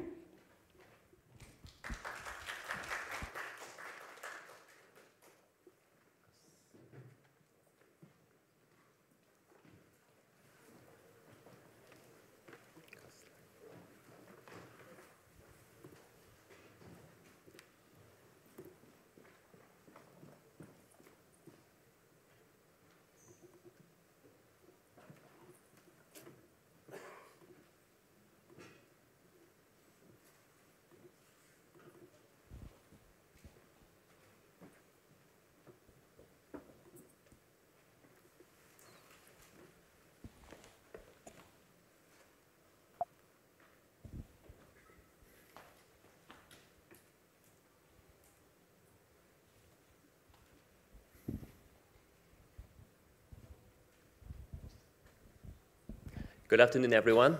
I hope you're all still staying awake. I'm so honored to be here to give my sharing today after the very inspiring speeches from the two largest incubators in Hong Kong, Cyberport and the Science Park, and also from Dr. Ai as well. So I think everyone here is helping all the tech companies in Hong Kong to be successful. And I would like to stress a little bit more on how, as a largest research institute in Hong Kong, how we can work together with different universities to help to work on collaborative research in order to commercialize more innovative technologies. So first of all, I would like to state what we are first. We're the largest research institute in Hong Kong, set up by the Hong Kong government 23 years ago, and we are situated in the Science Park as well. We have more than 700 people, where more than 600 of them are researchers and working on 6 different key areas for application and innovation development. The largest of two are the smart city and the fintech.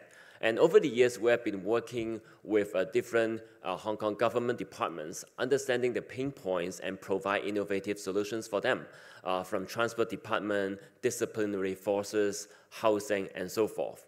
And in terms of fintech, we have been working with the largest regulators in Hong Kong MA, insurance authorities, and also different financial institutions and banks to provide some of the latest fintech solutions, including AI and blockchain to them. There are also digital health, intelligent manufacturing, ASIC design, and also the latest metaverse. We have been working on numerous projects in the past, I think more than 700 projects over the years, and commercialized a lot of them. Over the years, when we have special needs in different research projects and where we don't have enough expertise in-house, we often approach universities, or specifically different professors, for help, because they may have some latest innovation, algorithm, and so forth, and they may help to speed up our research internally. But in the past year, we have specifically set up a university technologies transfer office. And the main point is to promote more collaboration with universities, because I think nowadays everyone will want to commercialize their latest technologies, but they may not have enough help from each other. And therefore, we think to collaborate with university is the way to go. So since 15 months of the inception, we have signed 6 MOUs with different universities, and we have outreached more than 160 professors, KTO and TTOs, not only local, but also abroad as well. And during this period, we already have 33 internal projects vetted internally, and then 10 of them are already ready to commence. And you can see that the speed is getting faster and faster, and we are looking forward to collaborate with different knowledgeable professors and the students to make our projects more successful. So this is how we see the Hong Kong technology ecosystem. We are like on the right side with the Applied Research Center. Basically, we are more in the midstream side, leverage some of the already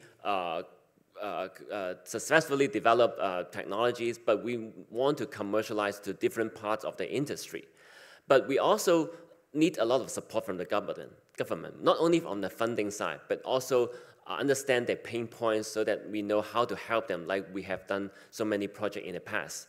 And we work closely now with the upstream research, the different universities in Hong Kong, and we also leverage the support from the different incubation centers, such as from the Cyberport and the Science Park, so that we could, when we talk to the market user, we could provide the applicable, the right solutions for them to solve the problem.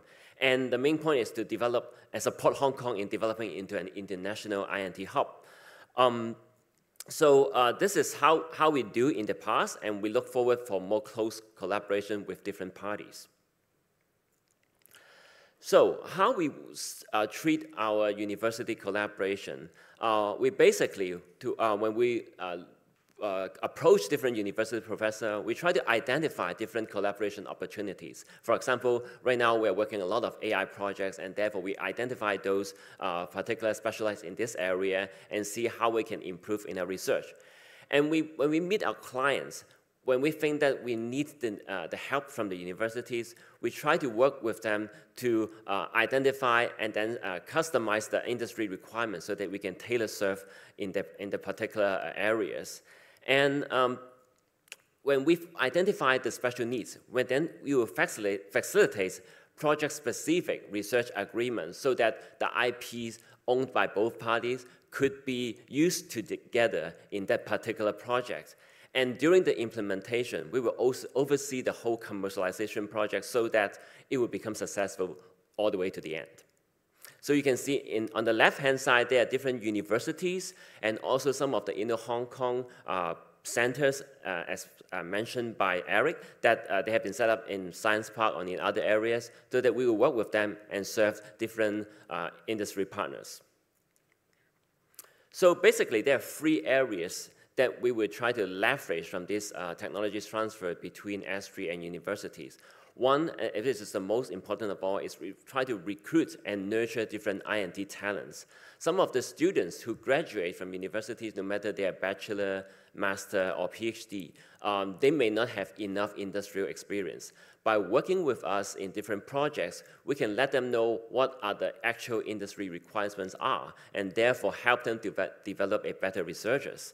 And by working with us and different universities, we could transform and commercialize our different outcomes to the industry.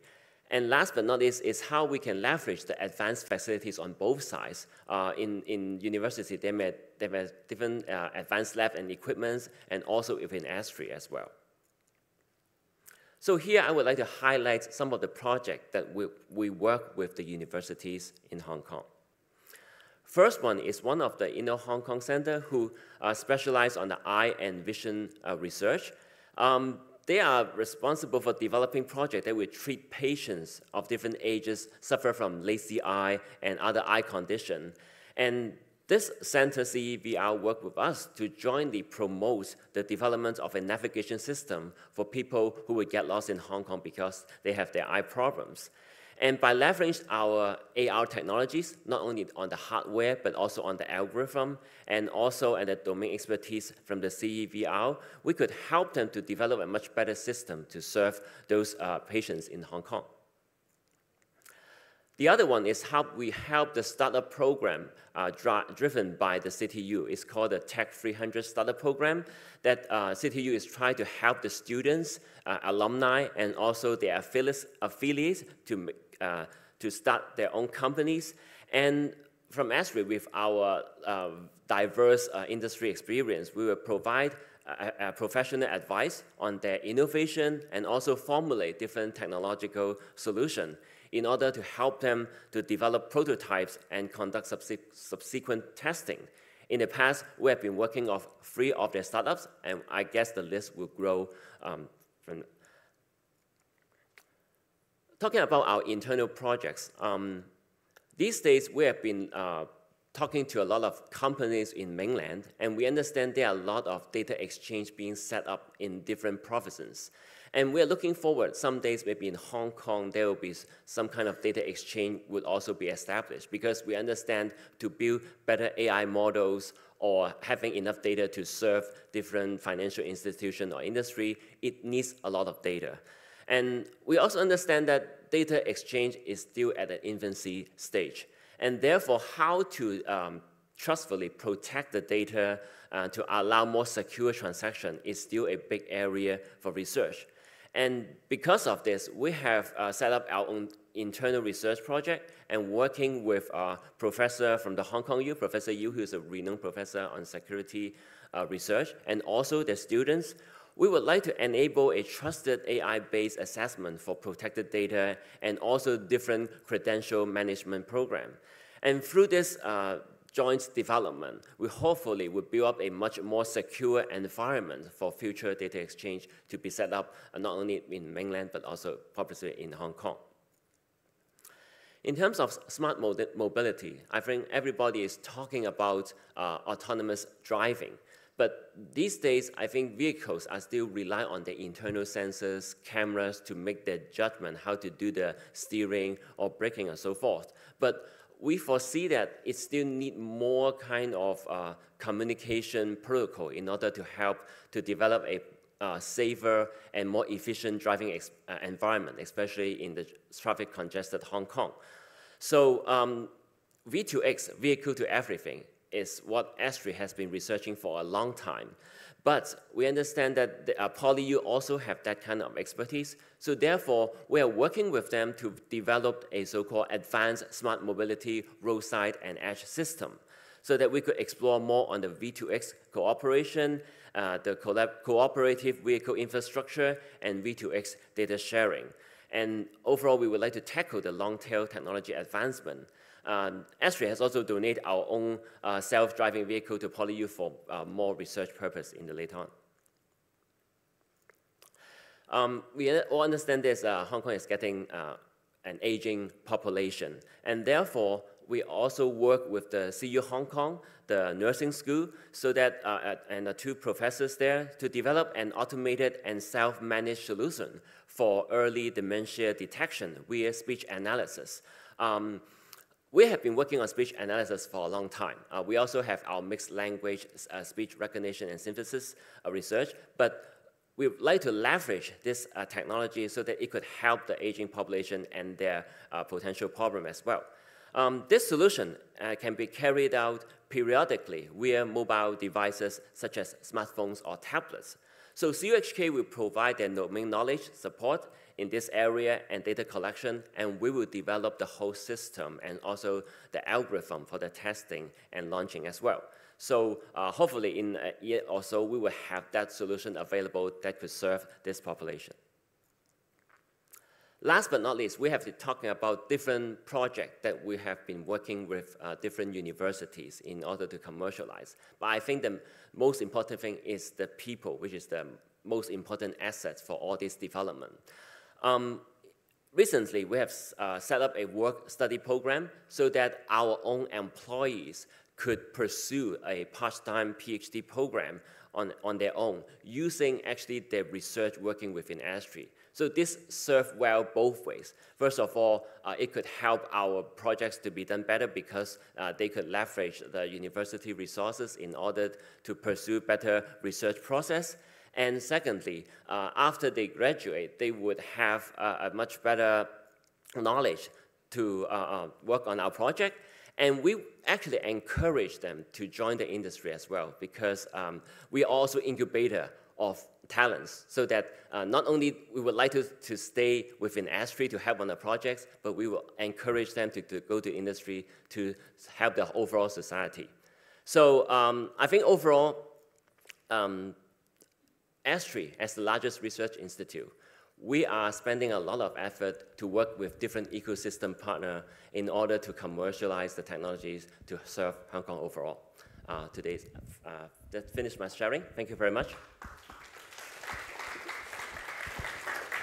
Thank you, Mr. Alan Cheung. Please remain on stage. We will now have the panel discussion. We have two moderators to facilitate the discussion. They are Professor Huang Mingxin, member of the Hong Kong Young Academy of Sciences, chair professor and head of the Department of Mechanical Engineering at the University of Hong Kong, and Professor Fan Zhiyong, founding member of the Hong Kong Young Academy of Sciences, and chair professor of the Department of Electronic and Computer Engineering at the Hong Kong University of Science and Technology. And the panelists are Mr. Alan Zhang, Mr. Eric Chen, Professor David Ai, and Professor Eric Oh. May I invite all the panelists to come up to the stage.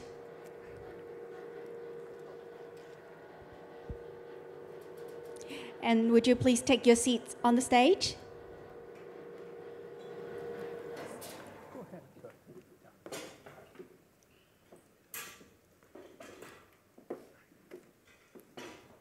Thank you. And I'll now pass the time to Professor Huang and Professor Fan. Thank you. Okay, thank you. So still can see a lot of people still in the stage. So thank you for all the sharing. It's a really good story to learn. And also, I think I also learned a lot, especially we also do research and then try to go for startup companies. So maybe I start from the last speakers. So because from here, you from the, you see your institution, you do a lot of research. And my question will be related to how can you identify or how to identify a technology, a deep tech, which is suitable for a startup, because you have many technologies, but which one is, let's say, the best one or most suitable for a successful startup? Thank you. Okay. So we have been working with different universities in the past, and also even within ASTRI, we have different spun-off companies have been started over the years. So usually when we work with the team to identify if they are suitable for startup, I think first and most important of all is the technology readiness. Whether it's only a POC or a prototype, or it's actually have been tested in different rigorous environment to serve different operating condition in the actual industry world. For example, I think we have been working with different industry partners on speech analysis. Maybe under all the rigorous environment with certain noises or the way that people speak may not be as accurate as they want, the percentage of accuracy may not be as good as we want. And therefore, we have to work hard with the team and also learn about the actual industry conditions, whether they have met the criteria to become an industry product. Secondly, I think whether it's commercially viable is also important. For example, is there meets the needs of by the industry, and also whether they have enough management experience to go for a startup. That's also very important as well. I think Dr. Ai has also mentioned, not only you need a technology team, you need a business team to better manage a startup. And I think to find a suitable leader, may not be in the original team, but you need to find a business leader to drive the team as well. Further, I think it's around the IP protection. When you're working in a university or research institute, the original IP may be owned by the university or the institute. So if you want to go for a startup, the IP protection, how you may buy out the IP, or you want to license, also you may have to consider the initial cost of set up that company. And when you're going outside to do the startup, you also have to think about how to protect the IP, how to file the patent to protect the IP against your competitor. Last but not least, I think it's about how you can leverage other players within the industry to help you, like maybe through us or maybe through other research institute. Because from the university lab, you may only have a certain kind of outstanding technology, but it may not be the complete story. You may need other helpers, collaborators to make your products more complete in order to serve the community. So I think that's my sharing. So basically, it's not one dimension; it's a multiple dimension to make a startup. So from the technology readiness to the IP protection and the business team, etc. Then you can pick up a technology for a startup. Okay, thank you very much. So maybe the question go to Mr. Eric O. So from the in Science Park, you have seen many startups. So you have two examples showing how they really grow up.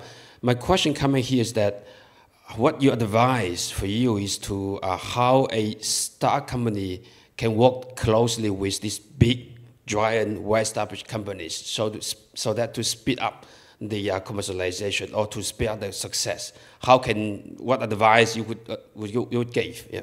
No, I think Dr. I mentioned that all the myth topic we talk about, just be curiosity, have the curiosity to solve a business problem.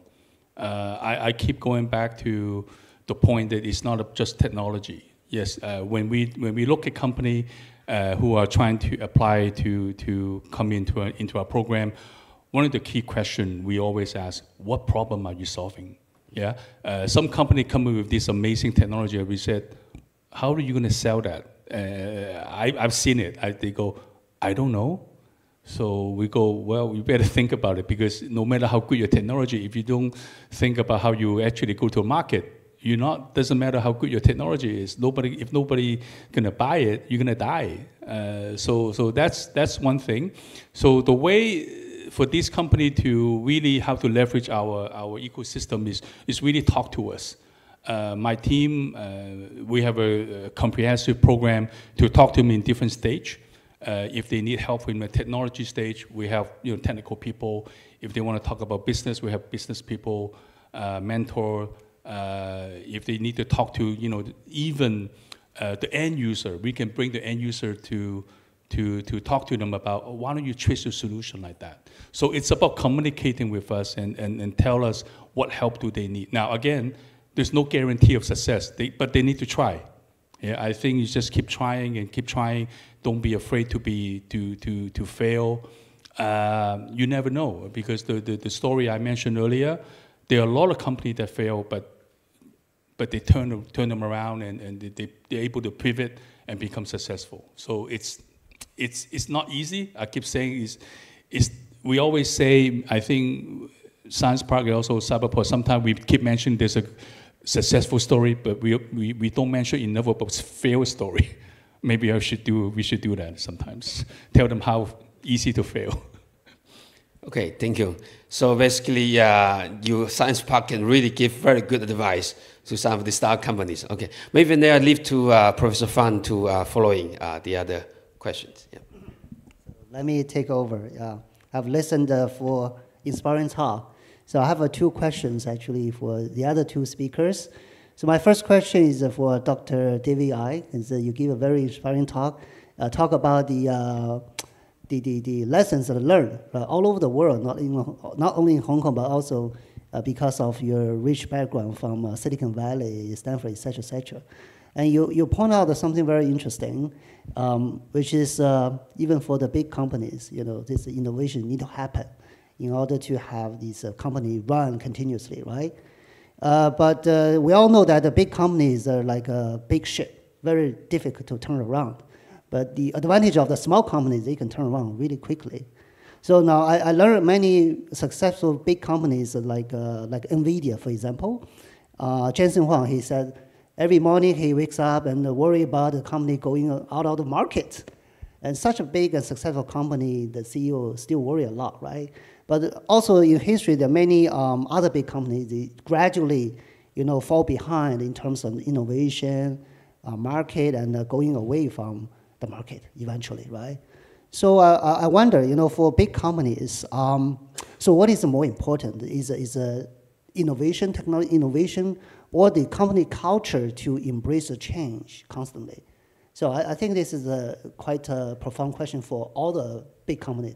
And maybe the question for small companies to think about if they want to grow up to the big companies, right? I'd like to hear your comments on that.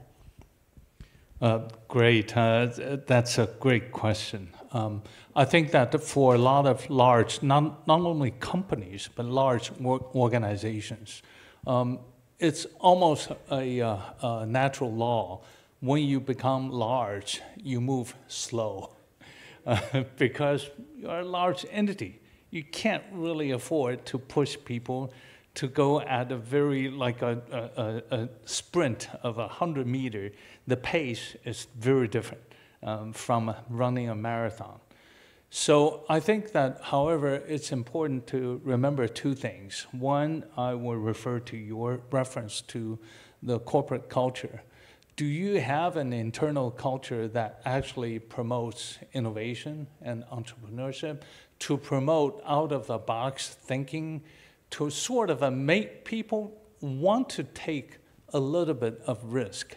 We have all heard the same kind of a problem that's blocking a lot of large organizations for years. That is only the risk-averse people.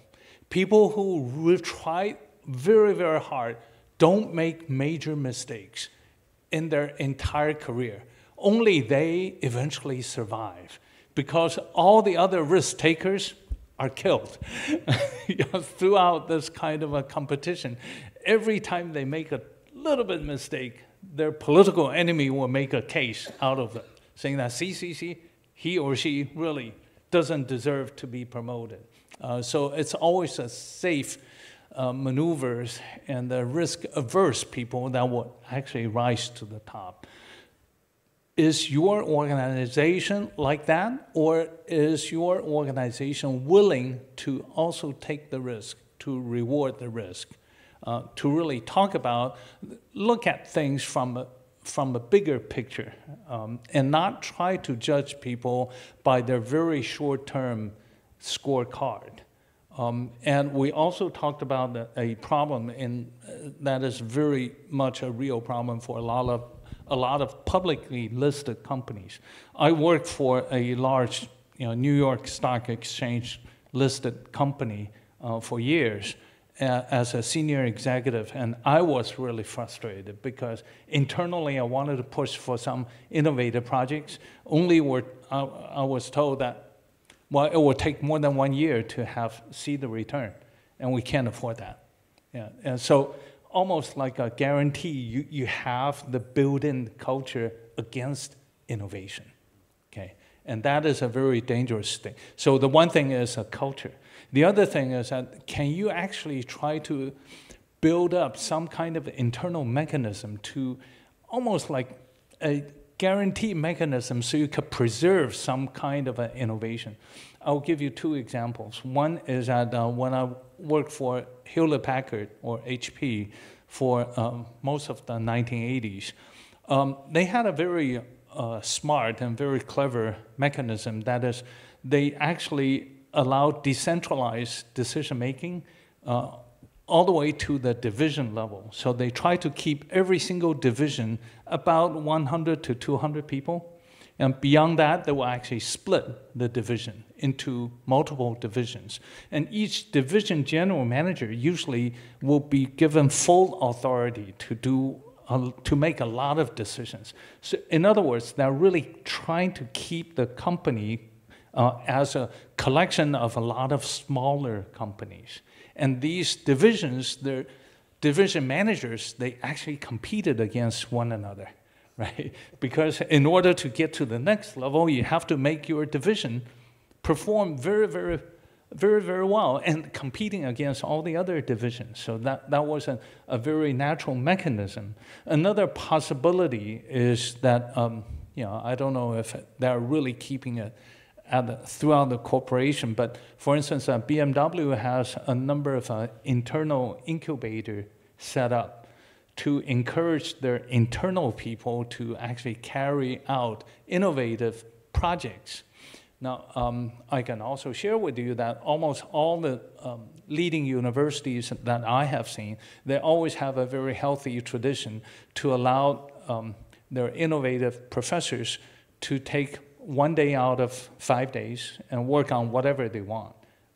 And it's another mechanism to preserve the kind of free spirit exploration, curiosity-driven process. And by the way, that practice has been copied by a lot of leading companies, including Google. So people in there could actually spend some time away from their daily life, and they will not be measured by, every time KPI. So those are the two things. Thank you. Thank you very much. I think this very unique culture and also the structure, the mechanism design inside definitely can play a very important role to promote the innovation. I think the university, we always, we say we're really standing at the frontier of innovation. One part of the reason is we always have young students, the fresh blood, a fresh idea coming to push the professors. They want to work on the new project or new risk directions.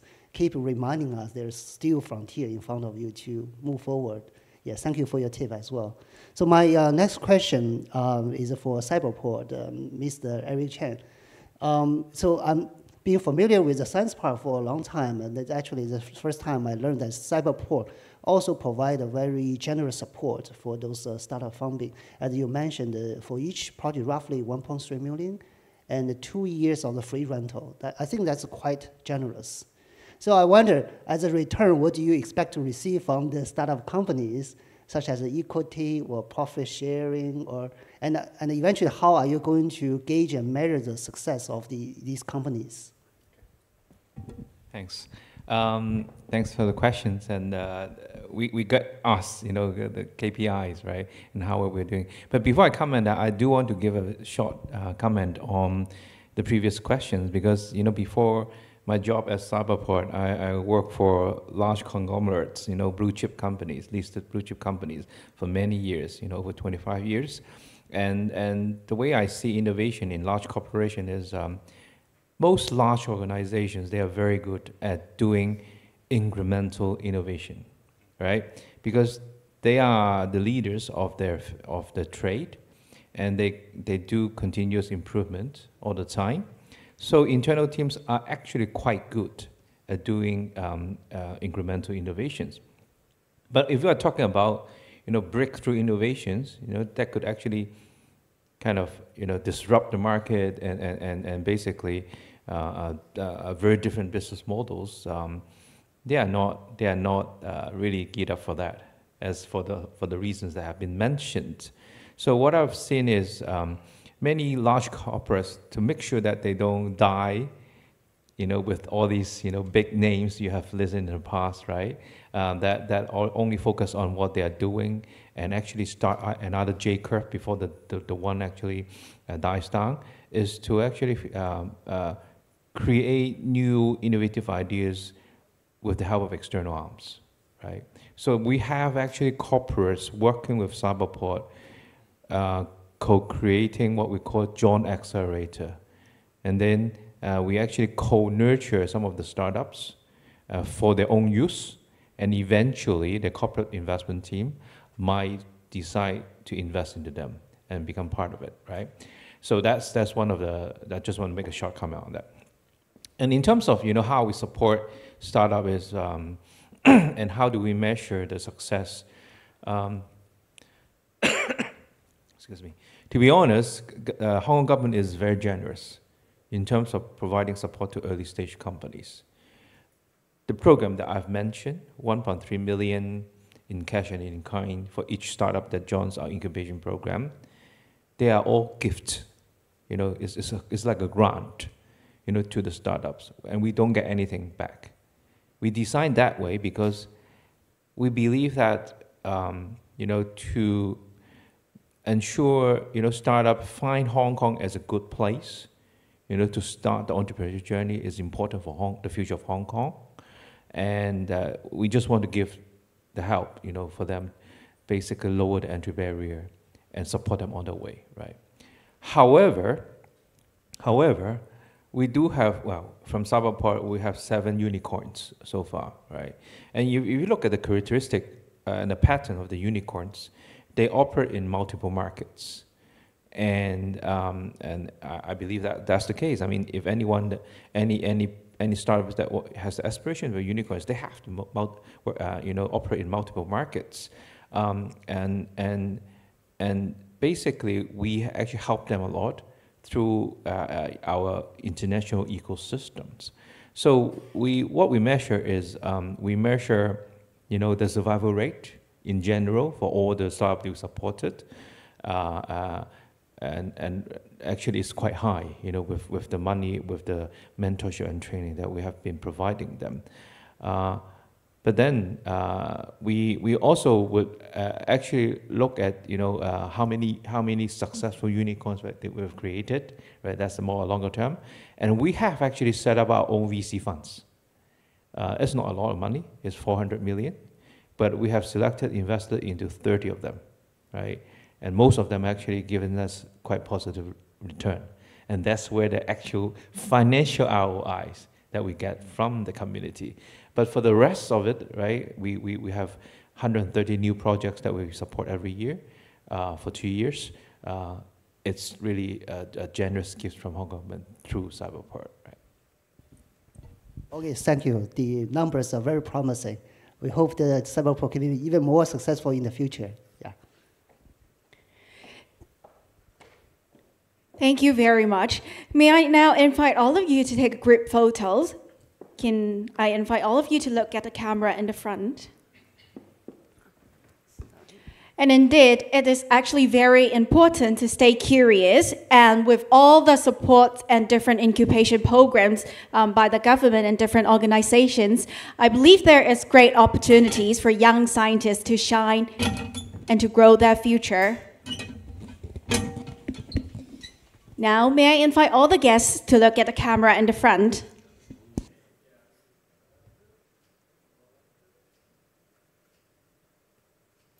Thank you. And this marks the end of this section. Please be seated. We're going to have a coffee break now. The next session will begin at 3:50 p.m. See you again soon. Thank you.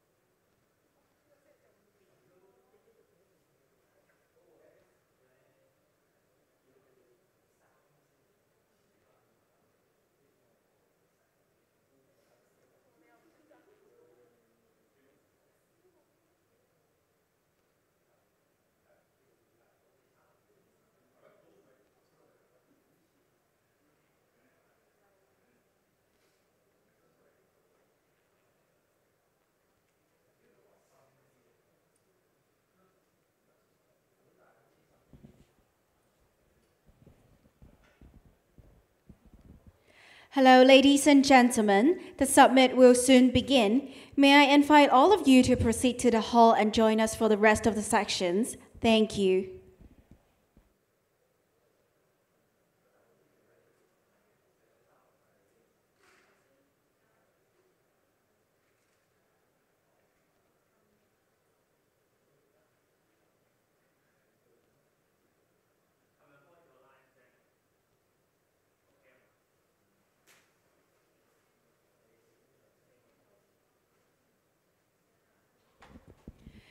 Hello, ladies and gentlemen.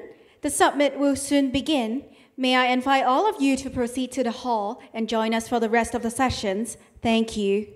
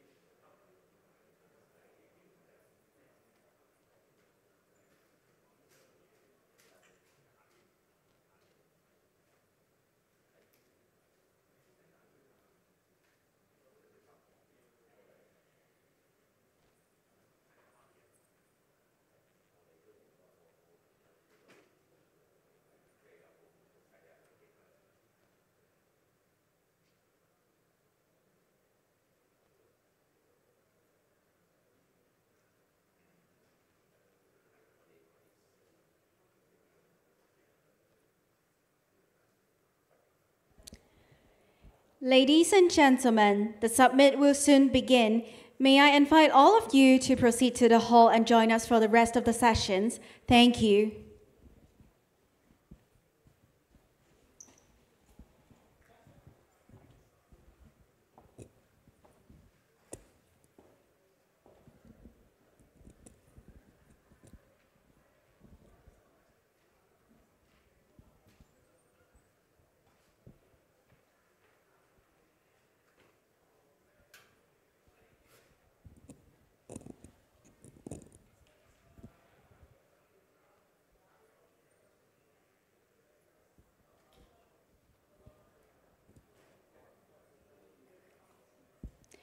Hello, ladies and gentlemen.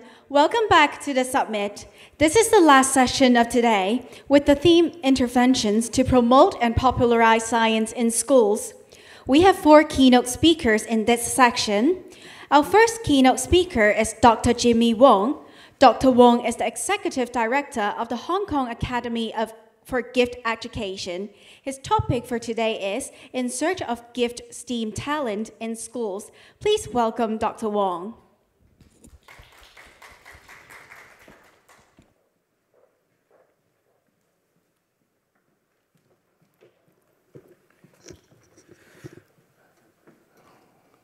Okay, so good afternoon, and thank you for staying, and thank you for joining. I noticed there are faces have been here since this morning, but also new faces just joined this afternoon.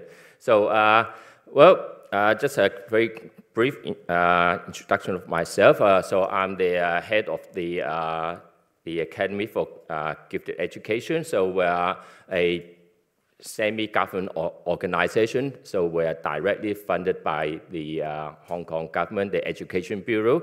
And we take care of students from the age of 10 to 18 years old, gifted students who are gifted in many areas, not just in STEM or STEAM, but in many areas. But today I'm going to concentrate on talking about STEAM education. Now, previously, before I was the head of this academy, I also worked in another NGO, another organization, and I've been in STEM education basically for around 20 years in Hong Kong now. So I work with many young scientists and innovators. So when I'm talking about young, I'm not talking about under 45 years of age. I'm talking about under 18 years of age, okay? So, so they start from very young. So I actually, in my work in the past 20 years, it's basically I search for, I nurtured, and I work with young scientists and innovators. And some of them are of course, have grown up now and are very successful. A number of them are startups in Science Park and also in Cyberport and other areas in Hong Kong. So today's my talk is going to be talking about STEAM education, which is a really quite big thing now in Hong Kong, especially in the past few years. Although, as I said, I've been working on this area for almost 20 years. No, so where are we going to search for these talents, which will eventually, hopefully, they'll go into universities and, of course, into research and also into industry. So we need to start young, okay? We start them young. And in my case, I start searching for them when they were probably in around maybe 8 or 10 years old. So in the classroom or where? Okay, so now normally when we talk about look for gifted people or gifted students or talented students, well, we normally look at their school reports, right? So that's the easiest way to ask the schools or parents, okay, let's look at the reports. And those who are top in the class, oh, you must be gifted or very good in certain areas. So let's look at my school report from 1976. That's when I was 10 years old. Yeah. Well, you'll be quite shocked. Well, out of 47 in the class, I was about 30-ish, so lower half, okay? And I'm not sure if you're familiar with the grading system. So if you ever see red, that means you failed, okay? And the subject I failed is in science, right?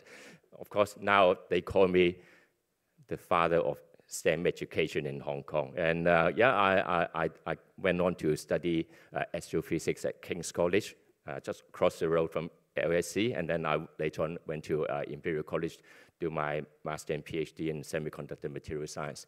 So, so if you look at my school report when I was 10 years old, you wouldn't think of me as being gifted or talented in science. But of course, later on, somehow, I managed to climb up the ladder in the right direction. Yes, right. Oh, so don't trust the school reports, okay? Now, so are we actually preparing our students for the future, especially the future now is changing so fast, and basically we really hard to say what's going to be like in 5 years' time or even 3 years' time, okay? Do you realize ChatGPT was born just over 1 year ago? Yeah, it was born last November 30th. So only just 1 year ago. So over a year ago, no one had actually heard of ChatGPT or hardly used. Of course, there are similar software around, but things are changing so fast. Okay. Now, this is a report that was came out only 6 months ago. Now, I'm sure you may have seen a similar report by the World Economic Forum that came out in 2020 about the kind of skills that we need to prepare for our children, for our workforce. But that has been overwritten, okay? 6 months ago, they came out a new report. I think that one of the reasons why they have to upgrade it so fast, especially in the past year, is probably because of AI, because some of the skills that they thought will be useful in a few years' time will not be as so. So what kind of skills that they think 6 months ago, right, that they think will be important for us or for our students in the future, okay? Now, of course, I'll only go through just the top few, okay? But creativity thinking is finally number one, and I'm very happy because in the past 10 or 20 years, that all the talks and workshops I've been doing, especially for children, I teach them how to innovate, how to become young scientists, young inventors. And the first thing that I teach them is creativity thinking, okay? But still, at the moment in schools, that is not such an emphasis. But finally, it's number one, because so far we know AI, even ChatGPT, is not creative at all, okay? So basically, creativity, I would say, is the red line for human beings, okay? So it's our last frontier, okay? So if AI can cross this line, then we're finished. so we have to keep that line, okay? So creativity is very important. And analytical thinking, of course, because we're bombarded with information, okay? From everywhere, every day, from everyone, okay? Yeah, from our parents, from our grandma sending us messages, okay, from the news we see. So we need to be very, very analytical of what we see. Things that we think are real or true can be false, okay? So even photos you see, even videos that we see, okay, can be false, okay? You may be seeing me talking on an interviews, okay? On the internet, okay? You can see my face moving, my voice talking. That can be fake as well. So nothing in this world is now safe and real, okay? Well, I am real at the moment, okay? Okay, but you have to be careful and have to be very analytical, especially with all this information. So analytical skill is very important. And also, of course, technological literacy, okay? Again, because of all the IT we have now. Okay, so you can study that from the internet, from the World Economic Forum. Okay, so why STEM education? So this is of course, this is in Chinese, but there's an English version, of course. This is actually came out in 2015 from our government, from our education bureau. That's when we really started formal STEM education policy in Hong Kong. So we want to really to let our students to be innovative, okay, to be interested in science and technology, and also very importantly, really to strengthen our competitiveness in society, in the world. Okay, so STEM education is really not just a simple education policy. It's really more of an economic policy, you can say. Okay, now and just a few weeks ago, our latest policy address by our government, by our executives, okay, and it even puts emphasis on STEM education. So I'm sure later on our next speaker, Dr. William, who from the government point of view, will talk more about our latest STEM education policies that's coming out. So when we're nurturing students, whether within the school or outside the school framework or formal curriculum. Now, teachers, I'm not sure there are any teachers here. Maybe some are watching. I know some of them are watching or will be watching later on the video. Okay, so this is a teaching method that I brought up several years ago when I started doing a lot of teachers training, because STEM or STEAM education is very different from the traditional science or math education that we've been used to in the past 100 years or so, okay? So, so when I started training teachers 6, 7, 8 years ago, so I developed different levels for the teachers to teach the kids, okay? It starts from the very basic and from level 1 and up to level 5. Now, this is actually the Education Bureau government actually put this into the actual formal curriculum to train teachers in that. Okay, so first, of course, is to enrich them, okay, to let them know the latest science, technology that is going on. Of course, don't just rely on textbooks, okay, or the formal curriculum, because they always lag behind, especially in technology. So far, I still haven't found a textbook in Hong Kong or in other parts of the world that teaches students how to use Zoom, right?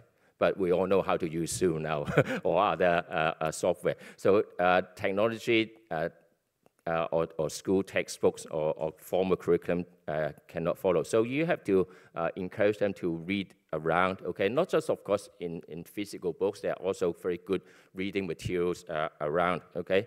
And then, of course, you need to show them the real thing, okay? Take them out to museums or even look around, explore around. So not just textbook or PowerPoint stuff, you need to let them see the real world, okay? It's just like level 1 is like reading a cookery book, okay? Level 2, you actually let them taste the food. But that still doesn't make a good cook. You need them to get into the kitchen and do the cooking, okay? So that's level 3, I'll call it, in my STEM education teaching method, okay? So they actually need to get their hands on, get their hands dirty to do the job, okay? Even in coding or computer science, okay? Even though it's in front of a computer, but they need to do and explore the coding themselves, okay? And not just the things that are just prepared from them, okay? And then for the next level, I would say you need to give them challenges, okay? It can be for kind of a competitions, okay, or some kind of projects, okay? You set them a particular task, okay? For them to build something or make something, okay, under certain rules and regulations, okay? You give them a certain material, certain time limit, and so on, okay? So that's kind of level 4, okay? So it's like the talk I'm doing now is a level 4, okay? The organizer set me the task and the time limit to deliver the speech, okay? And of course, they need to use their creativity, okay? So no longer just textbook stuff, they really need to think and solve problems. And then for level 5, that I would think will be the real genuine, okay, the stuff, okay? They need to look around to see what's the problems around the world, and they use their knowledge, their skills, their creativity to solve those real life problems, okay? So if they can do that, then I think that will be a very successful STEM project or STEM activities, okay? And they can do that young. Of course, after they make the thing, do the research, of course, they need to report them, okay? Basically, just like a real scientist, okay? And that's what they should be doing, okay? And of course, being a real scientist, they don't have to wait until they are 18 years old or 21 years old or 25 years old. They can do that young if you give them the right nurturing, okay? So the most important thing is to look around the real world, okay? And let me finish with just one real life example of a success story, okay? This is, there are actually 2 boys, okay? One of them is Simon. Now, his school report was worse than mine, right?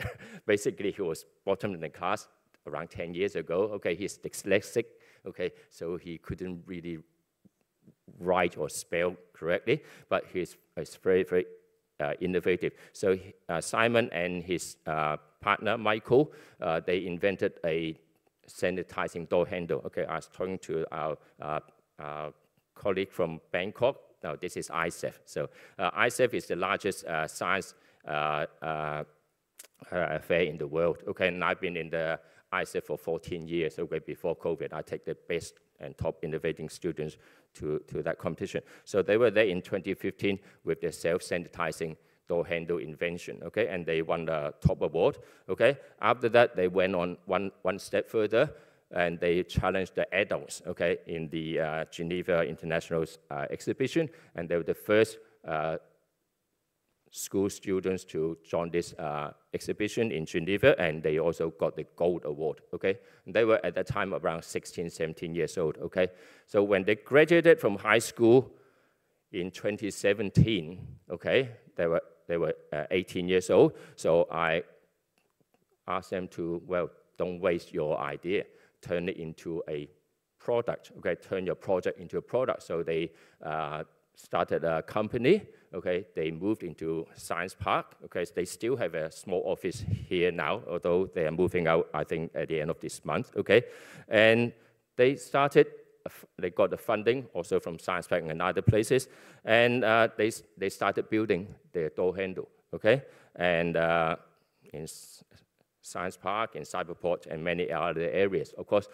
But I would say they got the product at the right time, because when COVID came, their businesses just keep coming, okay? So you can see their door handle in many places, in hotels, in office building, in government buildings, and so on, right?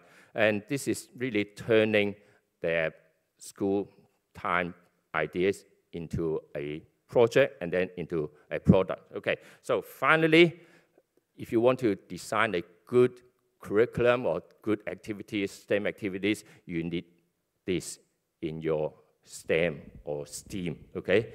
You need CHIPS as well. So what do CHIPS stands for, okay? Well, now they want A as well. Before it's just STEM, now the government wants the A as well, so you need a bit of put a catch up on, okay, to source it up. Okay, so basically you need to have creativity. So you need the students to use their creativity, okay?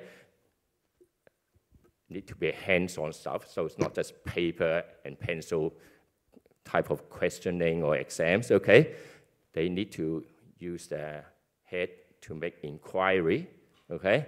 And finally, what do they use it for? Not for exams, not for competitions, it's for problem solving, okay? So if your curriculum or your activity, STEM activity, have those elements, then that should be a very good STEM activity. And if you, this is really for the teachers, if you want to grade them or assess them, which I don't often like assessing, but because sometimes I do competitions, okay? So sometimes I'll use this rubric, but this is my personal opinions, okay? So, but you see at the end there's 20% that I put it as others. So that means us, because to be a good scientist, you need to be a good communicator, you need good collaborators, okay? So not just make the thing, but you need to communicate and sell your products or your project to others, okay?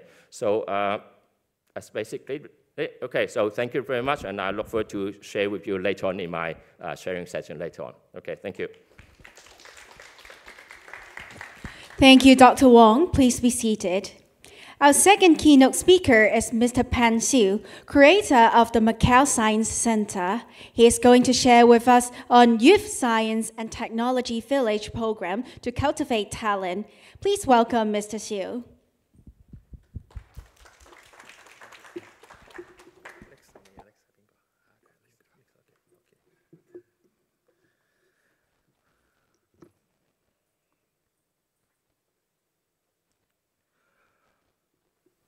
Okay, it's my great pleasure to be here to deliver a presentation. Okay, especially thank you, Professor Sam. Okay, thanks the organizer for the invitation.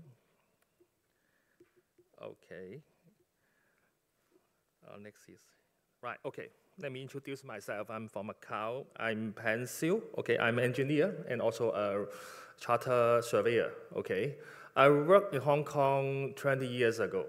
Okay, it's a long time ago. And I go back to Hong Kong because my, every week maybe, because my mother is a Hong Kong citizen, yeah. So, okay, I'm not only the creator of Macau Science Center, also I'm the council chairman of the Macau Association for Promotion of Science and Technology. And also the World Organization for Science Literacy, okay? So all this position is related to science popularization.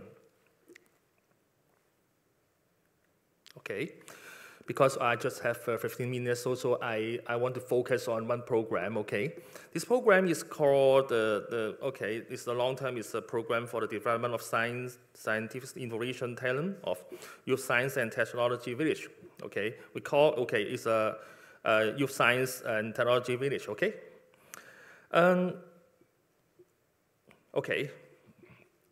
Because we want to encourage more students, okay, for Macau government, I received a mission from my boss. My boss, who is my boss? Oh, CE, okay? Okay, the chief executive, okay? Give me a mission, okay? To encourage more students to join the science and technology industry, okay? Because we want to have more industry. I want, maybe you hear 1+4 in Macau, okay, the industry planning. So I cooperate with the Youth and Education Bureau, okay, to launch the Science Technology Popularization Education Program for students. Okay, students are support, okay, to conduct scientific inquiry activities, okay, at the Science Center, and the science course for students of different grades and are designed to correspond to the textbooks, okay? The textbook is the official textbook from the Macau government. Okay, so the program for the development of science, village, okay, short term is okay. We provide some, STEM training, but this training is not simple training, okay? I will mention in the next. Okay, it's a long paragraph, okay, no need, I just, because the Macau government, okay, in last year, we position Macau Science Center. Under the leadership, okay, I have two bosses, okay, one is CE and one is the leadership and the coordination of the Secretary of the Social Affairs in Culture. Okay, it will cooperate with Education and Youth Affairs Bureau, okay, another government department.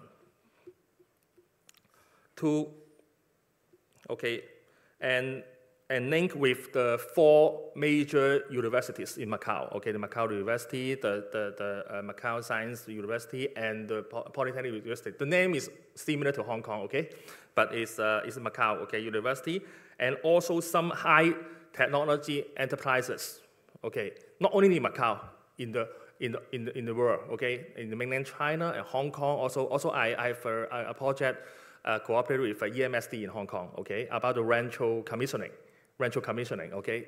Rancho commissioning is about how to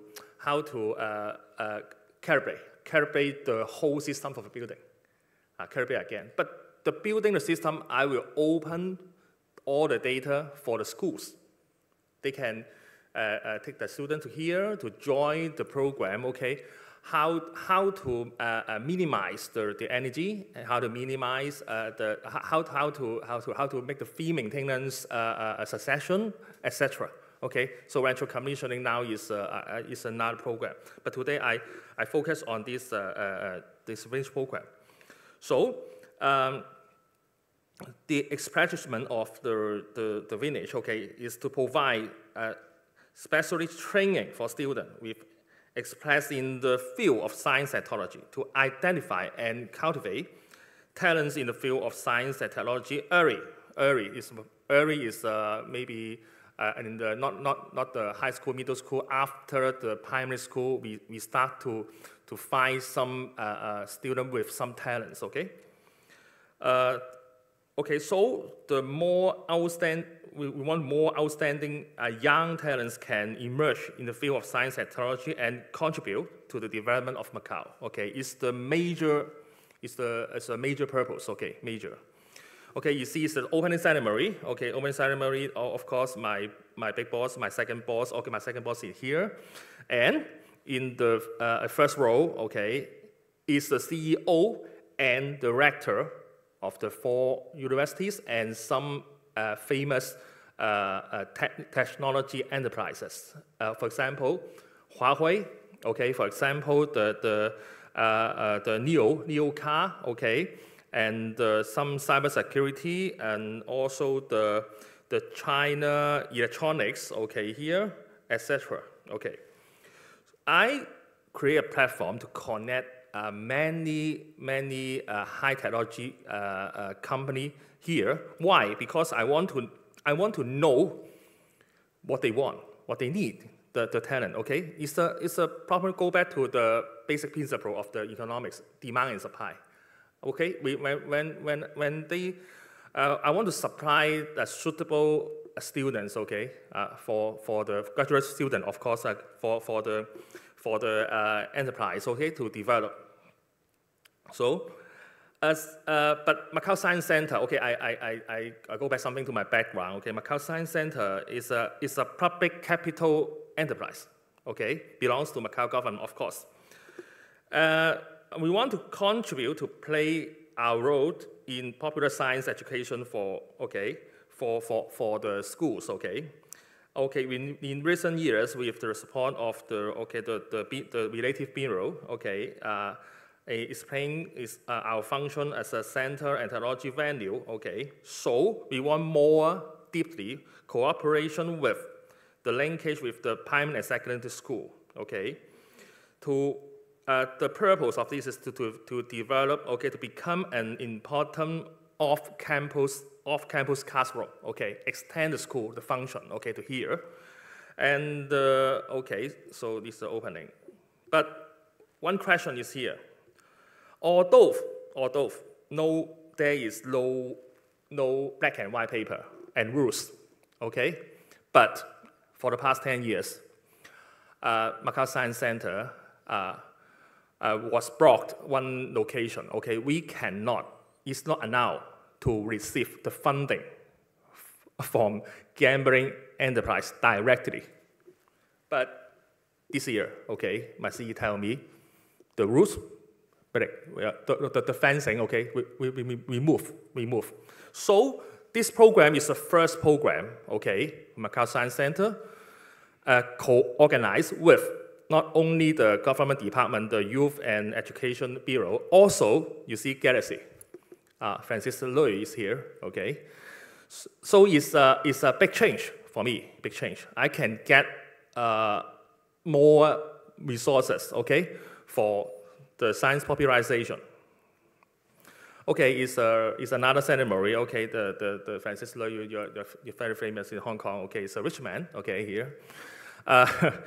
So the village program, co-organized with a gambling enterprise, the first time, What is the purpose, Because the program will leverage GEC is the Galaxy, extensive experience, talking about in integrated tourism management, advanced facilities and equipment also is very advanced in Macau.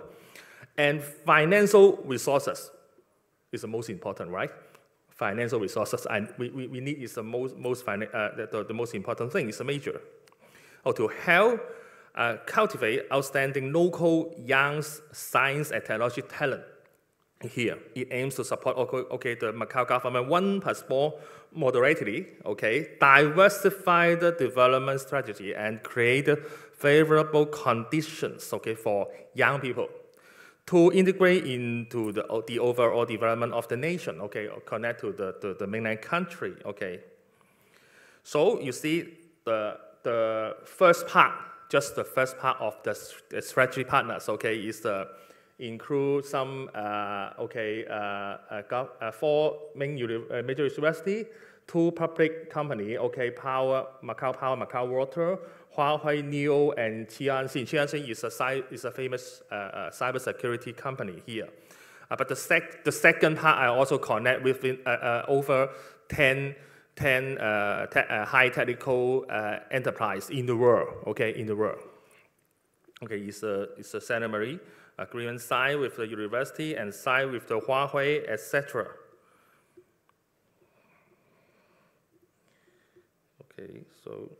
Here. I introduced some planning. It's a 3 years course. It's deeply integrated with the science and technology enterprise, and some scientific research units. What is some scientific research units? For example, the Key Lab, the National Key Lab. there are 4 national key labs in Macau.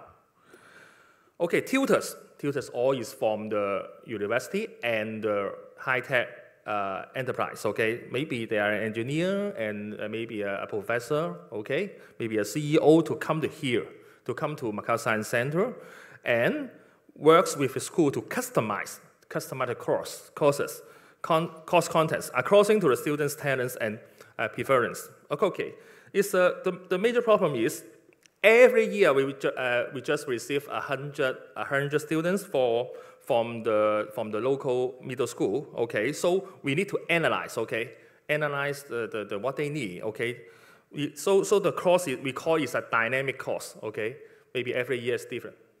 Okay, for just the 100 people. Okay, signed with the hierarchy unseen. Okay, for example, we create a battery swapping station in Macau Science Center. Battery swapping, actually it's the battery interchange, okay? Change the battery, no need to charge, okay? Immediately go and out, okay? This station is in Macau Science Center. This not only a station, it's also a scenario for education, okay? For the people to learn, okay, what is the EV, okay? What is how to design an EV, okay? So we also provide and change an exhibition center or change one space, okay, for the EV, okay, to show how to design an EV, how to maintenance, and how to create a prototype of a EV, okay? Okay, so it's a scenario the middle school cannot provide for them, okay? We provide for them with the high-tech enterprise. And also we create two labs. Okay, 2 labs is one is the Beidou satellite system, okay, international system, and international laboratory, and another is Macau ICT Innovation Laboratory. The second one is supported by Huawei. Okay, we have some special GPU and some special equipments for that. So I integrate many resources, okay, in the science center. The purpose is, okay, to provide different scenarios that different across, okay, is totally different, okay, with the middle school, okay, and this course is a very deeply linked with the enterprise for their future. So I want the student maybe they know how to set up the career path and set up the study plan, okay, for the future. Okay, it's a laboratory, you see. Okay, we have.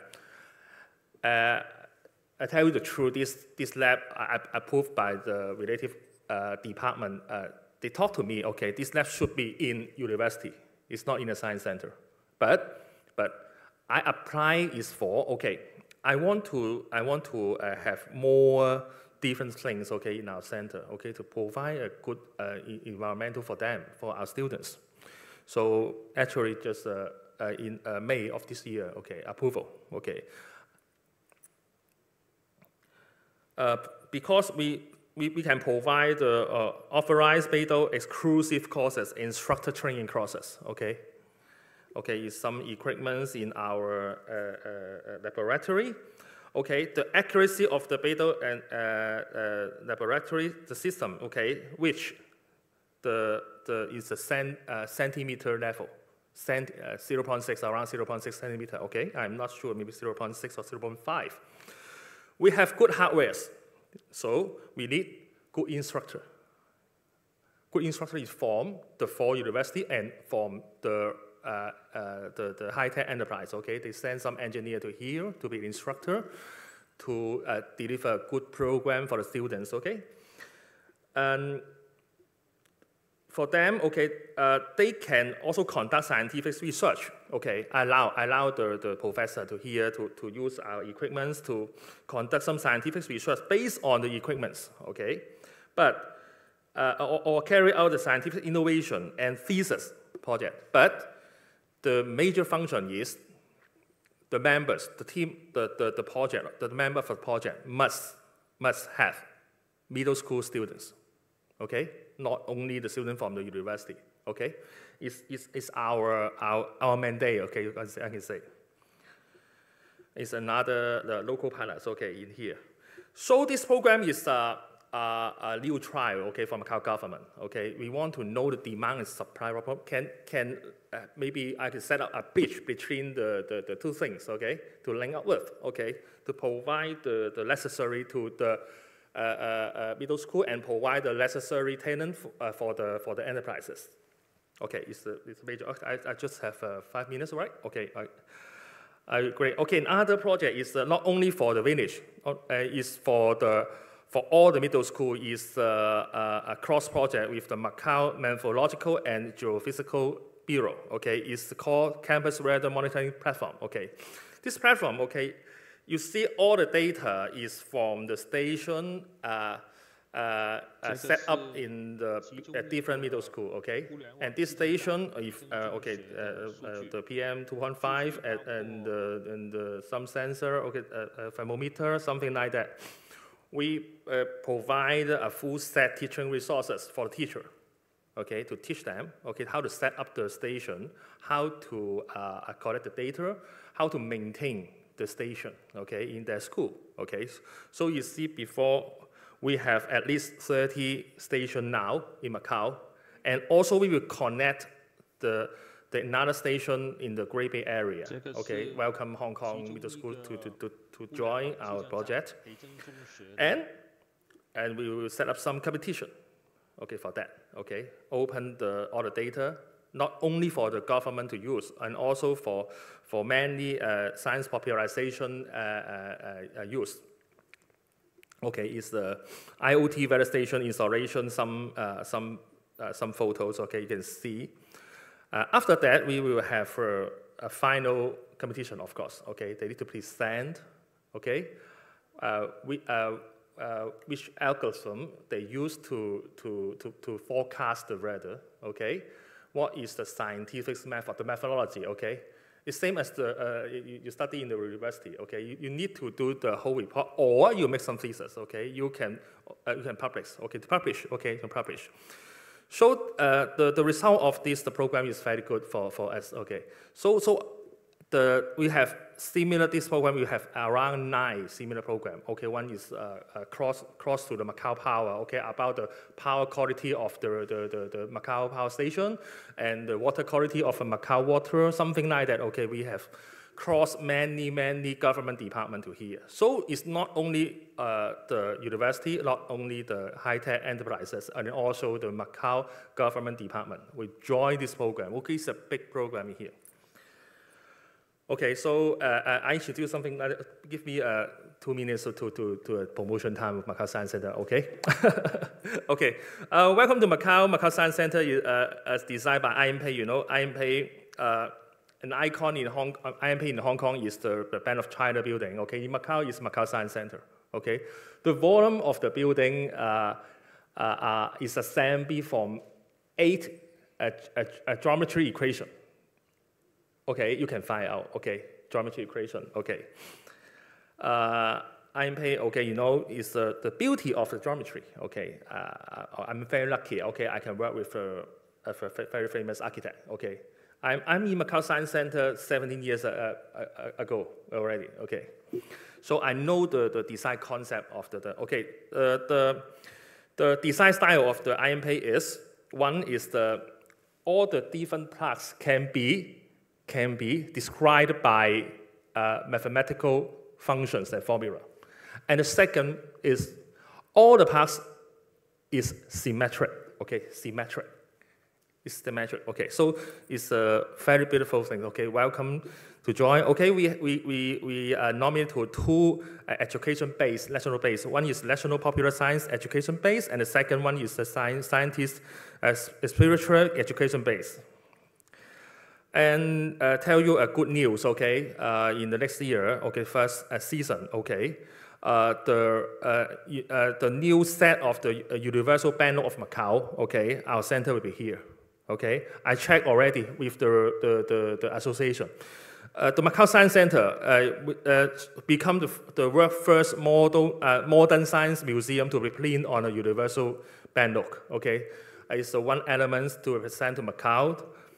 Okay, because the background meaning is on the way of development, we will continue to explore unknown areas, okay?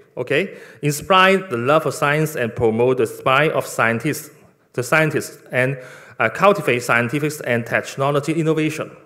Talents who love the country, of course, love the country and Macau in the future, okay? It's the morning light, it's the sunset, so welcome to Macau, and I invite you to visit our center, okay? Thank you.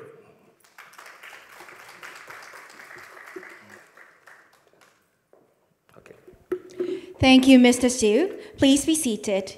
Our next keynote speaker is Professor Chen Chi-Teng. Professor Chen is chair of the Commission on Science Popularization of the Hong Kong Academy of Sciences and associate vice president for research and development research. Daniel C.K. Yu Professor of Science and Chair Professor of the Department of Physics at the Hong Kong University of Science and Technology. Professor Chen is going to share his view on science popularization. What exactly are we promoting? Please welcome Professor Chen. Oh, thank you. So let me thank the organizers for the kind invitation. I have to apologize that I'm recovering from the flu, so I don't have a good voice today. So I'm a professor in physics, and so what I'm going to talk about today would be somewhat different from the previous two speakers. We talk about practice, so as a professor, I talk about philosophical things. Okay, so please bear with me. So now, for science popularization, I guess it is obvious to every one of us here that it is very important in a knowledge-based society. Now, and I guess science popularization should go beyond the students in schools, because it is such an important topic in the society, and I think science popularization should have different target groups. So firstly, that should include the students, young people, and also actually mature people in the public, and also people in the government who actually control the policy. And now, if we are talking about science popularization facing different target groups, and then we have to ask ourselves, what do we want to achieve? And what do we want to promote? And there is no universal answer to this question, because it really depends on which group are we targeting. Now, what I'm going to say today is probably my personal view, and I would say that for students and for young people, and I think the purpose of science popularization is that we should try to attract more young people into the profession of engineers, innovators, science educators, technical people, and maybe a few of them become professional scientists. Now, for the public, then I guess it is quite important to empower the society and the people in the public in general with some basic scientific knowledge. And that is, I think, becoming more and more important. Now, I think at the bottom line is that we should inform the public of some risk that they are facing, and these risks, some of them are actually we have to face for the future of mankind. Now, for example, as scientists, we know that the global warming is coming, and it is probably more serious than we have thought of. And a lot of the people in the public doesn't really understand and what is going to happen if we do not deal with this issue now. And a lot of the public people are very, very scared of nuclear power. But a lot of them do not understand that without nuclear power, it is almost impossible to achieve carbon zero in 2050. And so the public have to be informed. And because being stakeholder in society, eventually they have to make a decision to see how are we going to move forward. And also, right now, because we are moving in the scientific age, we've heard about a lot of things. Some of them are very, I would say, promising. For example, stem cells. For example, genome editing, for example, AI, and so on and so forth. Now, are these advancements a blessing to mankind? Definitely they are. But for example, stem cell therapy, panacea for all diseases now, it's not obvious, right? Is genome editing good for mankind or dangerous? Is AI good for mankind or is going to destroy human beings? Actually, something like this, I think we have to tell the public. And of course, we also have to inform the policy makers, because at the end of the day, how much resources is the government going to put into science and technology advancement is basically a matter of policy, and they have to make an informed decision. And so if we can actually popularize science to them and make them have a basic understanding what is going on, then it will be actually very useful. So now, I'm going to talk a bit more about young people. And now, I think for young people in particular, those in schools, now they are already getting a lot of courses in science, in math, and so on. So I do not think that science popularization, you need to augment that much of the textbook material to them. And I think it is probably good if you can actually tell them that science is fun. Now, for those of us in Hong Kong, it may not be true in other countries, that if you talk to a lot of the students, most of them, including my own children, most of them would say that science is pure pain. It's very painful. And it is somewhat related to the way that we teach science and math in Hong Kong. It is a lot of drilling, a lot of exams, and so on, and it makes life really tough. But science can be fun, okay? So it depends on how we actually tell the students and the young people. And of course, we want to let the young people know that science and technology is important for the society and for culture and for human beings to advance to the next level.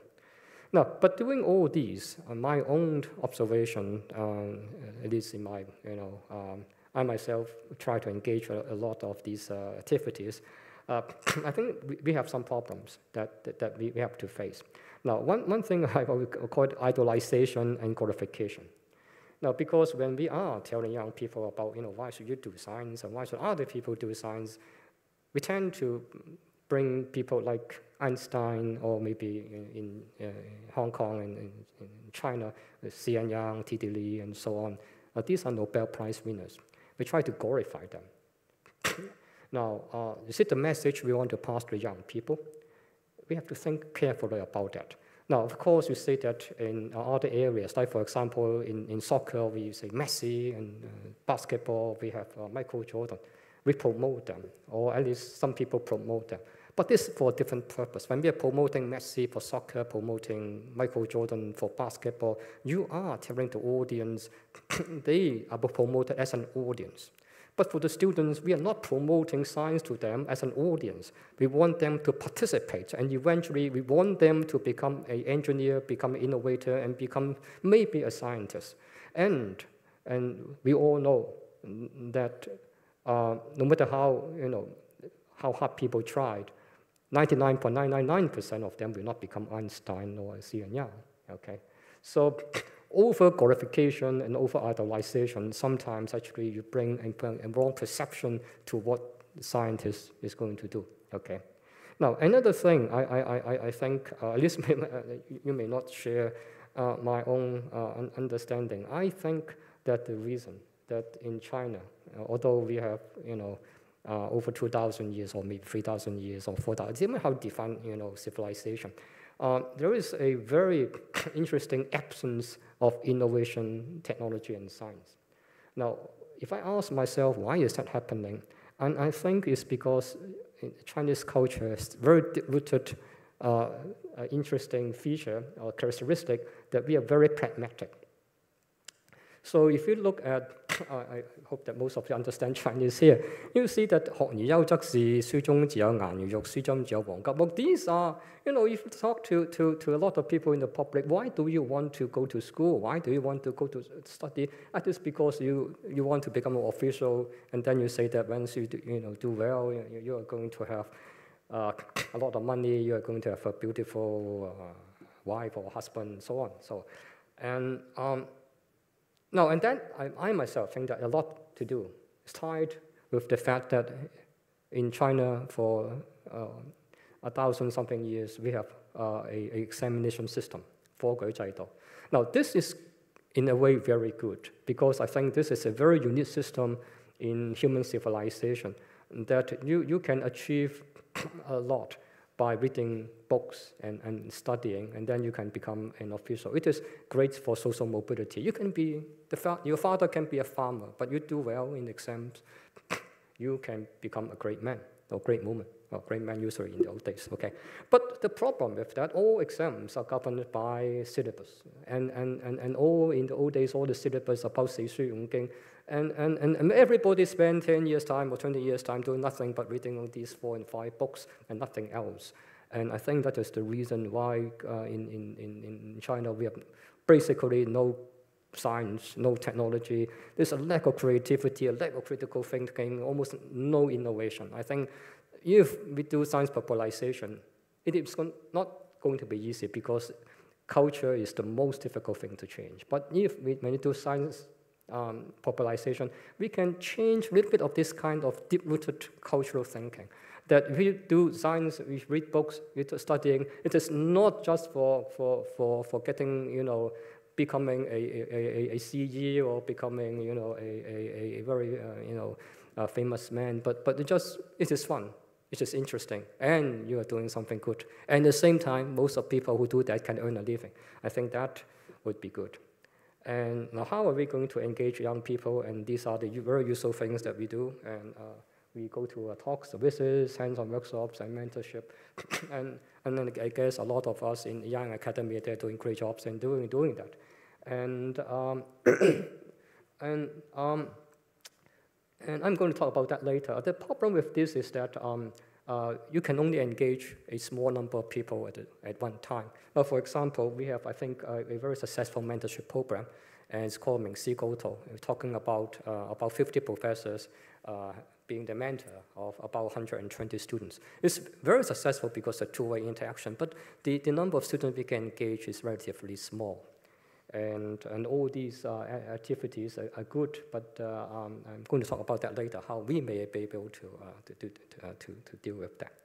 So with the few minutes, and again say that it is not only to the students, it's also very important to engage the public. And we have to promote science with simplicity. And very important thing, I think you have to debunk myths and disinformation. Because in a lot of times, the public, they do not really have a background to understand science. There's a lot of information out there that are either exaggerated or even, distorted.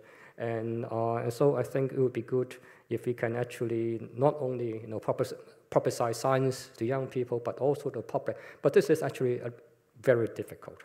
The reason of that being very difficult is that the public, a lot of them, they have little or no background knowledge. So students, a lot of them know something about science, but for the public, they don't. And the problem is that they have a very short attention span. Now, for students, you can probably have a big theater, and then I go to school. Sometimes you have 400 and 500 students. I can talk for them in an hour. I can do song and dance, some demonstrations. If they come to HKUST, I can do demos for them. But for the public, they are not going to go to a university to allow you to do demo. They're not interested in doing that. And they probably have about 5 minutes or at most 10 minutes attention span. Now, how do you actually, convey some new knowledge to them? It's not so easy, okay? And of course, we have to actually promote science to policymakers and the private sector. I think this is actually at least as important as the young people and the public. It is because if you do not have a partnership with the private sector, eventually a lot of these science inventions may not be put into use. And I think in Hong Kong, I think that is something a lot we need to do. And of course, we need to promote science to the policymaker, because at the end of the day, they have to make a decision to see whether they want to invest more or not in science and technology. There is one function promoted by HKUST, which is, I think, quite helpful. It's called Science for Lunch. Now, basically, we have a division they actually go to Central, okay, and they have some kind of buffet lunch that they will invite people working in Central, mostly bankers, industrialists, and so on, and from time to time also government people there. And then they have to have lunch, right? So we provide them a buffet lunch, which is a very good deal. So $100, you get a lot of very good food. And then one professor will go and then talk for 15 minutes and try to promote to them some new advances in science. And I think that works pretty well. And so with the remaining time, I would say that, as I have said, a lot of these science popularization activities, they are good, but they have a fixed time, fixed venue, and then fixed donation. And then no matter what you do, you can only engage a small number of people. And a lot of these activities that we are doing, it's not so easy to communicate with the public who have very little background knowledge and have no attention, very short attention span. So I'm thinking of whether, in the future, can we make use of modern technologies. Now, I think it would be great if this kind of activities can be two-way rather than a one-way flow of information. But if you want to have an interactive kind of thing, I do not think that the professors in Hong Kong will have the time to do that.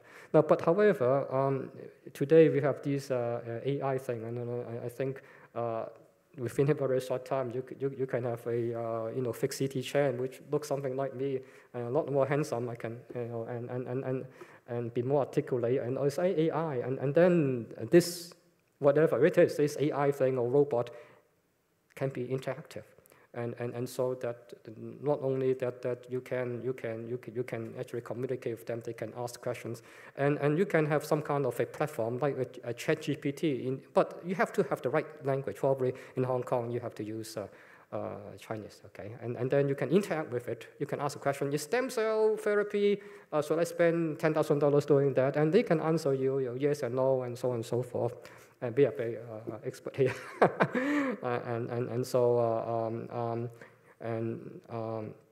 So another thing I'm thinking is that it might not be a bad idea to see if the society can afford to have a few full-time professionals who do science communication. Now, I noticed that in the past couple of years, there are people who make their living become a YouTuber. I don't know whether they can make a good living or they can barely support themselves. Now, if people can make a living, be a YouTuber, some of them do nothing but teach people how to cook, right?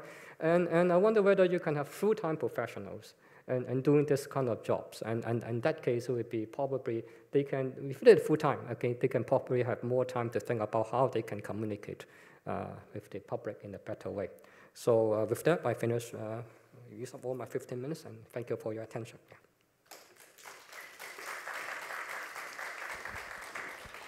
Thank you very much, Professor Chen. Please be seated. Last but not least, our final keynote speaker for this section is Dr. William Lam, Chief Curriculum Development Officer, Science of the Education Bureau. He will share with us on the topic of empower our young generation, enhance promotion of STEAM education in primary and secondary school. Please welcome Dr. Lam. Yes, nice to see you all. Thanks for invitations by Professor Wilson. Today, happy to be there.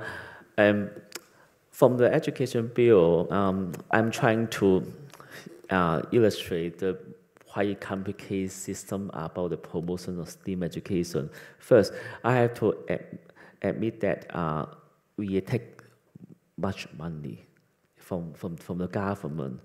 And this year, in the policy address, we have an item get the highest funding just for primary science.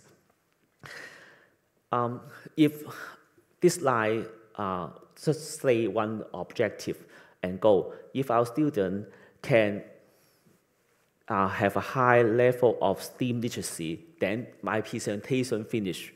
What STEAM literacy is about, not just the first sentence. It is not just about the knowledge skill value of math, science, technology. It's more than that. students after 20 years of education or beyond, they should have kind of ability to comprehend the question and propose some solution by integrated use and application of knowledge, and to tackle some daily life problem or some career-related issue for them. We have a long way to achieve this objective, but every student have different kind of process toward it. That means if we set this is our target, we move toward it. The triangle, the tripod here is important to Hong Kong, and these ideas originate from our country.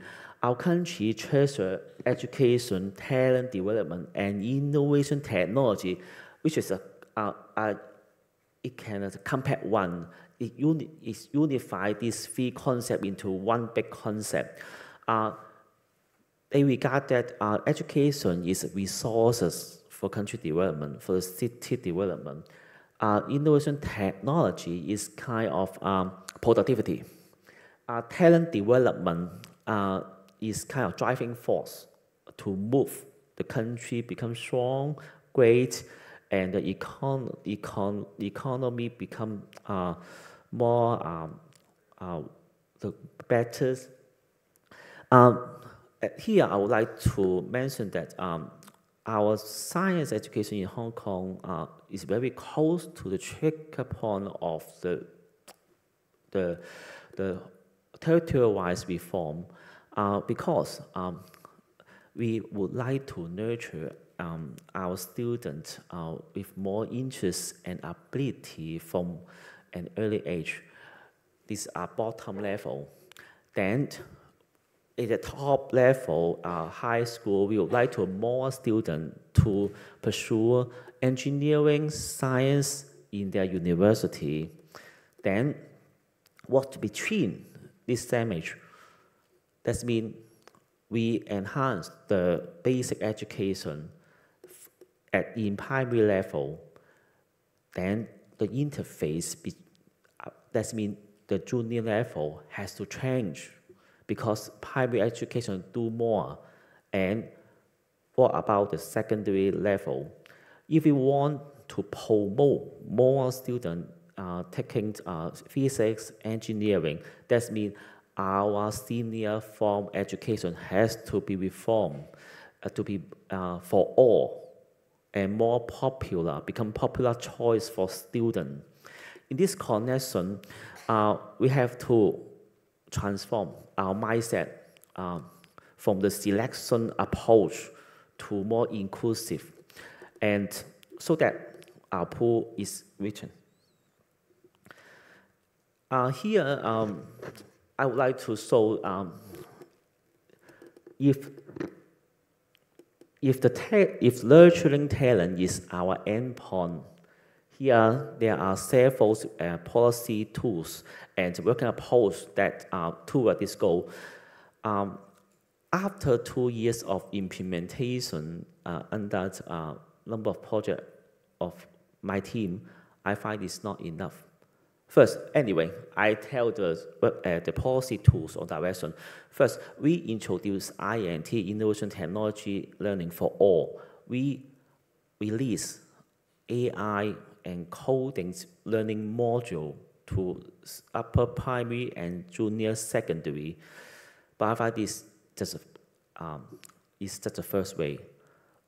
We have to do science in parallel. And then we would like to strengthen the knowledge foundation in science and math and tech. And just by inquiry approach, more design and make activity, more mathematical modeling for students, you may find that the upper two rectangles, what we can do by education bill, by school, but the bottom rectangle is not, we cannot do it very effectively. We need scientists like you. We need commercial sector like some famous tech enterprise in China, even in OpenAI to help us to achieve this. We like to more pull program to pull students out of the classroom for them to experience what real world happened. And we would like, for the atmosphere, is intangible matters. We need more encouragement, more activity, more competition by the sector. Our education bill cannot do much for the upper two rectangle. It's all by the whole society, all our islands to do this. But even with it all four rectangle, we can nurturing talent. But what is talent means?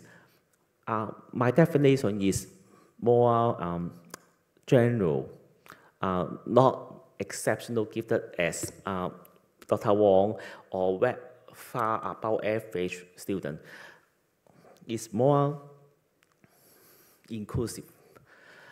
In the past stage, just like my year of studying in primary and secondary school, we have no concept about talent. We have just concept about exceptional talent. Then we treasure the students from the average ability, but they show interest in doing science, in learning science. So we position talents is someone who loves science, who would like to learn more science. So if we want to make our cake a foundation of people bigger, we should position what is talent mean. We need to nurture students' interest and ability from an early age. So once they show that interest and demonstrate some kind of ability in either text, math, or science, or even they would like to commit themselves to the science-related career, then we should provide more of them, invest more on them. So that's what education should do. Once we do this, then our objective of nurturing talent can be the public good, can serve the whole community. We can promote the literacy of the whole population. This is also our national mission. We promote science literacy of the whole population. We then have more people with high employability for STEAM sector. Okay, but there's a missing link that I can't deal with even my colleagues, how much money we commit to it. This how we make our talents to experience how learning STEM relate to their STEAM in future. Even students now, they know how STEM is applied in daily life. They find difficult to link up with their future, their career, their dream. Maybe this relate to the Hong Kong economic structure, but even I find the INT culture in Hong Kong is dramatically improved and even very positive. Students find that they difficult to articulate to their STEAM in future. Maybe it relate to how many science subjects they take in senior form. Even if they haven't taken any science elective, they cannot articulate themselves into university with engineering and science discipline. If they haven't taken mathematics in their high school, they find difficult to pass engineering degree. So this is we need to now optimize and more encourage for them to learn more engineering and math. And at least we should encourage students to take one or more science or mathematics elective in their high school. Once we achieve that, even they don't intend to pursue science or engineering degree, but they can be with our reserve. Our reserve to serve startup, research, they have scientific mindset, STEAM literacy to promote, to help other economic development or help their own career. Okay, after we've identified our shortcoming, we can know what to enhance.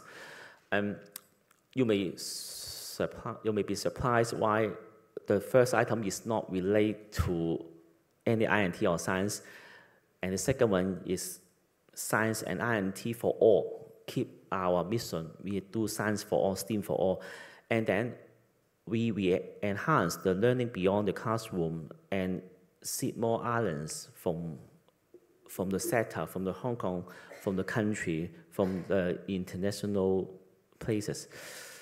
First, we need a backbone. This backbone is to make the policy, make the thing to be put in place. Doing education cannot totally rely on AI and technology, but we should rely on people. We need to have a leader or coordinator, maybe the one to help accountability, to ensure the school is doing a holistic plan and organize a quality STEAM activity or curriculum planning for the quality education for students. So this coordinator have to help capacity building, coordinate training for their teachers, and make good use of resources from the government, from the community. After we have someone to take charge, we have a professional team, a professional teaching force. Our government has set out 75% of publicly funded schools should arrange their teachers to take some professional courses training within these 2 years. This kind of professional capacity for school. These are appetizers. Last year, we promote INT for all by introducing AI module for school. Now, I can happily announce that we achieved this objective 2 years before. It's quite fast in terms of policy, implementation. In these years, we introduced primary science. In primary science in primary school, we have quite refreshed idea. We don't put focus on hard knowledge. We put curiosity in the highest our priority and position of the curriculum rationale. We would like to students happily learn and apply, and because we would like them to innovate their futures for themselves and contribute to the society in Hong Kong. We have numerous interesting topics here, because we would like to make a better interface between the secondary school learning. It should be highlighted that we now formally introduce engineering and design mix in primary level so that their creativity can be unleashed and have a stronger sense of engineering and scientists. For example, they could use microscope, then students feel very excited because we have strong sense of feelings about scientists. We promote aerospace so that they can think in their imagination beyond the Earth and appreciate beauty of space. We not just do in the primary level. We promote a STEAM learning module. We tactically compare so long time of curriculum from few years to just few months. Government shoulder the curriculum resources development. We would like focus on engineering, not just primary. In the secondary school, we do engineering activity. We focus also on mathematical skills. Please look at this in junior form science. We add innovation and technology element into our curriculum. And this area will become ever evolving using IT, digitalized learning in science. It's not the concept. is already come into reality in our policy address, and all the material has been issued to the school. Engineering design, we have solar panel. We make the learning more lovely by asking students to design a house for their puppy under very hot weather and to protect their dog. We use some kind of sustainability topic into our mathematical skills. Make it something gel it together to learn it with fun and in integrated approach. We make all learning material handy and useful. Just 2 or 3 lessons can taste what's innovation and technology. We make AI science together. For example, yoga with AI, some solar harvest, energy harvests. And again, we have a full set of material developed by Just Filman. And quite strong sense of engineering. And some related to health science by using AI, by using some science concept and technology.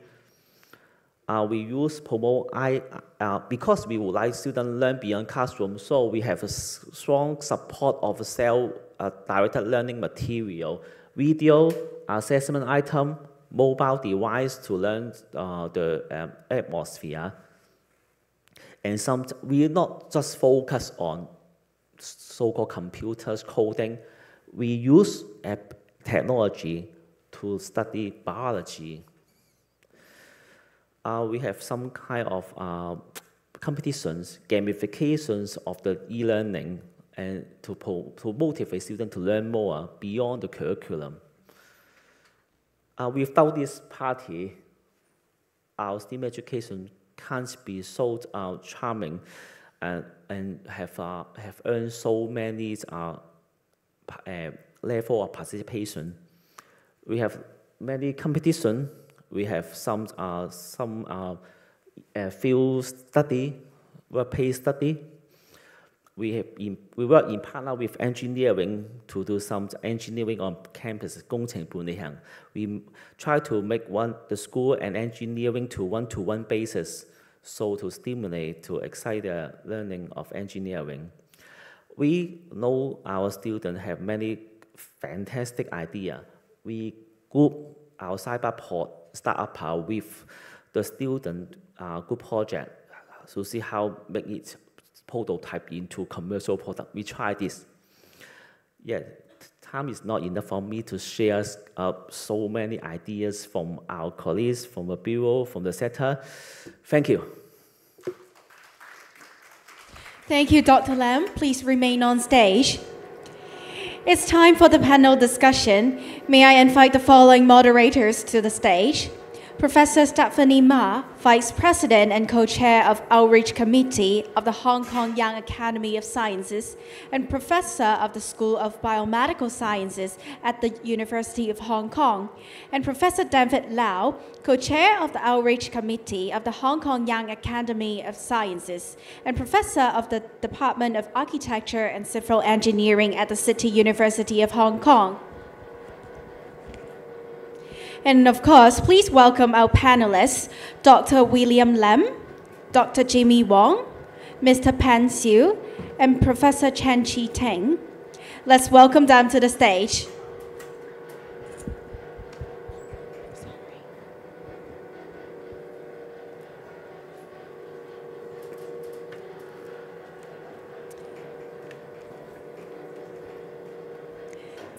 May I invite our panelists to take a seat on the stage? And I'll now pass the time to Professor Ma and Professor Lau, please. Thank you. Thank you very much. Hi, everyone. Good afternoon. My name is Stephanie, and I'll be co-moderating this session with my fellow Young Academy colleague, Professor David Lau. So thank you to our 4 speakers for the very inspiring talks. I can see and feel that passion of yours in science education and science popularization. I guess I'll kick off this discussion with a more general question is, what actually ignited your interest in the very beginning in science education and science popularization, right? Because I see that, you know, some are trained in physics. Jimmy, you did physics and semiconductor material science, so it's not in that area, right? But, you know, what was that thing that ignited your interest in the very beginning? So. Okay, it started over almost 30 years ago from not a very happy, or I wouldn't say happy, but it wasn't a good experience. That's when I came back to Hong Kong to work at the university. I wasn't a lecturer at that time. Actually, I was a postdoc, and I had to help to mentor the postgraduates, like PhD, master students, okay, in their research.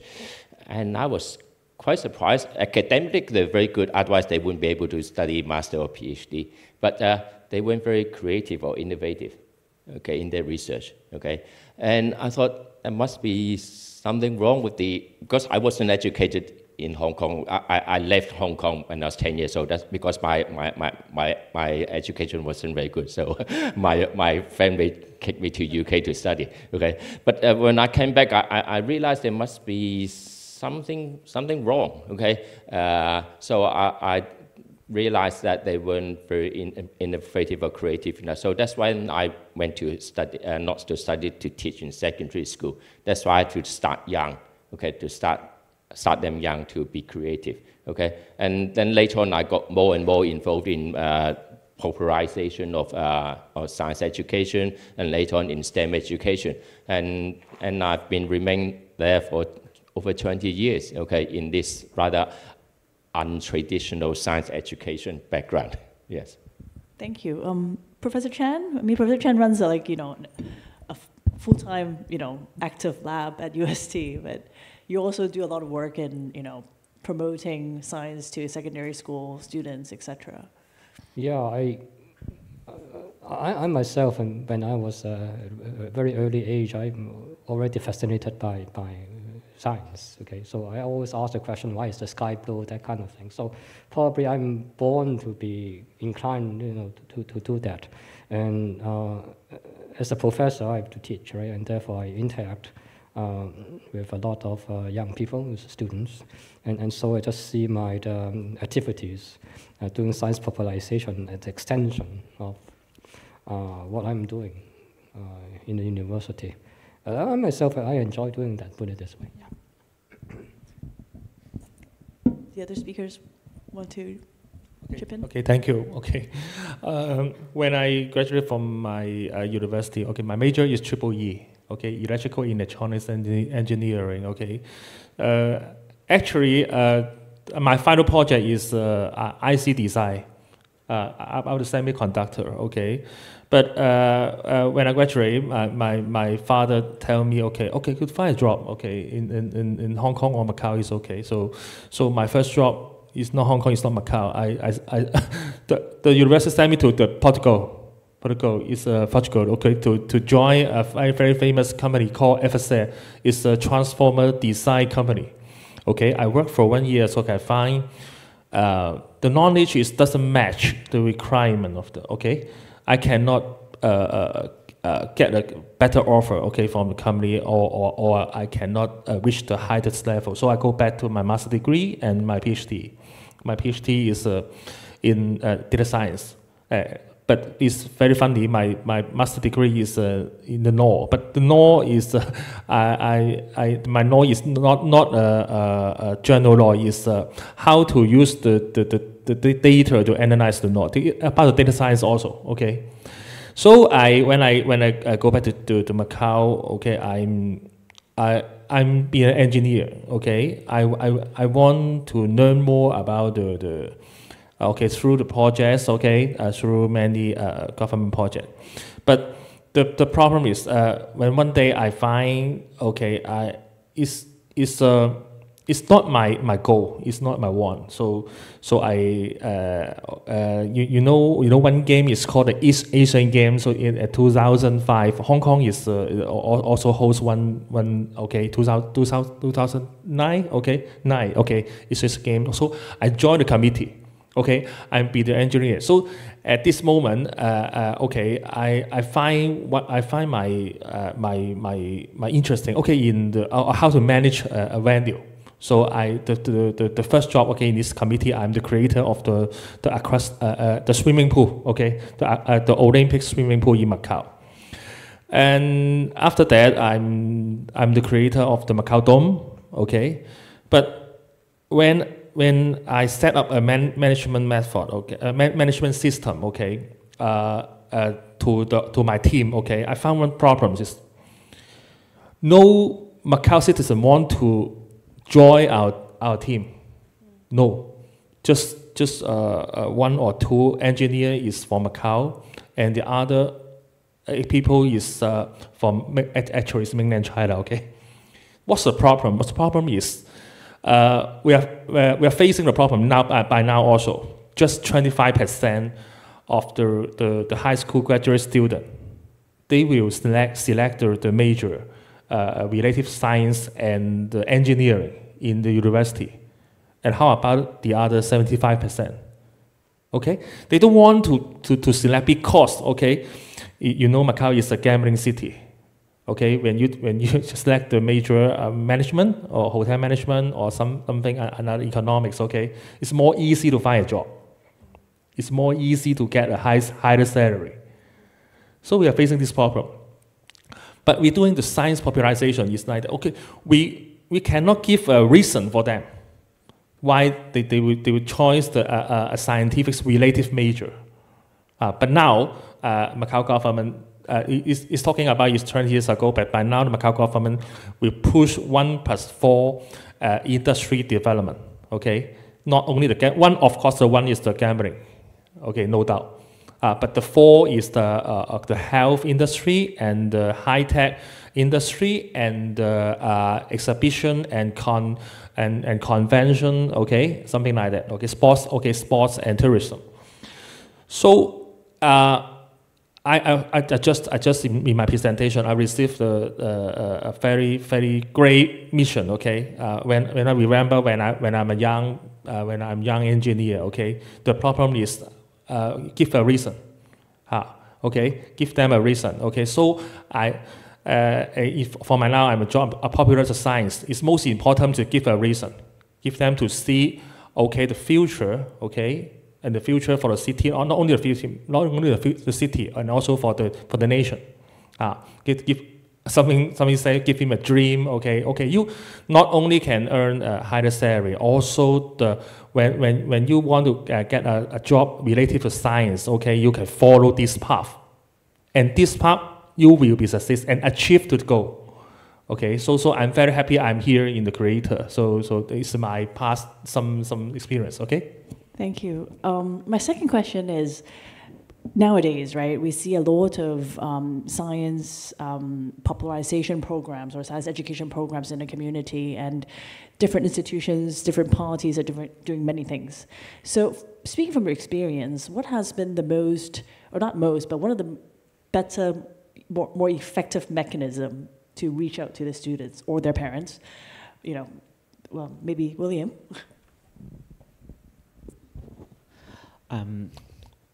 I think the parents should open their mind that learning science, the success of learning science is not limited in the paper exam, but beyond the classroom and beyond the lesson time. We now emphasize learning time. The learning time can be fun, can be full of fun, can be joy, can be in partnership with their sister, classmate, even doing it with parents. Once they make the learning science with their life during the weekend, then becomes their habit, becomes what their daily life they went to museum, went to science park, become more of their long, become routine, then everything onwards will be easier. Also, we should, from the system, we have to recognize, actually we recognize schools should do quality STEAM education for their students, even in district-based, local-based, international basis, or even introduce more scholar, academic scientists, or alumni with engineering background into school, make the atmosphere baked and more positive, fostering. That is a basics and the foundation pillars for promoting science as important as doing physics, chemistry, integrated science. Yeah, I think so. Just policy promotion. Government already set up a KPI for school. Schools have to do a quality STEAM activity for their students. Yeah, we should line up many alliances from university, from the commercial enterprise, from NGO, from some maybe we can expert pool, and to do the science, orchestrate the issue. Yes. So integrate it into their everyday life. Everyone has responsibility. Yeah, Jimmy. Okay, I don't know whether any of the audience are young enough, but around 14, 15 years ago, I was on TV every Monday afternoon. I was doing a children's program from about 4 p.m. to 5 p.m. So every Monday afternoon, I was given a 10-minute slot to talk about science topics, okay, around 10 minutes, and to children and the public, of course. And that was actually good training for me. It was voluntary work. TVB didn't pay me, but it's good experience for me to communicate to the public, especially young children, on some very technical and abstract ideas. So that was quite enjoyable. I did that for several years, and later on I helped them to develop other science programs, okay, including one program called Ask Master Show, Man Master Show. It's still being replayed on Sunday morning because I saw my name because they wrote the credits. So I was the consultant for that program. And after they finished that program about 10 years ago, the director, the producer asked me, how can we further popularize science to the public? I say, if you really want to popularize to the public, don't do it just on the weekdays after school. You have to do it on Sunday, Saturday prime time. So I started to give them the idea, which later turned into a very popular program called Streetwise Scientists.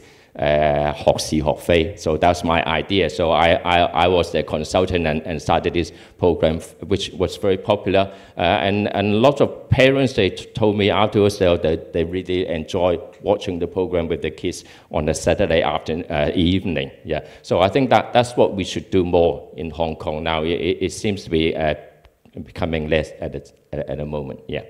Amazing. I didn't know Hock Fei was your creation. That's right, Thank yes. you. I'll pass it to David. Okay, great. Thanks a lot, Stephanie. And thanks a lot for all the speakers coming. In fact, I feel very glad that we have so many passionate professionals to work in this area. Just now, we talked about there are some difficulties still when promoting science in local schools, primary school or secondary schools. If we really figured out some talent, I think, is there any good comments or some highlights that we can really pick up these students to assist them more from the government perspective or from the gifted education from Dr. Wong? Is it really difficult to really help them further? Because, you know, it's very difficult to become scientists. Is it really something that we can work something more in this area? So I really want to have the expertise insight in this area indeed.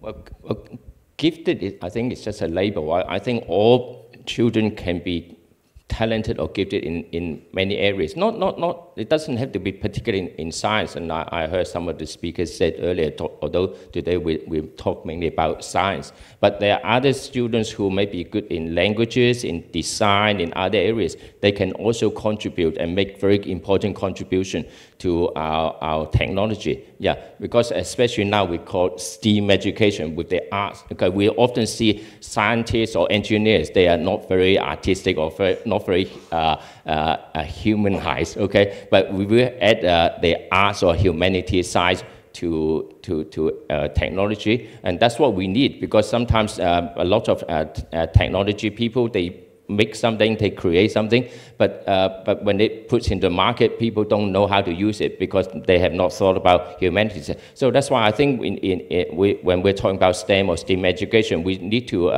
give every children a chance to contribute. Okay, so not just in those who are strong in science or in engineering or mathematics. So so I think that's why I said STEAM education or gifted education really should start for all at a young age. Yeah.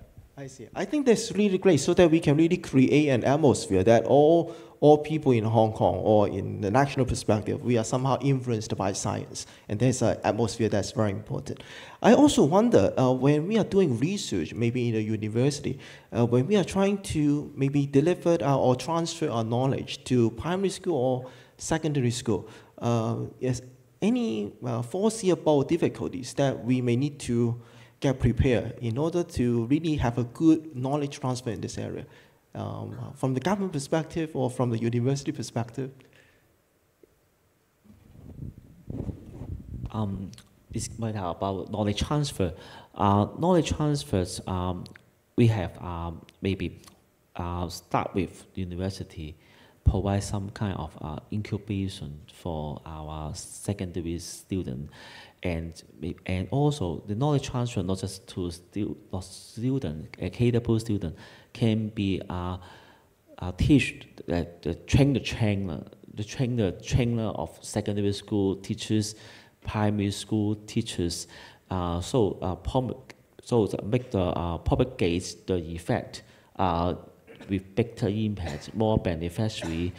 Also, our students need more a chance to be inspired, to be enlightened.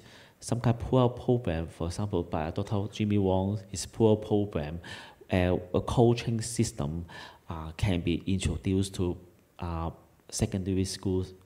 Maybe students no need to be so exceptional gifted. Even they have a so keen interest, have some kind of potential, we could offer them a chances. I know some state labs or some medical school offer chances for maybe course tasters. These courses is so eye-opening, and maybe not just knowledge transfers, is kind of enlightenment, kind of maybe adaptation for the adjustment of their expectation. Yeah, I know scholar may have more experience about that. Yeah, maybe share more. Yeah, Professor Chen, do you have any comments that from the university level, when we are really doing some new research, will you really encounter there any step obstacles to really doing it fast to transfer knowledge to the primary or the secondary schools?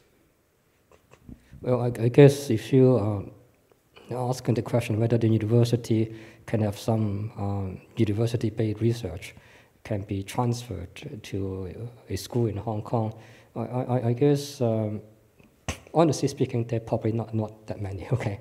But I guess presumably people doing AI research can actually work with the educators in schools, and to have some kind of AI-assisted kind of teaching.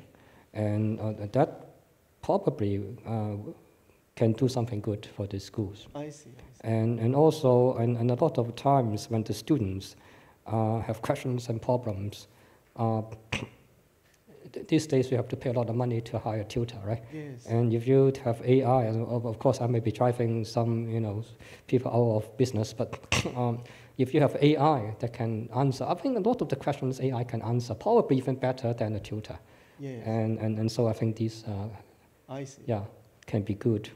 And another thing I think might be useful is that these days a lot of things doesn't have to be real. It can be simulated. And my own feeling is that the world is going to change. In old days, as a scientist or engineers, one prerequisite is that you have to know how to solve differential equation, that kind of thing. And right now, I think that a lot of these things, you don't even need to do that. You just ask ChatGPT, they can write a code for you, and they can, I think in a few years' time, suppose if I want to design a microscope, I do not need to know the Nernst equation and do not need to know Maxwell equation. You just say that I want to do, and then you just have some innovation. And then, there will be an AI program that can help you to take care of the details. I guess if university people can have some kind of a user-friendly app that can simulate something. For example, if a student have an idea, I want to design a camera, okay? And so we have some ideas, and then that AI thing can interactively simulate to see whether the idea works or not. And I think that can, first of all, it would be interesting, it would be fun.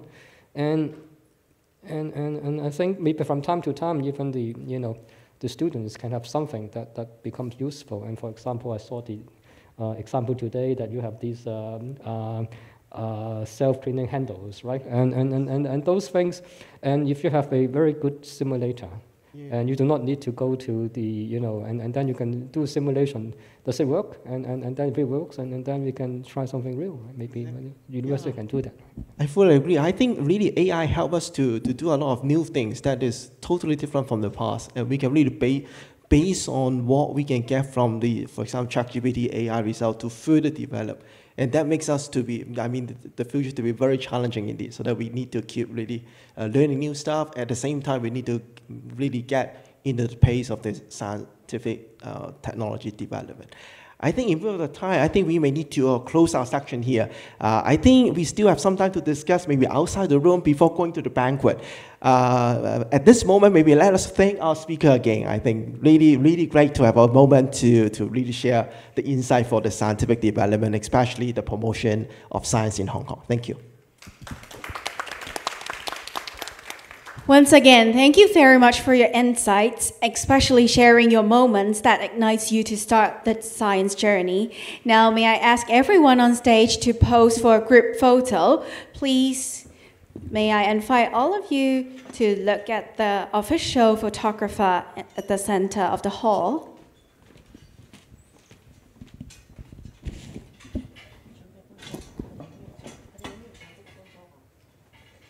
Thank you very much. Please be seated.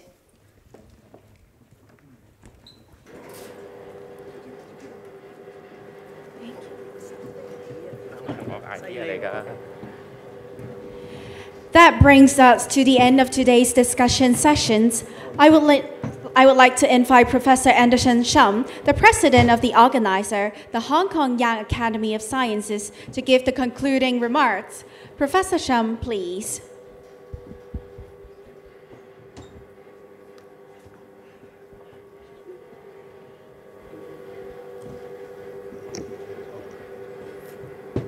Good afternoon, colleagues. Thanks so much for staying till this late, but I'm sure that you're like me. After staying the whole day, you won't feel disappointed because you've seen a lot of very encouraging and very inspiring, stimulating discussions like I did. So please join me to thank again to all the speakers, panelists, moderators for sharing a wonderful day with us all.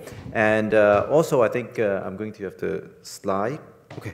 Yes, I also like to thank our co-organizers, the Greater Bay Area Homeland Investment Limited and Greater Bay Area Homeland Youth Community Foundation, as well as many of the funding organizations and also our partners, Innovation and Technology Commission, Hong Kong Metropolitan University, the VTC, Lingnan University, the Chinese University of Hong Kong, the Hong Kong University of Science and Technology, the University of Hong Kong Technology Transfer Office, the S3, Cyberport, Science Park, and the Hong Kong Young Industrialists Council.